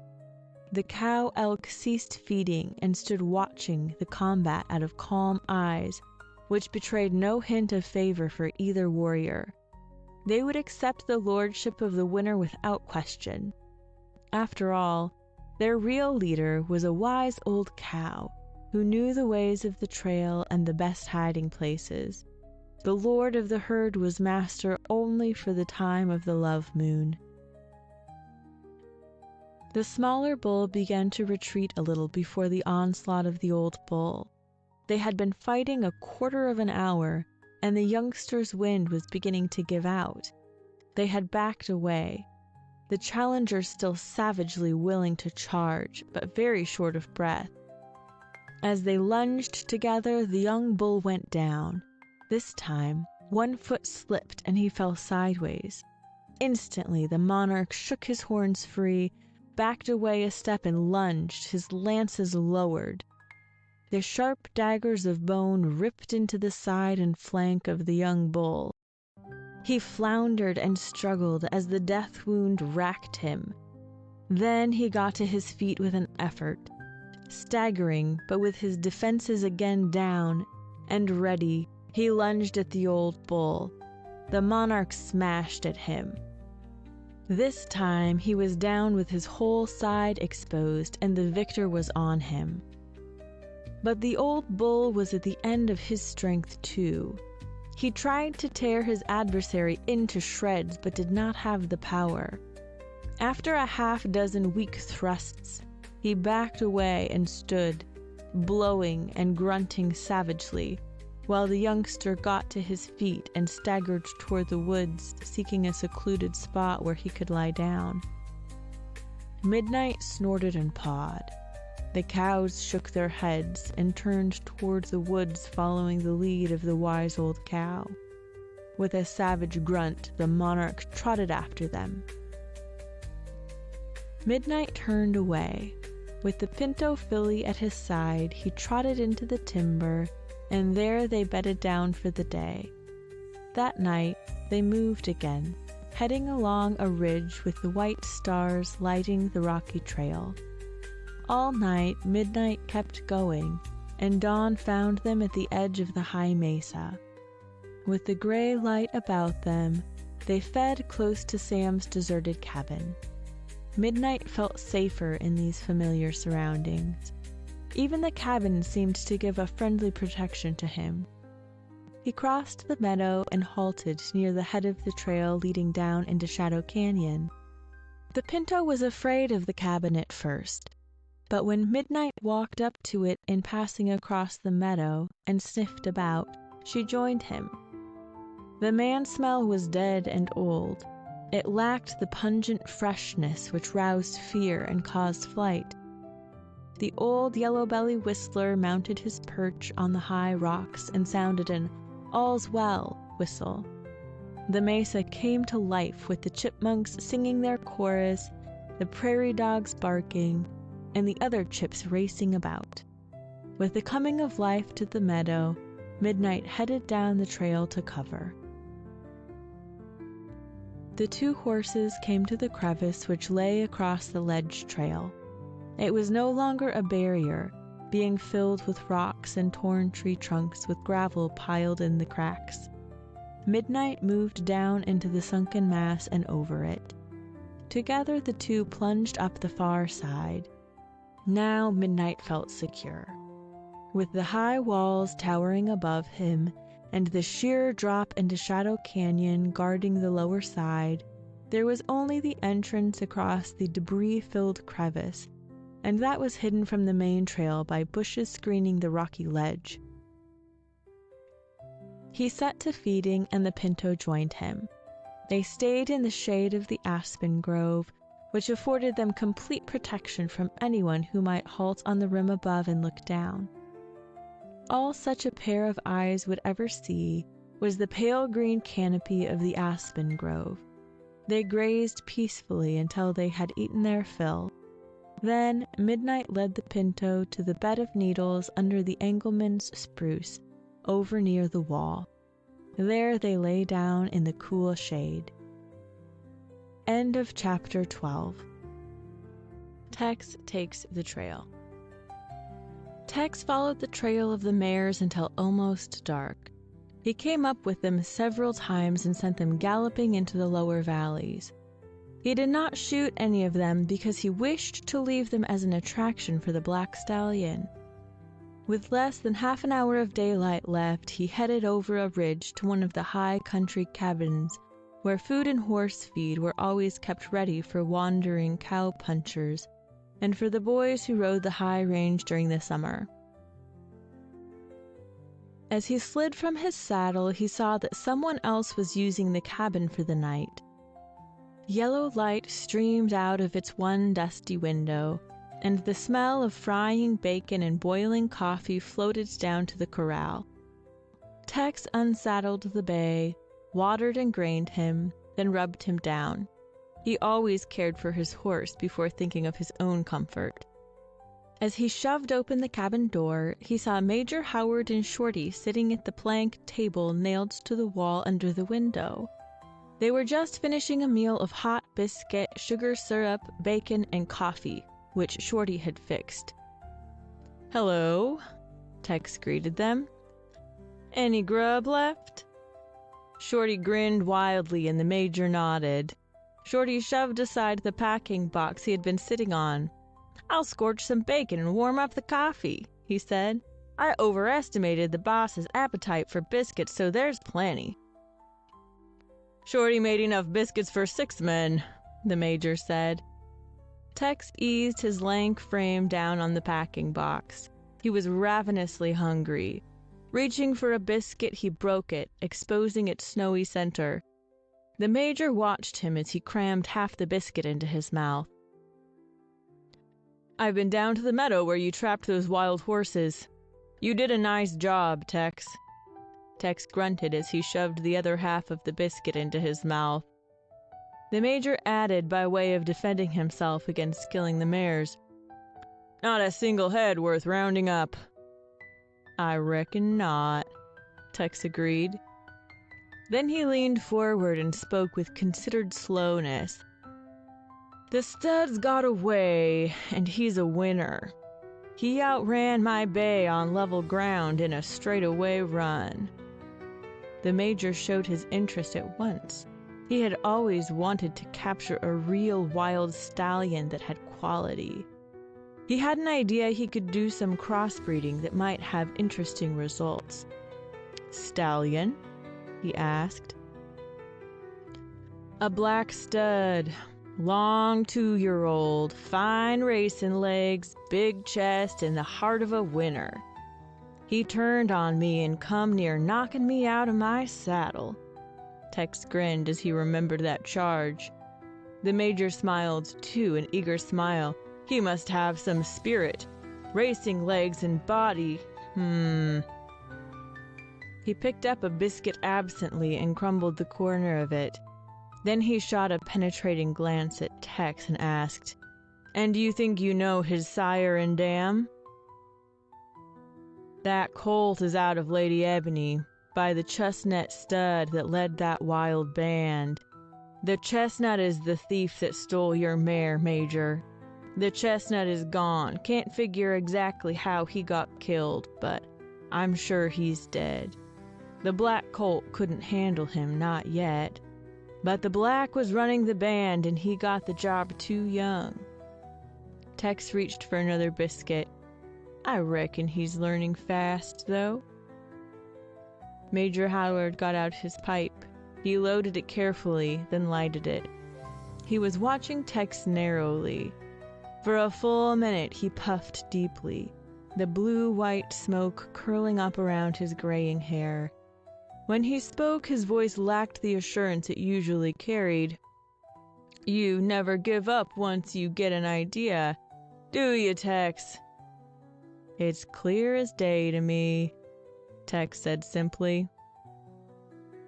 This long 2-year-old can outrun anything on my ranch. The major spoke almost to himself. And rest while he's doing it, Tex said. You better bring him in. He may not be so good as he looked today, but if he has the markings of that black mare, I'll know it. I'd like to experiment with a stallion like that. I figure on bringing him in if it takes all summer. Tex leaned forward. The bacon Shorty had set before him went unnoticed. If you figure I'm right, you could do something for Sam. Tex knew he was treading on dangerous ground. Mention of Sam always irritated the major. When I'm convinced, I'll do what I can, he said gruffly. Tex knew there was no use talking any more about it. He would round up the black and bring him in. Once the major set eyes on this stallion, he would know the black was Lady Ebony's son. Then the major would get Sam out of his cell. Tex had the major figured that way. With supper over, the men rolled up in their blankets. The major slept in the wall bunk while Tex and Shorty bedded down on the floor. They did not stay up longer than the time it took to wash the dishes and split some wood for the breakfast fire. They would all be up and in the saddle by daylight the next morning. Tex meant to ride the upper range and to map out his campaign. He had a feeling there was need for haste. The black stallion would have to be brought in that summer. Sam had to be got back to his high mesa if he was to come at all. The next morning, Tex was up before the other two men had wakened. He made coffee in the blackened pot and finished up what had been left of Shorty's biscuits. With a can of tomatoes, a tin of fish, and some coffee from the cupboard, he left the cabin. The rising sun found him on the high ridge overlooking the sweep of the lower slopes of the Crazy Kills. He studied the meadows below, watching the timbered edges of the clearings, but he saw no sign of the black stallion. After that, he set about checking the meadows, following the trails from valley to valley. About noon, he came on 2 of the wild mares. He did not alarm them, and they did not know he had seen them. Later, he came on 3 more in a meadow far from where he had located the first 2. At 4 that afternoon, he found 2 others feeding beside a stream miles from the others, and he had come across no sign of the black stallion, not even his tracks. He began to wonder what had happened to the colt, and he was beginning to wonder if the band had not separated for good. The mares he had come on had been feeding or lying down. They had not seemed to be looking for the others. Tex refused to be worried, but he rode until darkness forced a halt. He built a little fire to heat water for coffee. He had eaten the tinned fish and tomatoes at noon, but he was determined to camp where he was and go on with the search in the morning. The next day, Tex rode until evening without coming on the black or crossing his trail.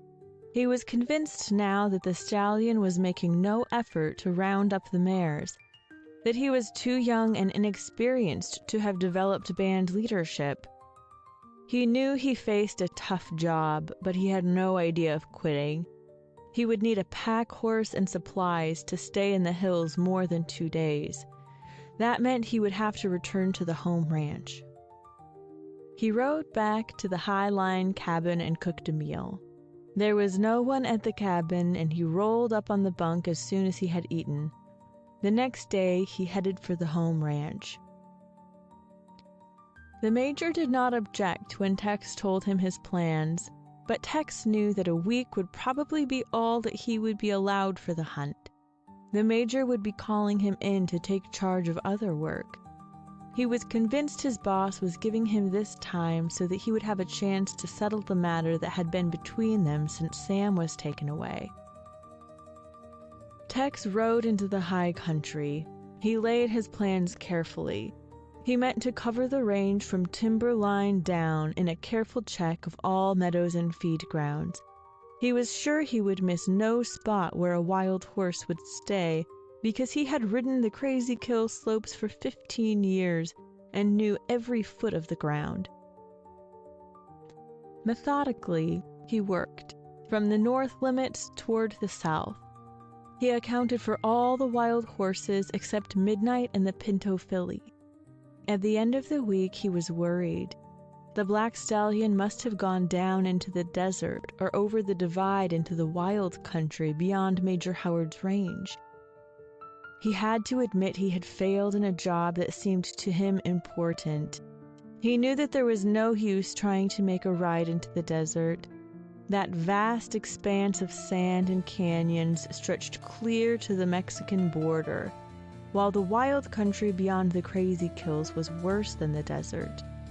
It was canyon-slotted and grown dense with timber. No rancher used it as a range. It was virgin wilderness, and it was 100 miles deep. When Major Howard ordered Tex to take charge of the drive that would bring the new herds of cattle to the high country from the railroad yards, he did not object. He had had his chance and had failed. At the foot of the high walls overlooking Shadow Canyon, Midnight and the Pinto stayed hidden in the aspen grove by day. At night, they either fed in the little meadow or climbed up to the high mesa. When they were on the high mesa, they raced and played. They never stayed after dawn broke. Twice they scented man smell on the wind and dashed to cover along the ledge trail. The day Tex checked the high mesa for tracks or signs, they were feeding below and had not been on top for several days. Rain had come and their tracks had been washed out. He had passed on after looking inside Sam's cabin and noting how it was falling apart from disuse.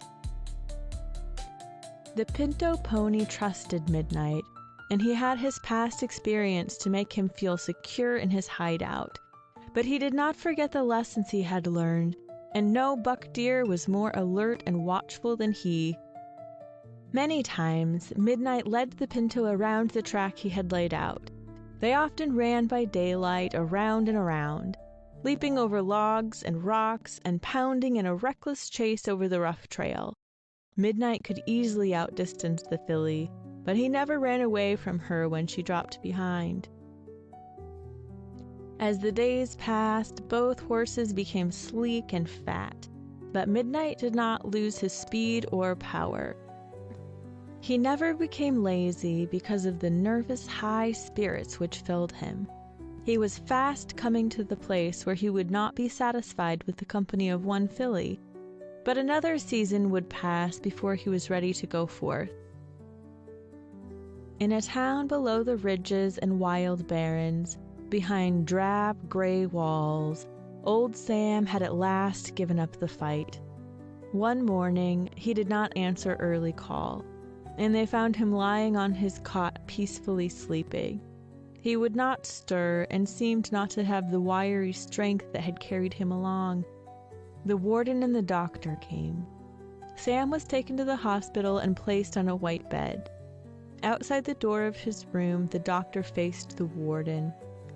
"The state will not be burdened over a couple months longer by that old codger," he said. "What ails him?" the warden asked. "What would ail any wild thing that was cooped up in one of your cells?" the doctor asked, and then turned abruptly away. The warden went back to his office and looked into Sam's file. No one had taken any interest in the case except Tex, and he had written only one letter because writing was something he seldom did. The warden put the file away and made a note of what the doctor had said. End of chapter 13. Beside the castle rocks. With an uneasy jerk, Tex tore open the envelope the major handed him. He was not used to getting letters, and this one was postmarked at the state prison. He fished out a single sheet of paper and stared at it. The major had read the postmark and stood waiting for Tex to speak. There was a brief line at the beginning of the letter. The message was from Sam, and the warden had written the letter for him. Tex turned away from the major and walked down to the horse corral before he read any further. He wanted to be alone. Leaning over the pole gate, he finished the letter. The message was brief, very much like Sam. Tex's lips moved as he repeated the words to himself. I put off writing, figuring to see you. Reckon I won't, so the warden is writing this to you. They got a burying spot down here they call Woodpecker Hill. It's good enough for an old gopher miner, but I still got a hankering to get back to the top of the world. If it won't put you out too much, Tex, I'd like to be planted near the ledge trail at the foot of the castle rocks. Just lift the rock under the right front leg of the stove and you'll find a poke of dust I cached. Figure there'll be enough in it to do the job. I want you should keep what's left over. Figure I'll hang on till I get a letter back from you. The doc says no, but I've fooled 'em before. Sam. Tex folded the sheet into a wad and shoved it into the pocket of his chaps. He stared for a long time through the white sunlight. His bay gelding came over to the fence and nudged his arm. Tex turned around. We sure let old Sam down, he said grimly. But this time we'll not flop on him. He reached over and caught the horn of his saddle, which was tossed across the top pole of the corral. As he was jerking the cinch tight around the belly of the bay a few minutes later, the major's shadow appeared near the gate. Tex did not turn around. He did not feel like telling the major anything. The last time he had tried to talk to him about getting Sam freed, his boss had been irritated and short in his refusal. Tex had a feeling the major even believed he had invented the story about the black stud, with the help of Shorty, in order to get his sympathy. The major watched in silence until Tex faced the gate. Then he spoke. I want to have a look at the new stock. You can ride into the Aspen Range with me and show me around. Tex nodded. There was no use in writing to Sam now. The mail would not be picked up until the next day. He could take a couple days off and ride in, but he didn't feel equal to facing the old man after the way he had let him down. By mid-afternoon, the pair were high in the aspen country and close to the spruce belt. Tex had taken the major to the meadow where the new stock grazed. They had halted on a ridge, as the major had a way of doing, and were gazing over the vast country below. The major always got a thrill out of looking over his vast domain. He never tired of the rolling foothills and the wide grassy valleys, all his. Tex could see the high mesa on the rim of Shadow Canyon. He could see the castle rocks where Sam wanted to be planted. A desire to ride down to the spot laid hold of him. He could get the poke of gold while he was there. When the major was ready to move on, Tex headed down the slope. Within an hour, they broke out on the high meadow. The major looked across at Tex questioningly, but said nothing. He knew none of the new stock were run that far south, but he was more interested in the letter Tex had got than he cared to show, and was sure this visit had something to do with it. He feared the old man had died in prison, and the thought stirred the old train of doubts as to the course he had followed. They rode down to the castle rocks before going to the cabin. Tex dismounted and stood at the base of the rocks where Sam had said he wanted to lie. When he looked over the expanse of the country below, he knew why Sam had picked this spot. From the ledge he could see far across the hazy lower valley to the distant peaks of the Sleepy Range, while on the right he could look out over the purple expanse of the desert with its spires and red rims gleaming in the late sunlight. At his feet yawned Shadow Canyon. From its twilight depths came the rumble of a rushing stream. The music rose and fell in steady cadence. Tex drew in his breath sharply and turned toward the Major.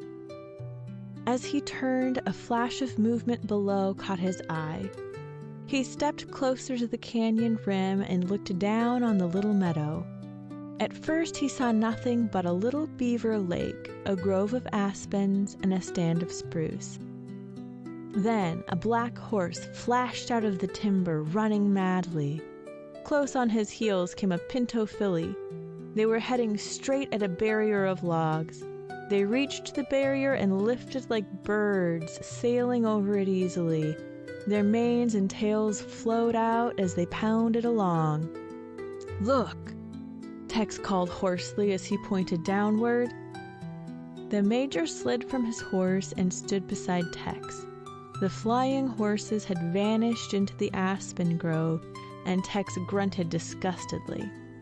In a moment they appeared again and took the log barrier in a mad leap.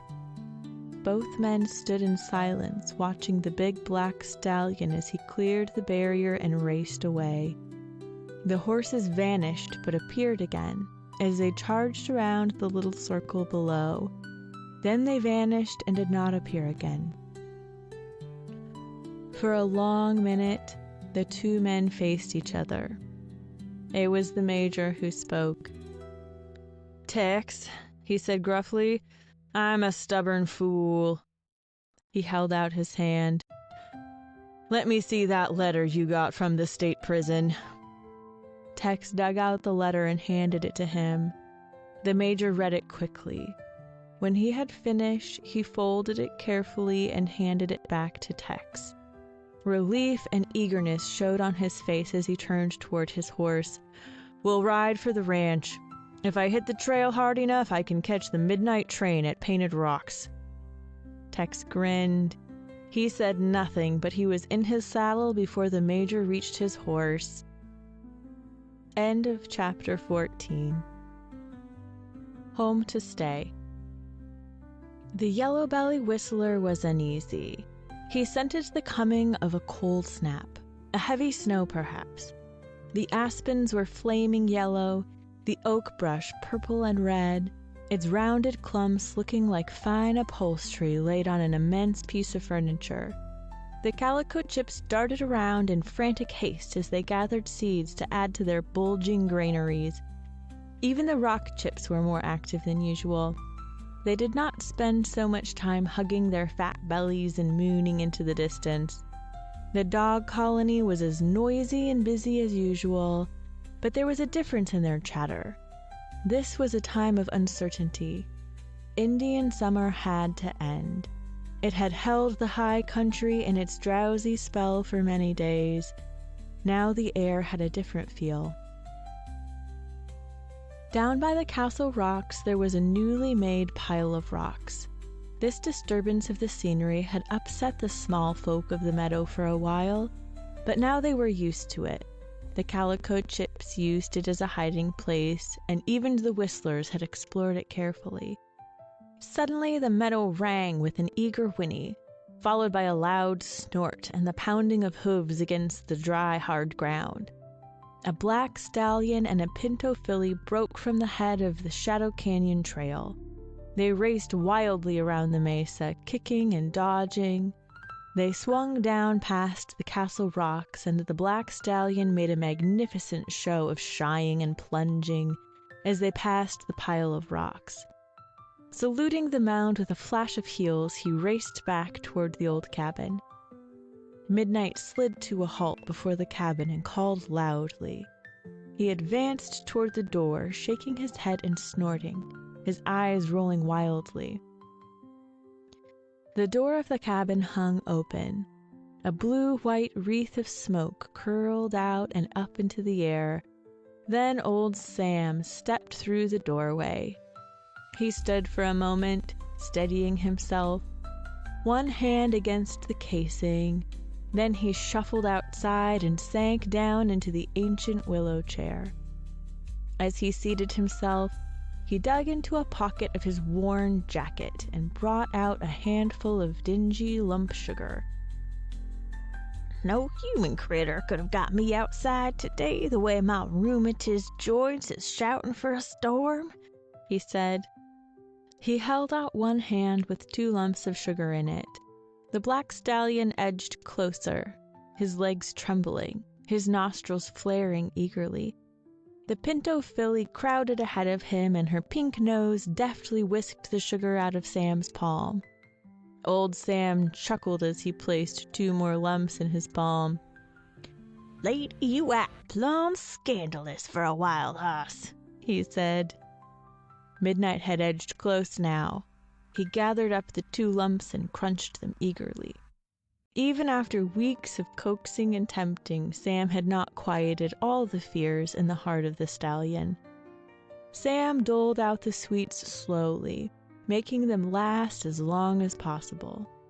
When they were gone, he got to his feet and picked up a tin pail beside the door.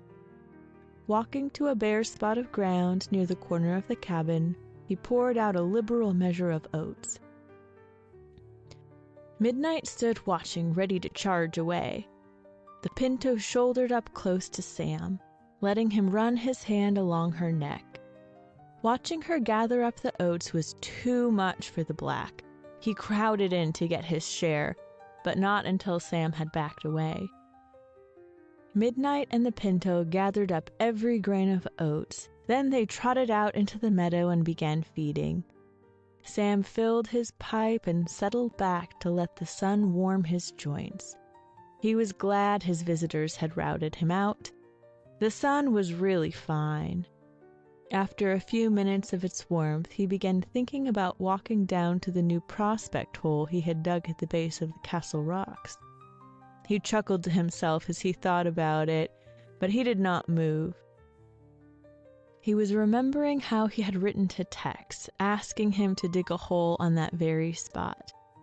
He wondered what Tex would have done if he had dug that hole and then discovered he had uncovered a vein of gold-bearing quartz. Sam had a feeling Tex would have dug a burying hole and let it go at that. That was what he thought of Tex. Out on the meadow, a chipmunk had mounted a stone. His voice rang out, "Chuck, chuck, chuck," like the rattle of an old alarm clock. Instantly, every chipmunk in the meadow raced to his singing perch, and the meadow rang with their song. The fat yellow belly on guard stretched his neck and blasted a short whistle, then pulled in his neck with a deep chuckle. He always disapproved such a chatter. Sam's pipe rolled to the corner of his mouth and turned upside down. One fumbling hand found the gold chain of his big watch. He pulled it out and bent above the dial. His lips moved as he counted. When the chorus died away, he was grinning happily. 180 a minute, he mumbled. That there's a youngster just coming into his growth. Come spring, he'll do 200. As he tucked the ancient watch back into his pockets, he sniffed the air. Twisting his neck, he looked up at the spruce ridge. Gray clouds raced above the tops of the trees, and he could hear the moaning of a cold wind rushing through the needles. Below the clouds moved a curtain of white swirling flakes. Sam got to his feet. His watery eyes rested for a moment on a pile of baled hay stacked against the end of the cabin and flanked by a great stack of split firewood. Tex had fixed everything. Let the snows come. He'd be as snug as any one of the yellow bellies.